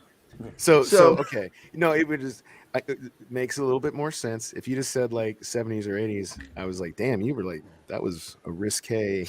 But it was just I was really thrown by this guy, and I'm just like, and he was trying to be like tough and menacing with me, and my reaction to him really pissed him off because I went, "Okay. Well, you take it easy, buddy." And I turned around and just walked away from him. And it created problems later. We ended up having to take it outside one night, and that ended it right there. But, that's what it is like, though, in the military. I used to joke, being in the military is like being in prison with just a lot less gay sex. Well, I got a comment on that later, but I'll be right. If you guys don't mind, I got to get some ice for my neck. I had that surgery. I'll be right back. Okay, buddy. So...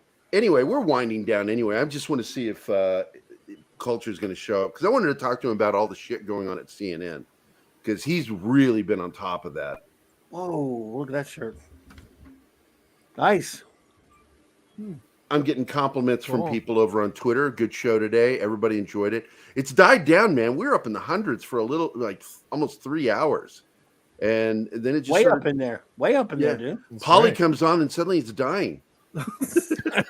He does do. He has an effect. Fighting words. No, I think when we start nerding out too much, people go, "All right, I got other things to do." Don't pick on me for looking like my grandma right now. Oh, is your grandma there? No. I'm just talking about the thing. Never mind. Oh, yeah. No, I don't have any surviving. My mom is it. So I don't have grandparents anymore. Okay, Mark. Oh, I'm sorry, man. I miss mine so much. It's like my grandma in particular on my dad's side, my paternal grandma, was one of the most important people in my life, and I lost her when I was 18, and devastated by that. Yeah, the same. If my mom's still in the chat, she might even have the picture. When I came home, I went to college in Kansas, and my mom lived in North Carolina, so I was driving to Carolina, but my grandmother lived in Indiana, and so we planned it to where my mom drove to Indiana and I drove to Indiana instead of having to drive all the way to North Carolina from Kansas. And it was the last time I got to see my grandmother live. It was really awesome. We got a cool picture and everything. So yeah, she died of mom will correct me, I think it was congestive heart failure. CHF. Yeah. It's if not treated correctly, it kills a lot of people, man. Fluid builds up around the pericardium. Yeah, and it's rough. That's what my grandmother eventually died from. But I was actually privileged to live across the street from my grandparents. Oh, so it was really that's really awesome. cool. Yeah, I remember food that my parents didn't want to make. Was really good. When I was an instructor, medic instructor, I remember failing a girl for taking somebody because they were given a card of all the symptoms on the patient during training, and I was one of the instructors, and she took the patient with distended veins in the neck and laid them flat, and I said, "You just killed them. They have congestive heart failure, and you just killed them." Good job. You know what sucks? And this might sound petty, but it's a thing for cats too. So well, if you're saying everything's petty. Yeah. My cat Django I had for 14 years. And when he died, I'd had that cat longer than I'd had 3 of my 4 children. And I took it really hard, and it was congestive heart failure. And I was that idiot that spent a fortune that to have the fluid drained and stuff. And we took him to the I dropped an obscene I'm not willing to admit how much I dropped on this cat trying to keep him alive, and it only kept him alive for 3 more months. And I got a lot of shit from a lot of people. They were like, "You should have just put him down. You were being selfish, blah blah blah." And maybe I was, but but they're members of your family. Yeah, man. I was trying to do anything I could to keep him alive. And I have a picture I'll show you guys later. I mean, maybe not because it's kind of depressing, but he died in my arms at home. And I don't I took a picture because I just wanted one last picture with him. You know what I mean? And I love that cat. I don't know why I brought you guys down with that story. Yeah, thanks, dude. Yeah. Audiences are getting smaller. I'm going to blame it on the anesthesia. I'm blaming it on the anesthesia. So. By the way, Keith's brother, Michael, is in the chat. Hey. That is Michael Moncrief. And Michael. I had the pleasure of meeting him at Keith's birthday. That was really nice. Hey. Let's see, Dork Knight. Don't care what you posted because you're a petty dude. My Nana is receiving palliative care at hospital. So yeah, this is nice to hear how much grandparents mean to you. Yeah, my grandmother. I mean, my grandpa had such an impact. He died when I was 4, but I still remember him. And my favorite thing with him was he would get me and 3 of my siblings to climb up on his arm, his bicep, and he would lift us all up. And just, a powerful guy. My grandfather was a farmer, in Indiana. He had a tree. Mom, correct me if I'm right. I'm pretty sure it was trees. I was a little kid because he did die. He died before my grandma.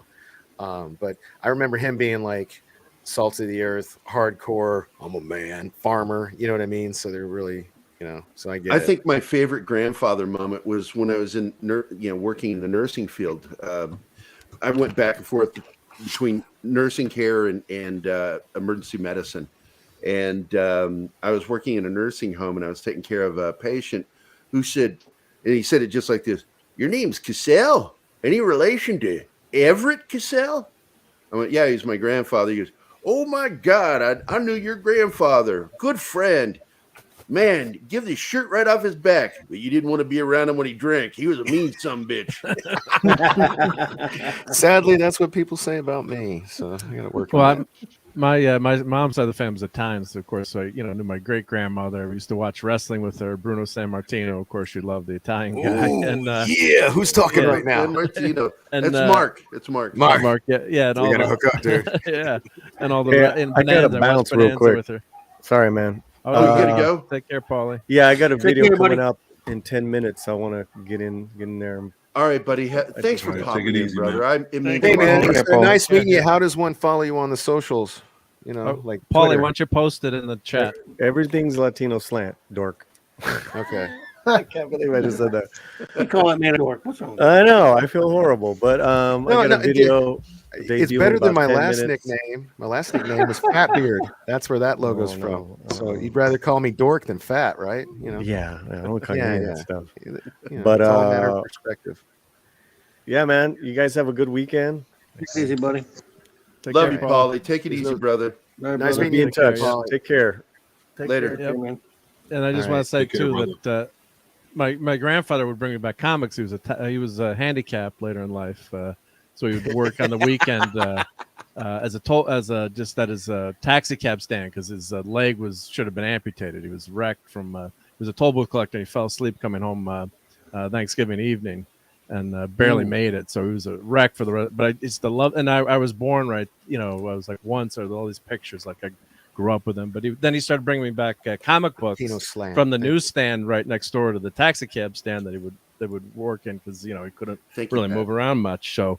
And one time, I've told this story a bunch of times, but he brought me back. It was Archie and Richie Rich and Casper, those comics. And he brought me back an adventure comic, the Superboy. And I'm like, Grandpa, I want those with the superheroes in. No, don't bring me Richie Rich anymore. So after I gotta tell you, X-Men went away. So that started. That was your grandfather that did that. Yeah, and then that started my whole collection and just love of comics. And he'd bring that every is weekend. So funny.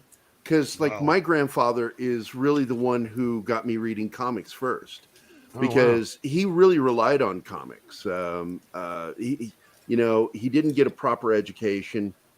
He spent time in Boys Town, it's called St. Charles in Chicago, and him and my great uncle Lon, and they were practically orphaned by their parents because my actual biological great grandparents were assholes.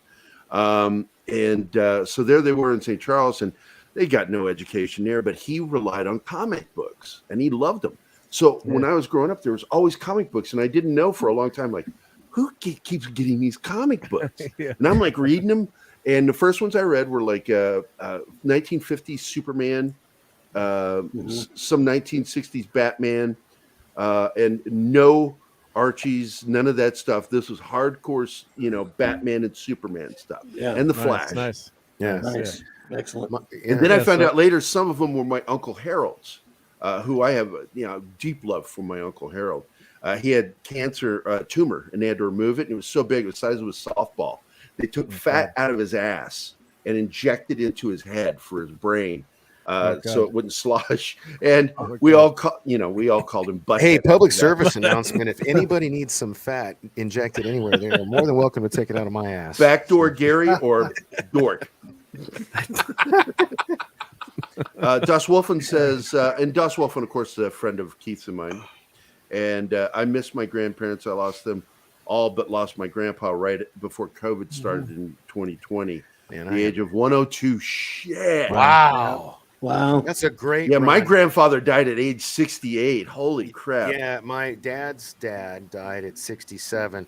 Mom, I have no idea when your dad died, but I know that you were like. Well, apparently he was like Fred Flintstone, dude. Well, yeah, but and he also had. I have so many aunts and uncles, and they range in like my mom's oldest brother is literally old enough to be my grandfather. It's crazy. Like I think he's actually alive and older than my grandfather. Mom, you're gonna have to correct me. I'm sorry to be laughing, but I'm looking at holes in. Nice, Keith. I have that signed by Grell, actually, the one you just showed us. Yeah.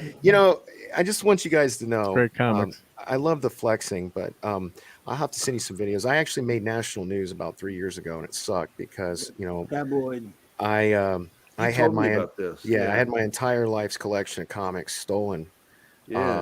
Right after Christmas 3 years ago, and it was over. And I wasn't collecting them for monetary reason. And I wish I'd have known how much they were worth because I only had $25,000 worth of insurance on them. Oh, God. And it was $167,000 worth of comics that got stolen, and based off the police. Because you kept the catalog, right? Yeah. Oh, dude, it's depressing. It's on my Google Docs. I still have it. No, dude, I've been robbed twice, and I've had shit like that happen. Yeah. I had a personally signed autographed Bernie Wrightson Batman Swamp Thing from 1972, and he signed it for me to me, and I'm like, who the fuck would steal that? Yeah. What purpose does it serve? Dude, was it in your house, Dork, or was it in your? No, I was going through like a weird period of time, so I had to get a storage. Like I was. It was in a storage unit then? It was, like not just the comic. Like, that's what mine was. My entire house was in a storage unit. And I guess I can talk about it now. His lawsuit's way done. I'm pretty sure the freaking Life Storage or a bunch of crooks. I think they were in on it because nobody knew what was in that storage unit but me and them. And this is why it made national news. Like I was on CNN and shit. Like they came, they sawed it open with like a circular saw, and they caught it all on camera. They, took all of my comics. I can see the headline now. Dork loses comics. Well, I was like the soundbite they did for the commercials was funny because there's one point where I said I'd rather them stole my car than my comics. You know what I mean? And then that was the little soundbite they did for the teasers for the news story, which I thought was funny. But yeah, it sucks, man. And Did it ever get so settled, I don't. or, It broke me.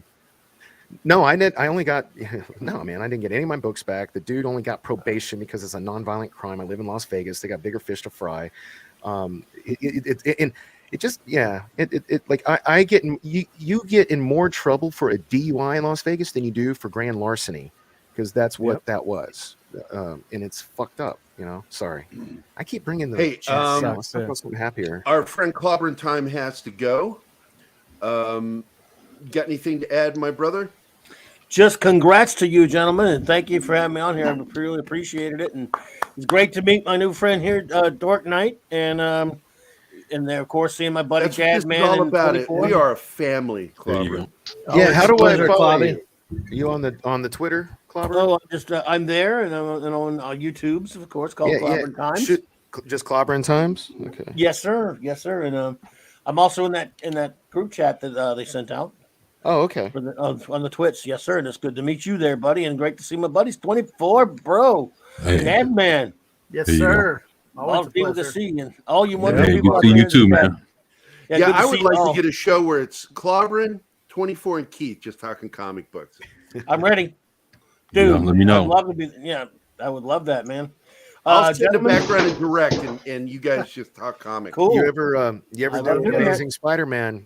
I had the entire run minus about 40 some odd books. Oh God. Well, DK, if I may call you that, stop by Nick's Comic Shop Talk on Friday nights later sometime. You never know. Say hello to us or whatever, bro. And, Yeah, he put the he link talks- in the That's in the chat. free flowing comic talk on Friday nights later. Please put the link in the chat. I'll follow you and I'll hit the. I don't the have a bell. way to I put salute just you, put it in, Clobbering yep. Time. Okay, Thanks thank you. a lot for showing Thank you, up, Gary. brother. Brother, congrats, my friends. Onward and upwards, or up There you and go. away. Thank you, Clobber. All right.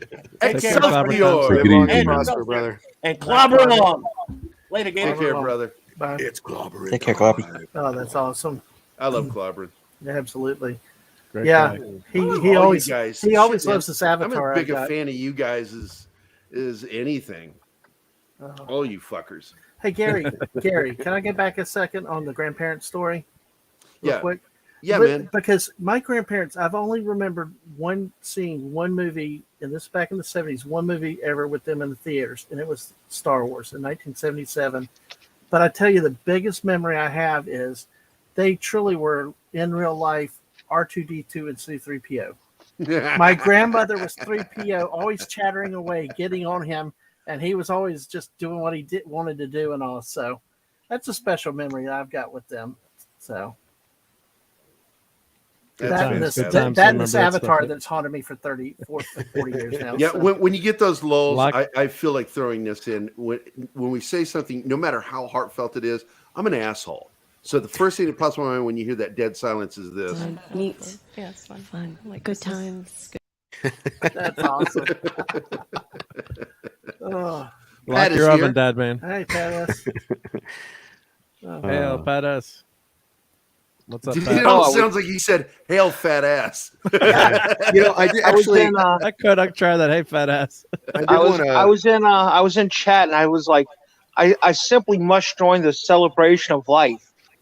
You know, this great like come join us for our 3,000 subscriber celebration, where we talk about dead and maimed grandparents and the loss of pets.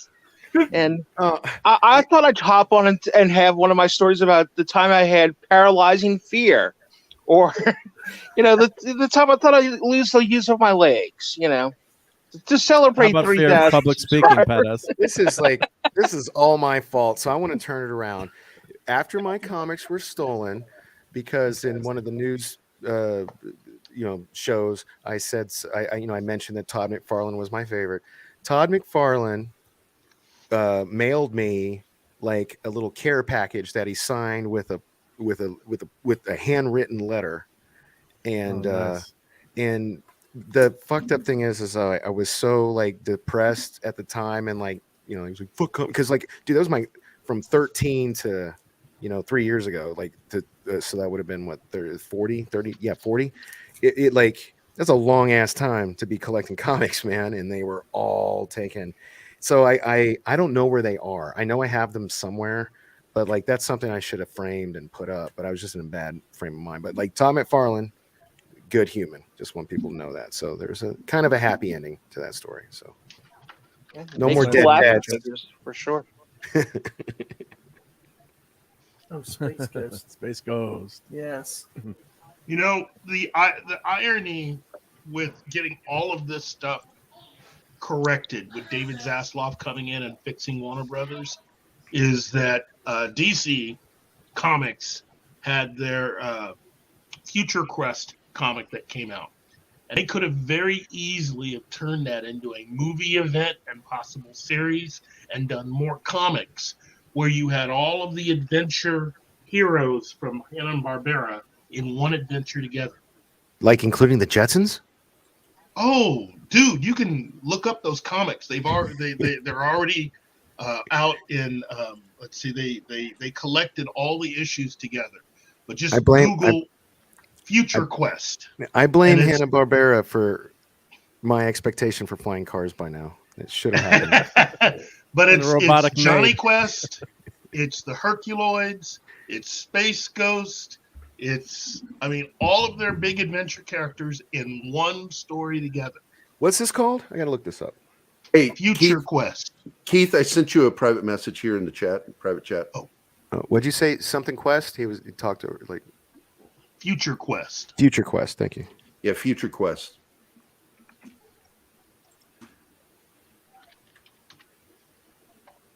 Well, that sucks. I'm getting Future Quest professional web hosting services. So. That ain't it. Well, I won't say his name. I will not say his name. Dust. Somebody leak me. Dust Wolfen sent a photo, so I need to share it real quick with Okay. him. Share screen, and this is our friend Dust Wolfen. Hey. Very cool picture, buddy. He's a good guy. Hey, now the wife is in here, by the way, guys. And Yes. she came into the room and she was like, I'm in the back room, and I'm like, no, you're not. If she's your wife, why is your name spelled wrong? That's just weird. Is this something? Yeah, I thought I'd turn the sausage fest into less of a sausage fest. Yeah, I don't know what happened with Arwen. She said she was going to come back. She did. So, Danzig, 1979. I'm glad you could learn from my loss. Please, definitely do. I kept it's not Google Docs, Google Sheets.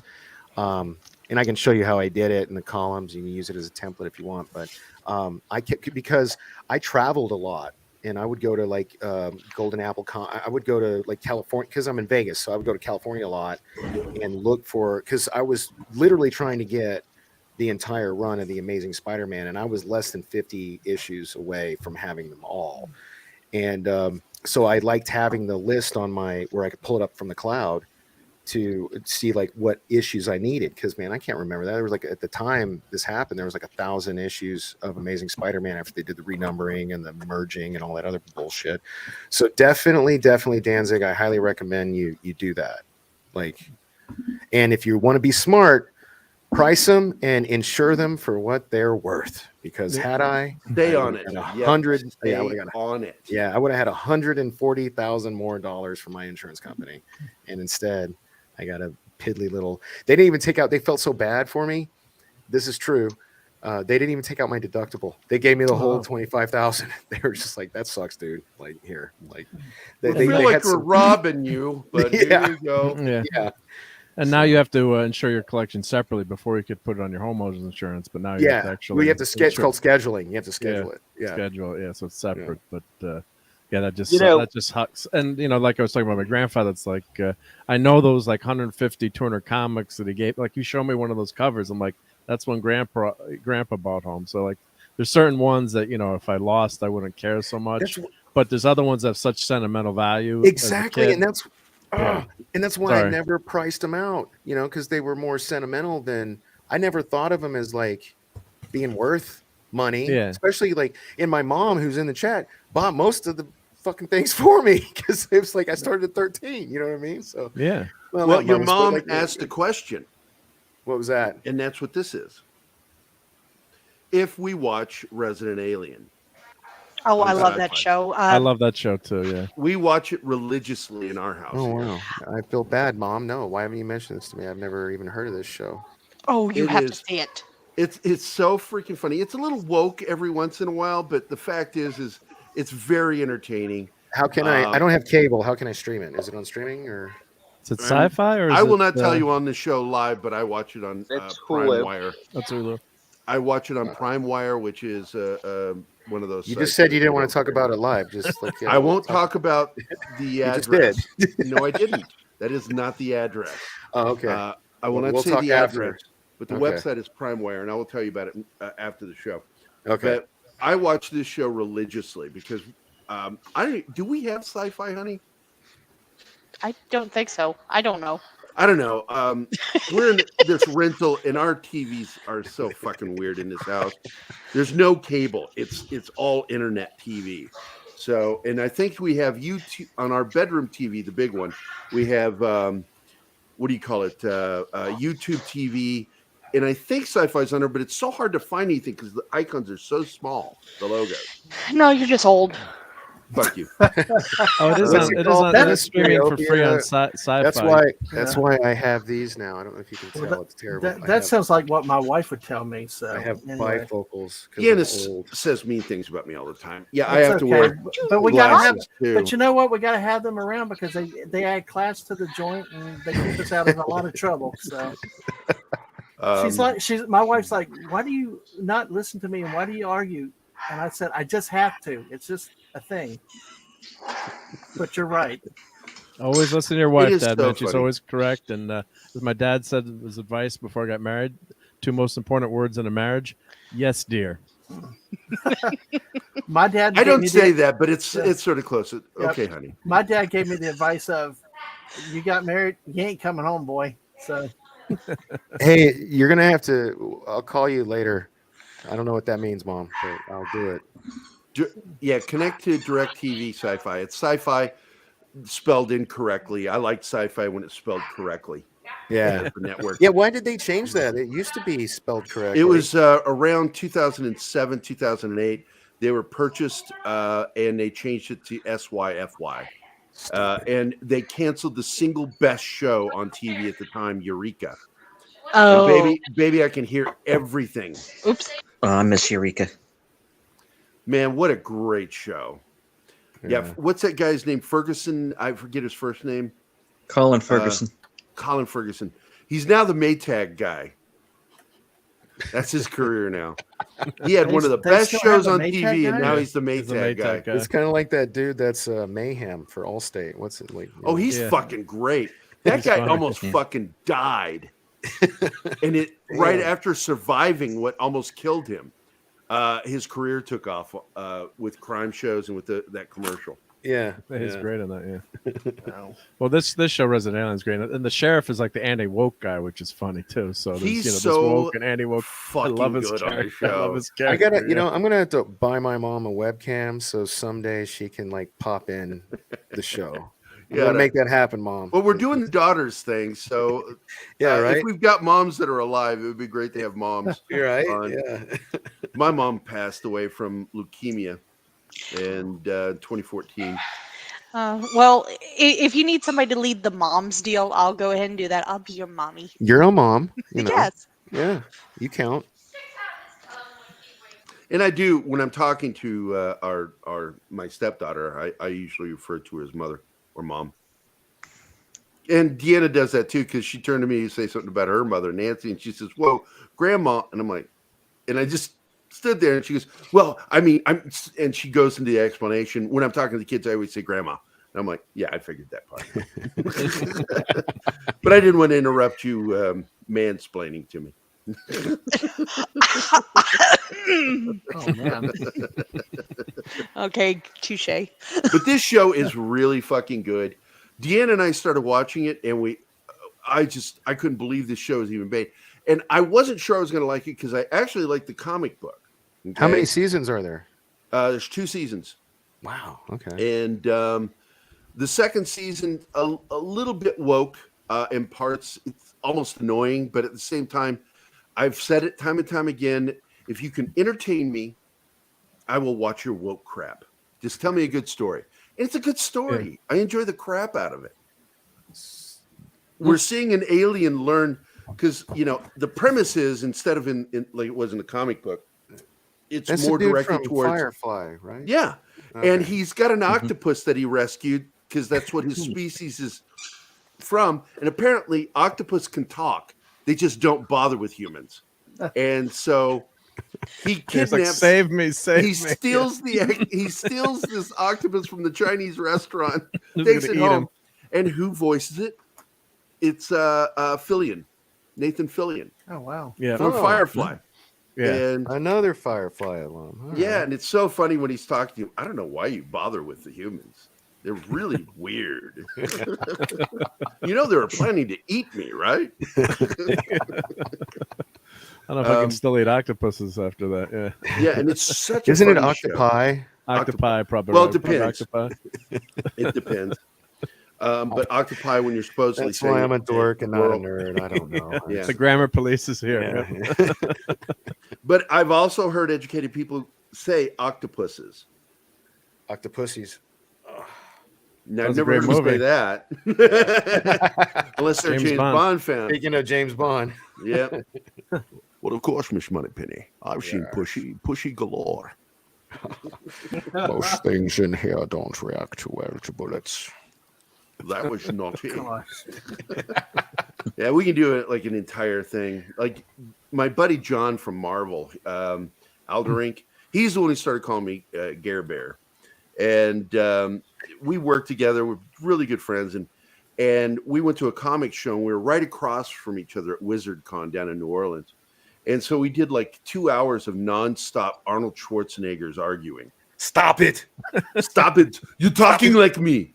I'm a This cop, is you idiot. annoying. I'm a cop, you idiot. Stop it now. Stop whining. Listen, my dad was Swiss, so he sounded like Arnold Schwarzenegger. So whenever we get together, my friends would just imitate my dad for hours on end. And I don't know, is that considered racist to misidentify Austrian for Swiss? No, they know. Yeah, We're both white, stupid. They know I'm so stupid. Don't be stupid. Fuck, go move some sheet. We were always doing the house is falling apart, so I was doing work. So fuck, move the sheetrock. Go dig a ditch. Dig some gravel. My shtick is I don't have my own channel. I'm always a guest on other people's. So Yeah, we offered to help you, but you're good at this. Yeah, What is it? What's Cato it? O.J. Simpson. Yeah, Cato Kalin. Cato Kalin of You're the Cato podcast. Kalin of the internet. But one of the first guest spots I did was on a show called Spit the Wit, and I called in. I wasn't, and they didn't know it was me. And I called in as Arnold Schwarzenegger. I'm gonna have to find the link and send it to you because it was fucking hilarious, and it has the most views of any of their videos because I'm pretending I'm yeah, it's out in California, we're smoking stogies, it's beautiful, and he's and he starts asking about Maria, and I was like, fuck Maria, it's like everybody else did, and stupid shit like that. And it was, and then he didn't know it was me. He thought it was a different friend of ours who also does an Arnold. So on his next episode, he gave that dude credit for me calling in. So then I called in again as Arnold, and then broke character and was like, "It was me, asshole. Me all along. It was me, Austin. It was me all along." It's a wrestling reference. Okie doke.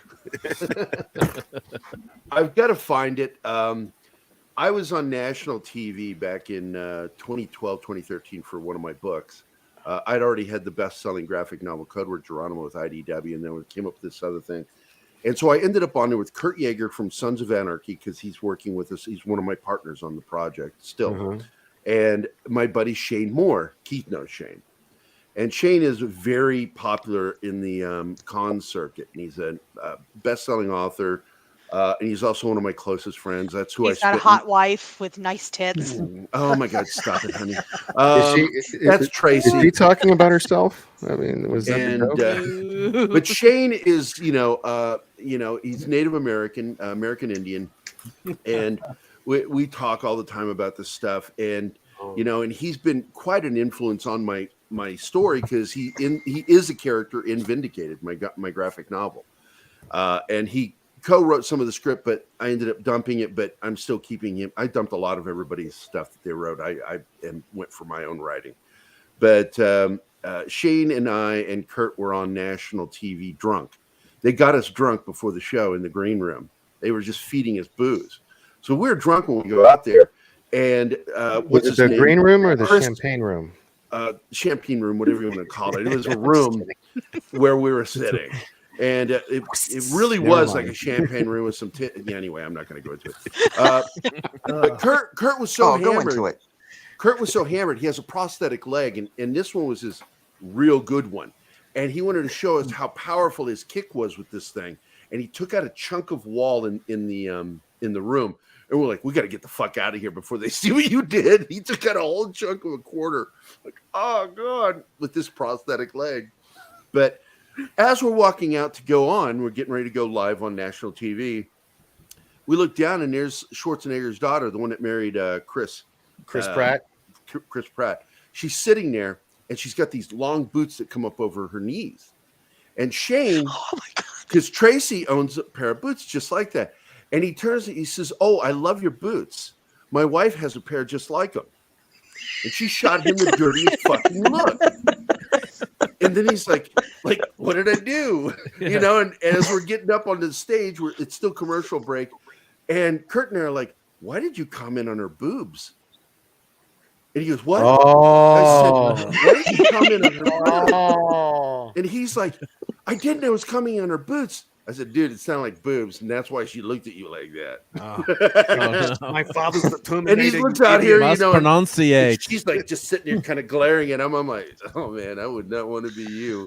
We're live. You know what? If my dad were Arnold Schwarzenegger, boots and boobs, I get it. Like English was his second language, as much as we love him.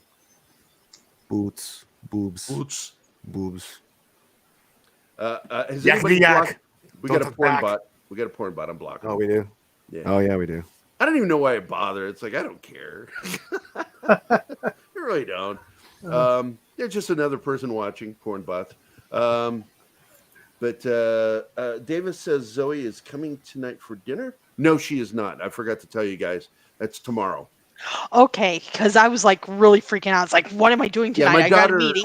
My daughter is coming tonight, and I mean not tonight, but tomorrow night. Okay. And my future son-in-law, because I'm pretty sure they're gonna hitch it up there.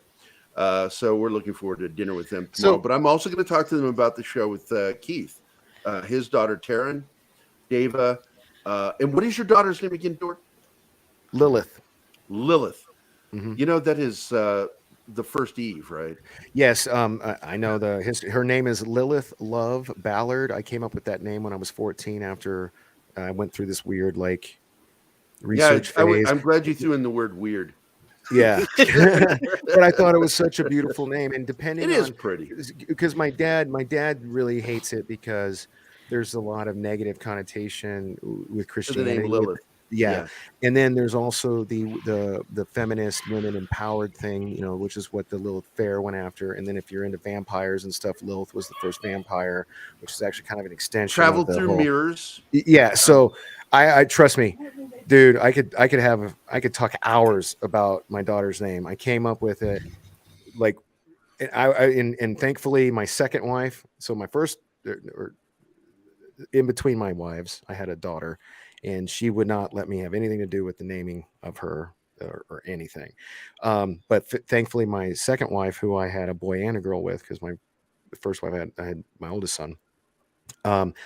She was like, She thought the name was amazing, and she did not know any of the negative connotations until after we named her, because my dad was like, because my mom and my dad, sorry mom, love you, are very, very, very, very religious people. They're just very differently religious. Like my dad's Catholic and mom is Southern Baptist, and so dad was not a fan. I don't even know if my mom knows about this, but because of the Catholicism, my dad was not a fan of the name at all. Like he was very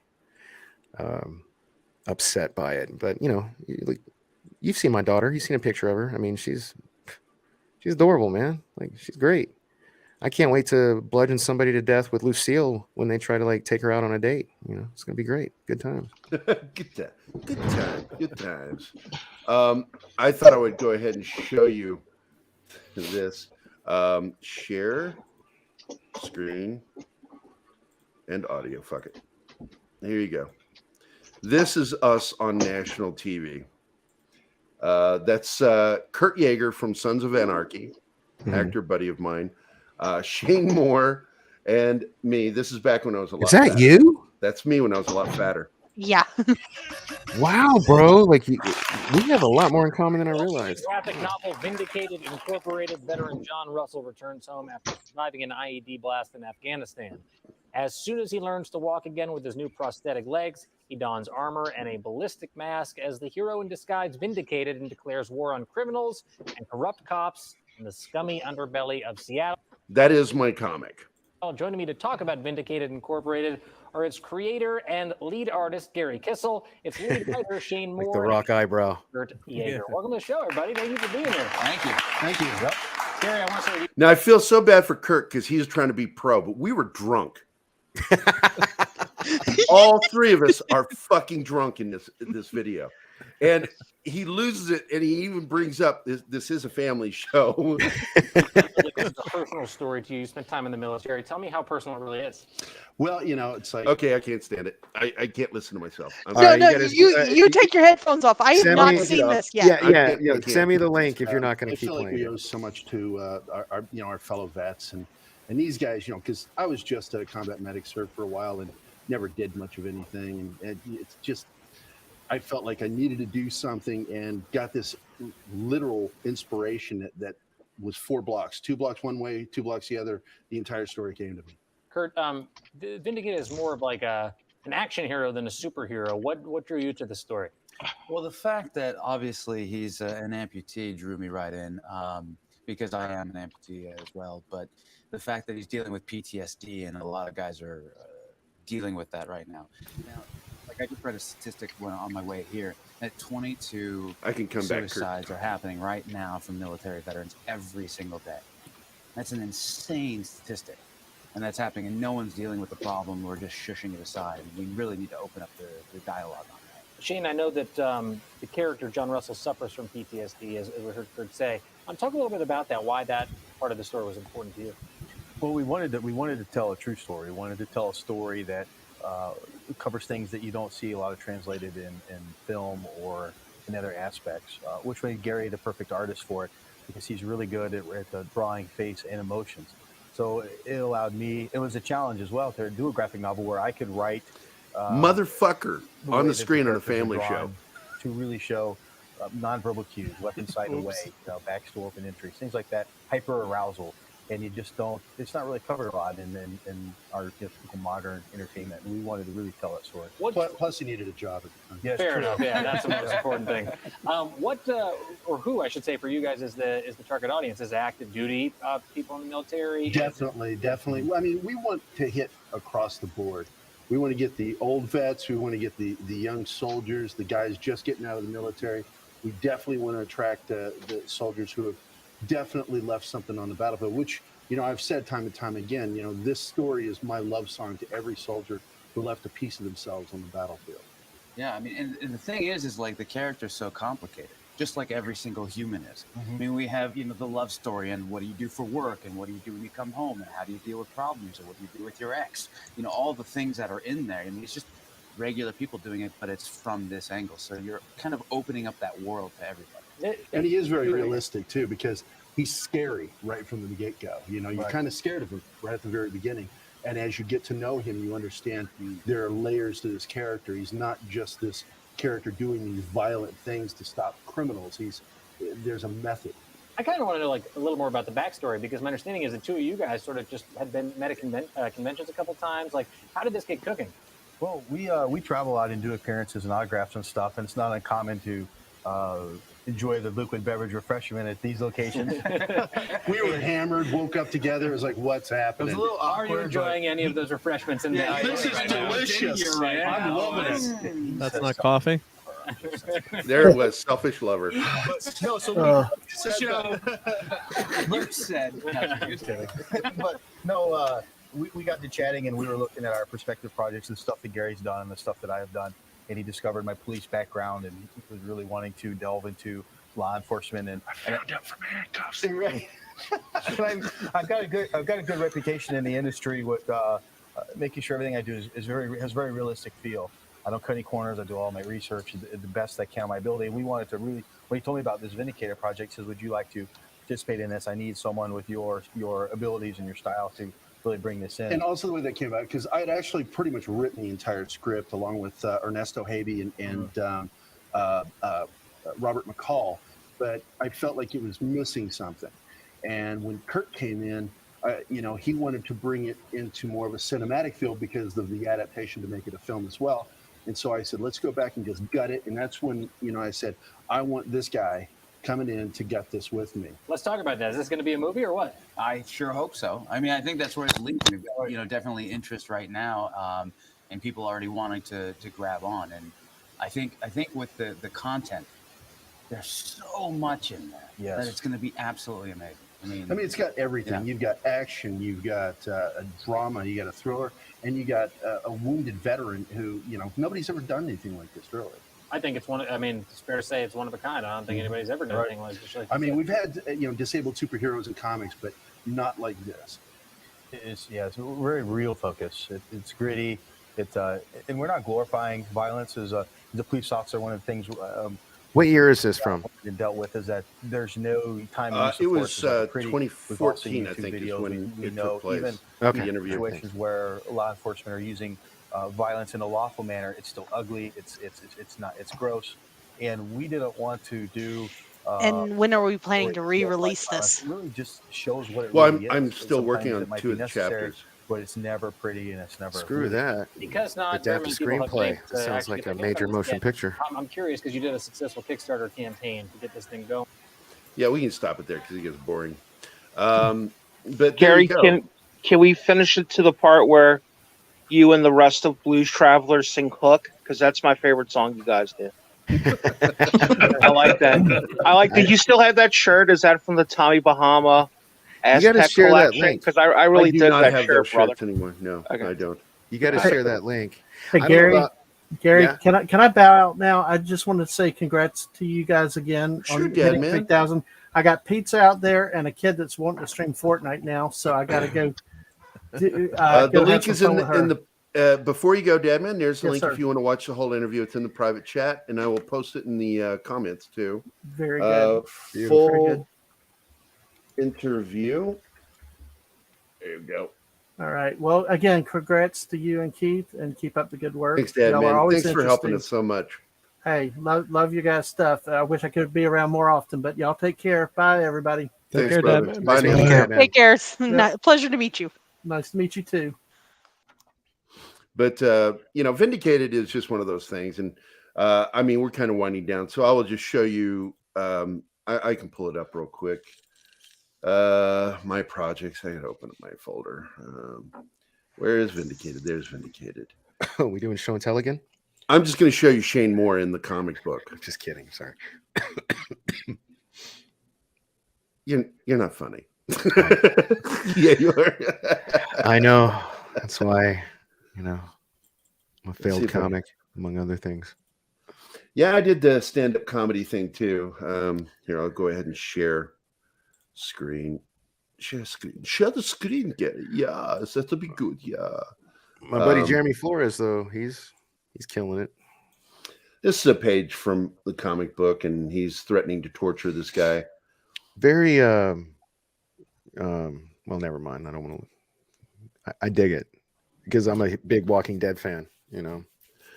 Let's see if I can get to Shane's appearance. There's Kurt right there, Kurt Yeager. Okay.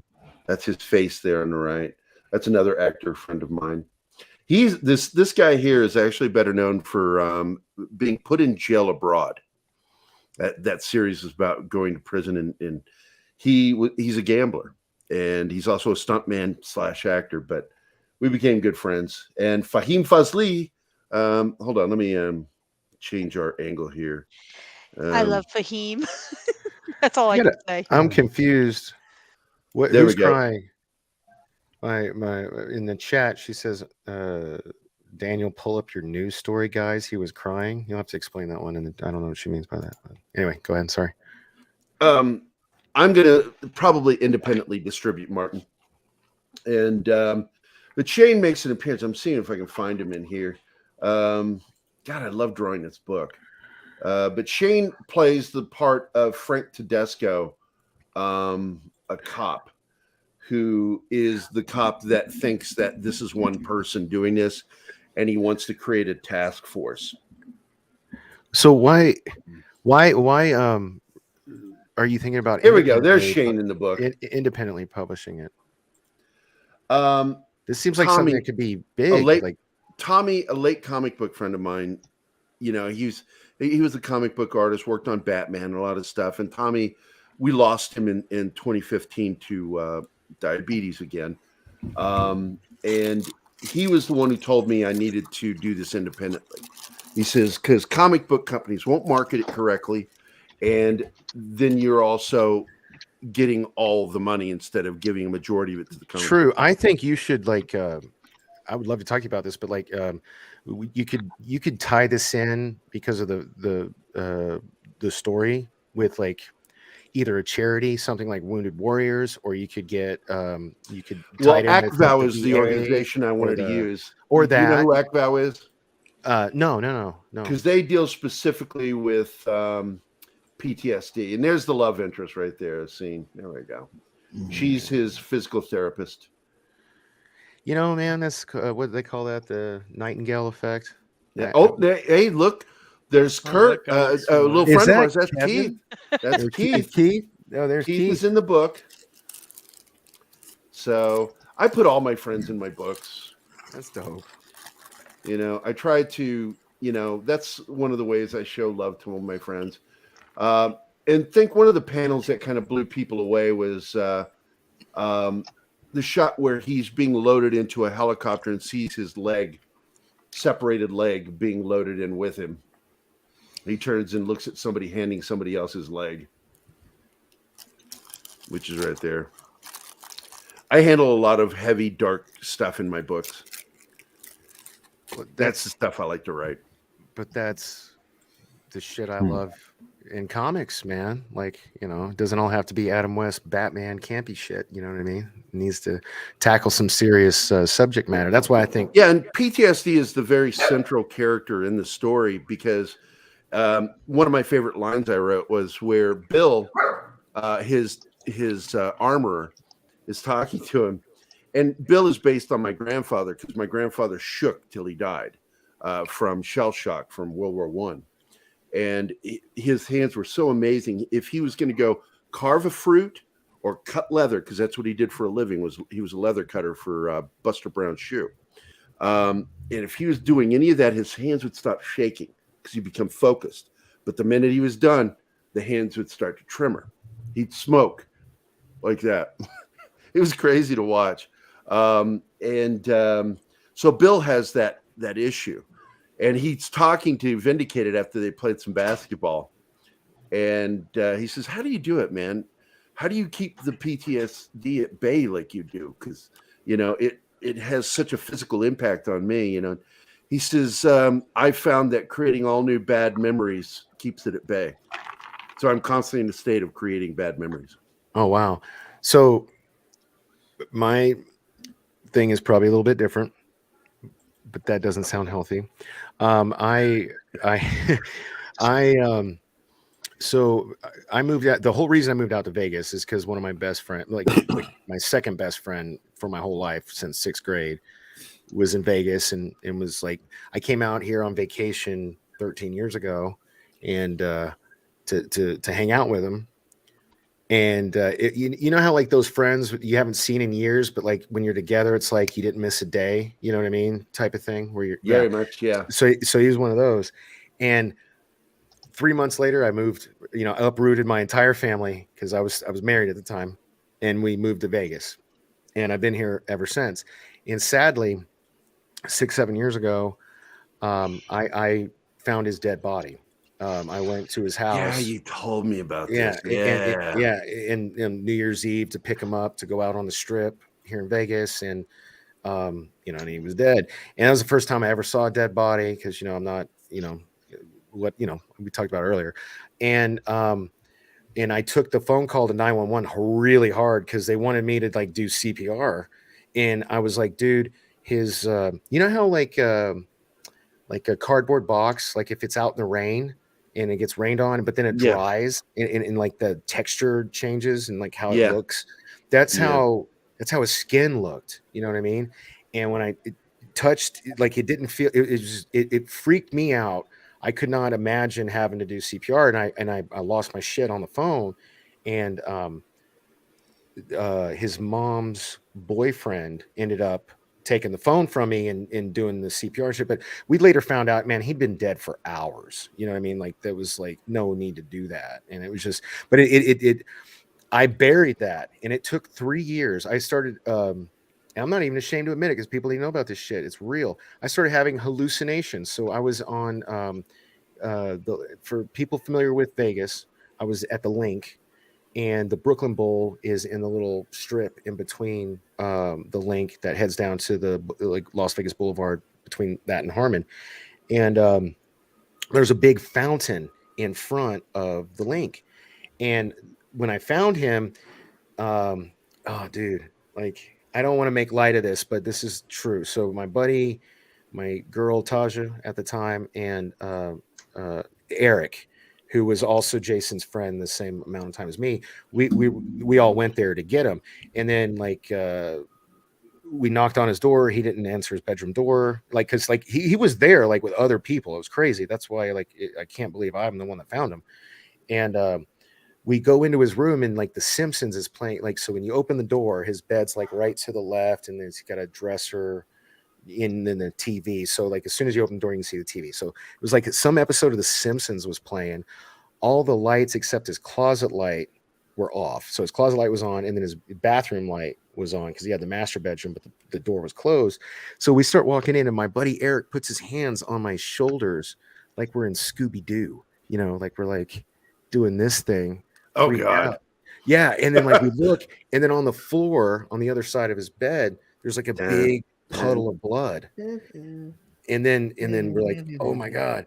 And then we open the bathroom door, and Eric ran off. My buddy Eric, he ran off, and I just froze because we saw his dead body like arched backwards over his like garden style shower.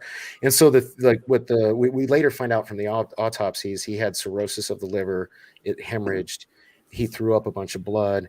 He didn't realize what was happening, so he goes to take a shower to clean himself up, and then like before he could even do that, he croaked because, you know, like he drowned in his own blood or whatever. And I was like, when I was at the Link at that fountain, I saw him like I was hallucinating, you know, and physically saw him, and I freaked out so bad. I went to go get. Sorry. I went to actually go. What's happening? I know, right? It's because I'm being too serious. Sorry. I went to actually go get committed. Yeah, thanks for bringing the show completely down, dude. Hey, man, there's a happy ending. So, because you know there is a happy ending, and I want people to learn from this. I thought I was going crazy because, you know, I'm hallucinating. Like I saw his dead body, and I go to, you know, and it's not there. And so I started going. I went to this doctor, told him what was happening, fully expected to be like nut house committed. And that's where I learned, no, you have PTSD. You didn't handle this properly. So your brain's forcing you to by pushing these images into your brain. And I started going to therapy once a week, and it took me like about 2 years. I'm not gonna say I'm cured or whatever. I don't have to go every week anymore, but PTSD is a real thing, like whatever it's from. And if you need help, get help, because if you don't, your brain is going to break down on you like mine did. And I just that's the moral of the story. Sorry. Well, PTSD is what led to my getting fat, and Keith just shared this link with me, so I needed to share it. So here you go. This is from 2019. Very 90s haircut for 2019. Hey, I gave him that haircut. You guys, I know nobody's watching right now, but eventually somebody might come on here. And we're live here at VisionCon 2019. And we've got some friends that'll be joining us from a few of our broadcasts. All right, that's all I can take. I cannot stand my voice. I was going to It say, doesn't turn even it off. sound You can like hear you. me. Well, I'm in the background yapping on TikTok. I'm like, shit. But I love that's first year we were doing this, and we'd been doing it for 5 months when that happened. Wow. And just having a good time. That was my banner at the time, but I got to get a new banner because if you couldn't see, it had come unconnected at the top, and I don't know how to fix that. So, Dude, that's a part of my business. We do that, so I'll gift you one. Just hit me up later. Tell me what you need. Send me the art file. I just because I don't even know if I still have the telescopic thing that held it up. I have those too, man. Like, just hit me up. You know? All right, I'll talk to you later. I Because we need think I one. know We where have it is. shows coming up. Yeah, it's in our storage somewhere. I have along with two- my fucking coat, which I still haven't gotten. Thank you, honey. I have two in my You're welcome. garage because I used to do the green screen, and then I was like, you know what? It's just way easier to do this stuff, you know. So, Yeah, I did too. I gave because I bought one for myself for us to do the show actually, and then I'm like, I have no use for this. There's no room for it, and so I gave it to Keith, and Keith uses the green screen now. Ah. And for a while, it just looked like he was in the bath. well, I have two green screens. If anybody needs one, I'm happy to give one away. Keep one for just in case. But yeah, I never use it. I like my toys; they make me feel good. So yeah. But God, we've really killed this show for the energy. I'm sorry, man. It's my fault. You know, no, it's not. We've been on for 4 hours. I sent a link for all of the Future Quest stuff for you, Dorkly. It's in I got it. private chat. It's Thank already you. it's paused on this other tab here. Thank you so much. Yeah. I So appreciate that. I mean, if that particular comic run is Oh amazing. shit. Martin Acosta, I understand, Gary. I can't stand your voice either. It No didn't one even likes that sound voice. like you now, though, and that's true. No one likes your voice, except if you were a voice. I'm actor. distracted by it because there are things about my voice that annoy me, and I've always been told that other people enjoy, like when I do radio and stuff like that, but I can't stand my voice. I have plays that I was in that were video recorded, and I won't watch them. What is this? Oh, Future Quest. Future Quest is he sent me. I got the YouTube thing paused right here. It says, make sure it's the right one. Future Quest draws Hanna-Barbera legends to Earth. And I love Hannah. Old Hannah. it's only 3 minutes. Do I have the right one? I feel like it should be longer. I do. Okay. All right. And I was also humming the music when you were going in to see the body. I was doing the theme from Scooby-Doo when they're wandering around. Yeah. No, yeah. Dude, no. Like,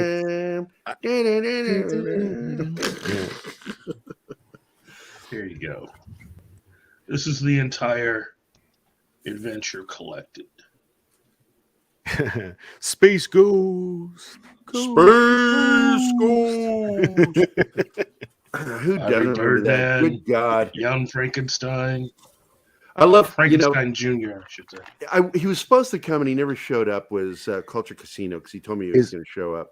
Is deleted scenes in Canada? I don't know. No, he's in South Carolina. Okay, I was just asking because of his comment in the chat, and I didn't know if he was being serious or sarcastic. No, he's in South Carolina. Okay. I He's in wish Carolina. I was making that up, but it's true. Unfortunately, shit. it's getting bad out there. Loki's here. Oh wow! Hey Loki, going pretty well, buddy. Hey, if somebody wants to share the link with him, because we're going to be ending here soon, but I'd still love to say hi, have you on and say hi. I mean, you said that 2 hours ago, so yeah, we're into coming up on 5 hours. I never do this because I'm in my late 50s, and I don't give a shit to be on YouTube for more than an hour. I missed your guest, but I'll go back and watch it. But you know, Cameron, yeah, he was great. I fucking love Cameron, and it pleased me that I just messaged him one day to say, hey, how are you doing? How you been feeling? You know, and he says, hey, who just left? Oh shit. Okay. So anyway, you know, he messaged, yeah, I'd like to come on. I'm like, oh fuck it, we'd love to have you. You know, he wanted to come back. I'm like, yay. You know, I think he has a good time. Good times. Well, speaking of good times, I've got to head out. I've got a track meeting for Tremendicon. Well, whatever helps you sleep at night, bitch. Fuck you. Love you. I love you, baby. Perfect. Yes, it does. You are my baby. I love you. Okay, I'll catch you guys later. Bye. Take care. Yeah, the minute she started saying bye, I'm like, I'm gonna play this video because I'm evil. Everybody knows I'm evil. So you have one of those. My buddy's got like some fancy. It's almost like it's like a bunch of different buttons that pulls that shit up immediately. Do you have one of those? Is that what you do, or do you just? Well, here on StreamYard, I have a bunch of uploads, and I scroll through them until. Oh wait, what's this? Well, he's more of a Twitcher, Pat. so that was who left Pat. Okay. Yeah, what I did was I kind of listened to you. I hopped off real quick and I added Loki to the group in case he wanted to jump on real quick. Oh, very good, very good. He's got a big show tonight. You know, we're celebrating Mexican Iron Man's birthday a little bit early. Right. So. Oh wait, that's right. It's Mike's birthday. Oh, Mike man. needs to come out to Vegas, and me and the Salty Nerds will birthday him right. If you guys are available, and I'm talking to everybody in the chat, not just the panel people, but if you guys are available, 10 o'clock Central on Loki's channel, if you wouldn't mind joining us, because it'll be a fun one. They keep it tight. That's a good show. That's one of the things about that show is it's not like, oh man, am I going to have to commit all night? It really is like an hour and a half, 2 hours. Yeah, is this like I prefer to do an hour, hour and a half. Well, you've been on it, haven't you, Gary? You've been on it before, didn't you? Did you jump on one time? And weren't you on when Snowdub was on and Culture was on and everything? Yeah. I mean, I'm not trying to start shit, but as a representative of the Salty Nerd, I mean, like, it feels like at 4 hours and 45 minutes and 25 seconds, you're kind of throwing us under the bus here, like talking like that. Just saying, you know. No, I don't normally do it. I'm having okay, fuck you, Dork Knight. One, fuck you. Two, fuck your horse you came in on too. No, it's love you guys. I don't normally like to do long shows because I usually have a lot of stuff I have to do art wise, and I told Keith a long time ago these long shows kill me. You know, once you hit your 50s, man, you don't really want to sit doing a show for very long. But Keith and I knew this was coming, and I really do like to join other people's shows because I can leave when I finally hit that point where I'm done. I'm getting tired, and my eyes hurt, and I'm getting cotton mouth from talking and not drinking enough. You know what I don't understand? Getting my fluids. Right. You know what I understand? I think I'm the youngest one on the panel, yet I have the most white hair than anyone here. Do you guys? No, I think I've got more white than you, buddy. Mine is colored. Mine's I'm probably younger than you, man. You're fucking dye beard. Is that what's going on? Yeah, because you can't see it if I don't put some dye in it. Yeah, I'm the youngest one on the panel. Oh, okay. Yeah, you are. 24 is the youngest with the most coolest stuff. So when I started to grow my beard, I told everyone it was growing in blonde, and my wife was like, "Fuck you." I guess what do you use? Like, just it's for coming men? in blonde. Yeah, This shit is. that's great. I skipped gray. I went straight to white. It's fucking crazy. I hate this. And to this I say, right, get on with it. There we go. I guess we should wind up the show. I don't think our buddy Culture is going to be able to make it. Okay. He probably fell asleep. He's old. He's old like Ouch! Mom just hit me in my kidneys. Feel free to put that up since she threw me under the bus. What is it? Yeah, that's what alcohol does. Yeah, I do the same thing with Zoe. When Zoe does something stupid, I go, well, that's why they call it dope. Good. Loki's gonna hop on. Good. Just rolling up and got you, man. Yeah, thanks for dropping in, Pat. Appreciate it, man. And of course, the lovely Sherry is still hanging with us. Yeah, he's such a sweetheart. I'm not sure. I thought I sent you an invite to join us, but some people don't want to. I don't care. I love it when people just drop in that aren't normally, they're usually in the chat. I'm like, fuck it, join the show. And that's what alcohol does. Amen. Whatever, Mom. Then tell me how Pops has more brown hair on his face than I do. And that dude is a redneck. I love him to death, but he's a beer drinking redneck alcoholic. Come on now. Come on. Well, now it looks like my buddy Mark May, who's putting out that comic book that Richard Bonk and I worked on, he's doing a live stream and he's asking if we want to join. So I'm like, I might jump over there for a few minutes. But I'm done. I'm I'm old. I admit it, and I am done. What's this, Keith? What did you send me? Oh, that is actually for everyone else there. Oh, because okay. you've already seen this. That's the Johnny Quest documentary about how the series was made. Oh shit! And it was a fan. Yeah, I have thing. a document. I've got a documentary that was on the DVD set. Is it the same one or a different one? No, this was a fan one. There was a guy that had a birthday, and his friends who were also fans researched everything and gave this to him. They created a documentary. Have you shared this with me before? Because it looks familiar. I have shared this with you. Okay, before, then yes. I've seen it. Yep. Okay.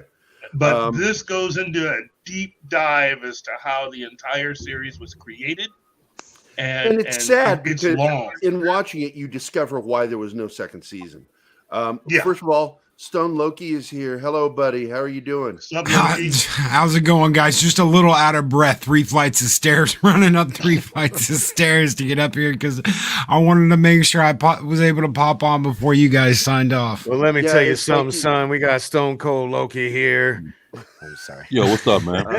What is up, 24? What is up, Keith? Man, it's been so long since I've seen you, Keith. I was just talking about running into you the other day and how cool and how tight our little world is that you can just be out somewhere, like at a comic shop or somewhere, and run into people, and you're like, "Oh my god, dude, oh yeah," and then you start talking, and how just completely awesome that is, dude. Happens like I don't know where you guys are at, but in Vegas, that shit happens all the time. Hey, real quick, Loki. I just Gary and them. I just put the link to the actual card for the show tonight. If you guys want to send a reminder in chat or anywhere else, okay? So I figured it out. I did it on my cell phone as I was talking to you guys. I'm really proud of myself. So impressive. Loki, can I ask you a question, bro? Yeah. All right. So, like, your avatar says Stone Cold Loki. I'm gonna go out on a limb here, and like, you're like, at least at one point in time, were a wrestling fan. Is this? No. There was and back in like the old WCW days, like with the NWO, I used to watch. But besides that, when the Hogan turned heel, Stone Cold's got nothing to do with Stone Cold Steve Austin. When I first started like being in chats on YouTube, there were a couple of people that were like, okay, Stone Cold Loki, it's Stone Cold Loki or Stone_Loki. Jeremy used to call me Stone_Loki. I don't know why he said the underscore, but he actually said the underscore. So it was like. It literally has nothing to do with Stone Cold Steve Austin. Nope. Fuck. Right. I like that guy. I like him. I think he's a great guy. All right. This just in from Mikey Sutton. What's that? Breaking news. Comicbookmovie.com scooped the Spider-Man No Way Home extended cut rumored for theatrical release. And Mikey's message was, the Batman is fucked. The Batman was already fucked. I don't know. I mean, we need like they're competing with themselves. 150 million first week. And it's like now it's trending at 85. which I bet it's going to be less. No, it is. The last thing I read was 80. We were talking about yeah, this it's on just going to Salty keep Nerd last dropping. week. Yeah, they're losing interest from people, nerds, geeks. Yeah, you know, we're just Dorks. not giving a shit. We just If- no if- fucks. If this movie completely just dissolves at the box office, I'd say that the announcement about Walter Hamada will come quickly. I'm sure Zaslav and his people will just go.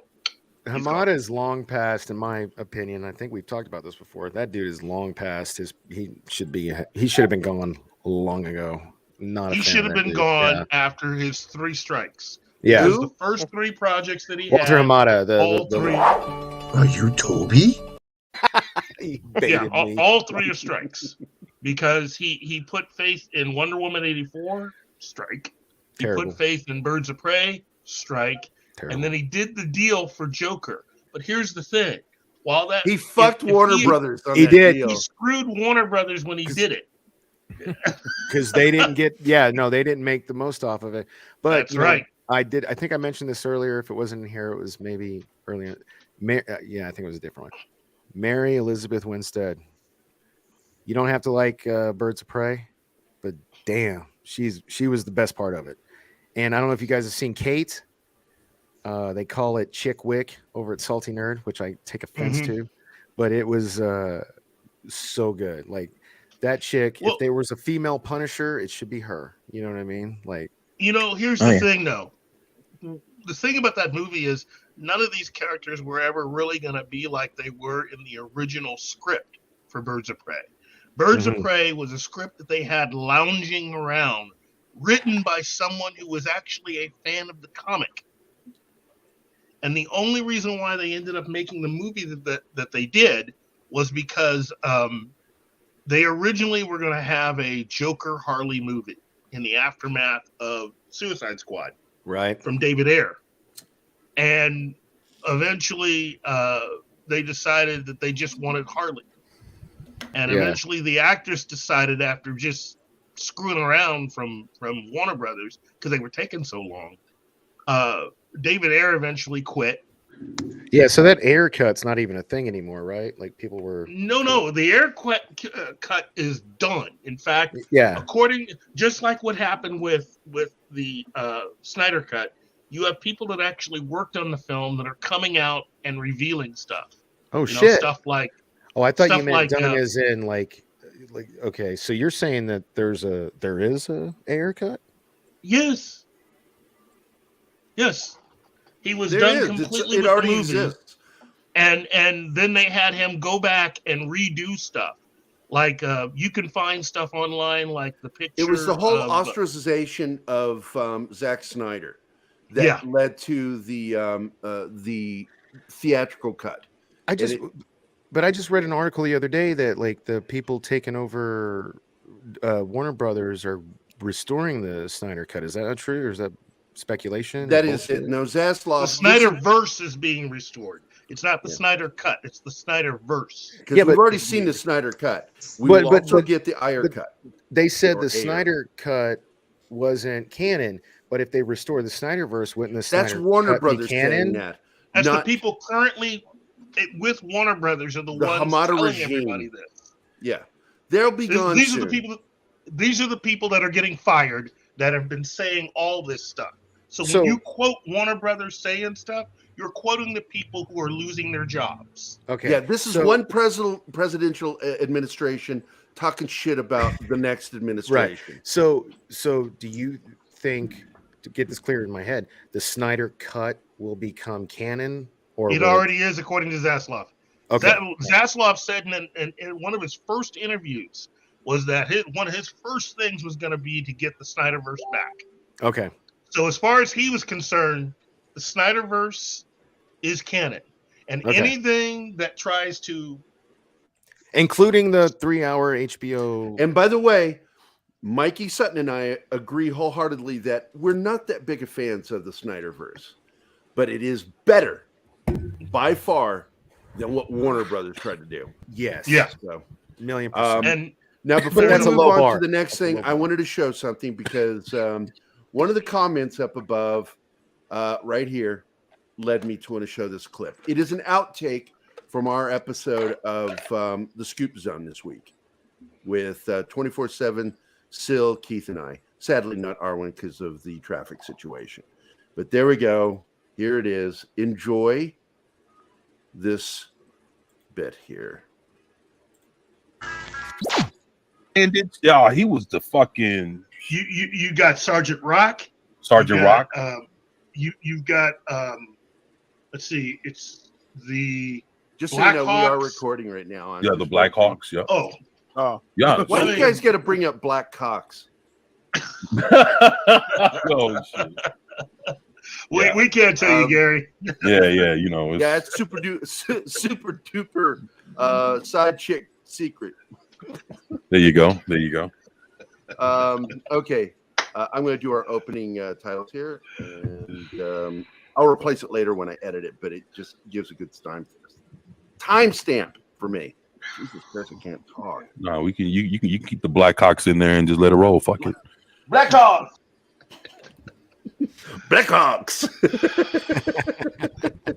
Like the superb owl. We had so much fun. I love doing this show with these guys. Fucking you fucking nailed it right there. You can keep the Black Hawks in there. That's what she said. There you go. Oh, hey man, Dork, my mom's Dork watching. Nightly. Sorry. Look, No, I'm just kidding. What it comes down to is this: since Zack Snyder himself has technically hasn't done anything since he left after the Justice League thing, anything that has been announced, What do you mean? or He even did. inferred as being a part of the Snyderverse that he has not been a part of, that's all Warner Brothers' current administration, meaning that technically it goes against what he was doing. Kind of like the cameo scene at the end of Peacemaker. Yeah, that was so not needed, but it was funny. But I was just like, I wish they hadn't put that in there. I'm talking Batgirl. That entire Batgirl project is Warner Brothers is telling you it's a part of. It's not. Hey man, anything Hamada says is greenlit is not greenlit. Michael Keaton's in that, and he's my goat for Batman on. Oh yeah. film.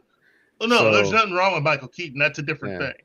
But the thing is that The Rock wants all of his stuff, meaning To be the Black Snyderverse. Adam movie Yeah.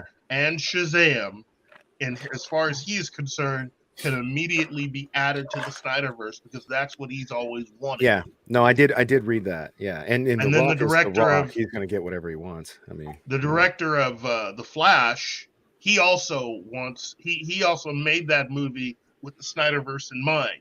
So as far as he is concerned, you can easily add that back in with really changing anything. dude, So- what did you guys think of that? Did you talk about this already on their show? And if you did, just tell me to watch it instead. But did you guys talk about the Super Bowl ad for the DC movies, The Flash and Black Adam? And I was not impressed. I didn't like what they did by putting them all in one fucking trailer. I'm like, you Oh, got They stuff tried in to there I save like. money. You got stuff in there I don't like. You got Well, some more it's the- stuff I like. You got more stuff in there I it's the don't like. Super Bowl. I don't know. I guess I was like all over the face, neck, and chest. That was great. Well, here's the thing. You They and didn't talking take about advantage Scrooge. of the fact that you had The Rock actually there at the event. Yeah, right. Yeah, and he basically cut a wrestling promo to introduce the Mhm. Super Bowl. It was awesome.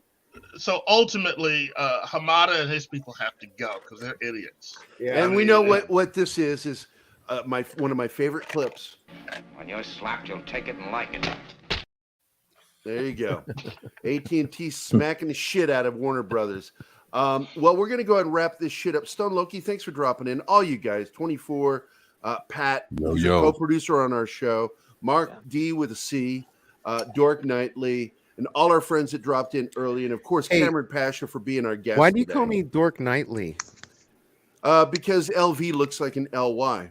Oh, it's for Las Vegas, bro.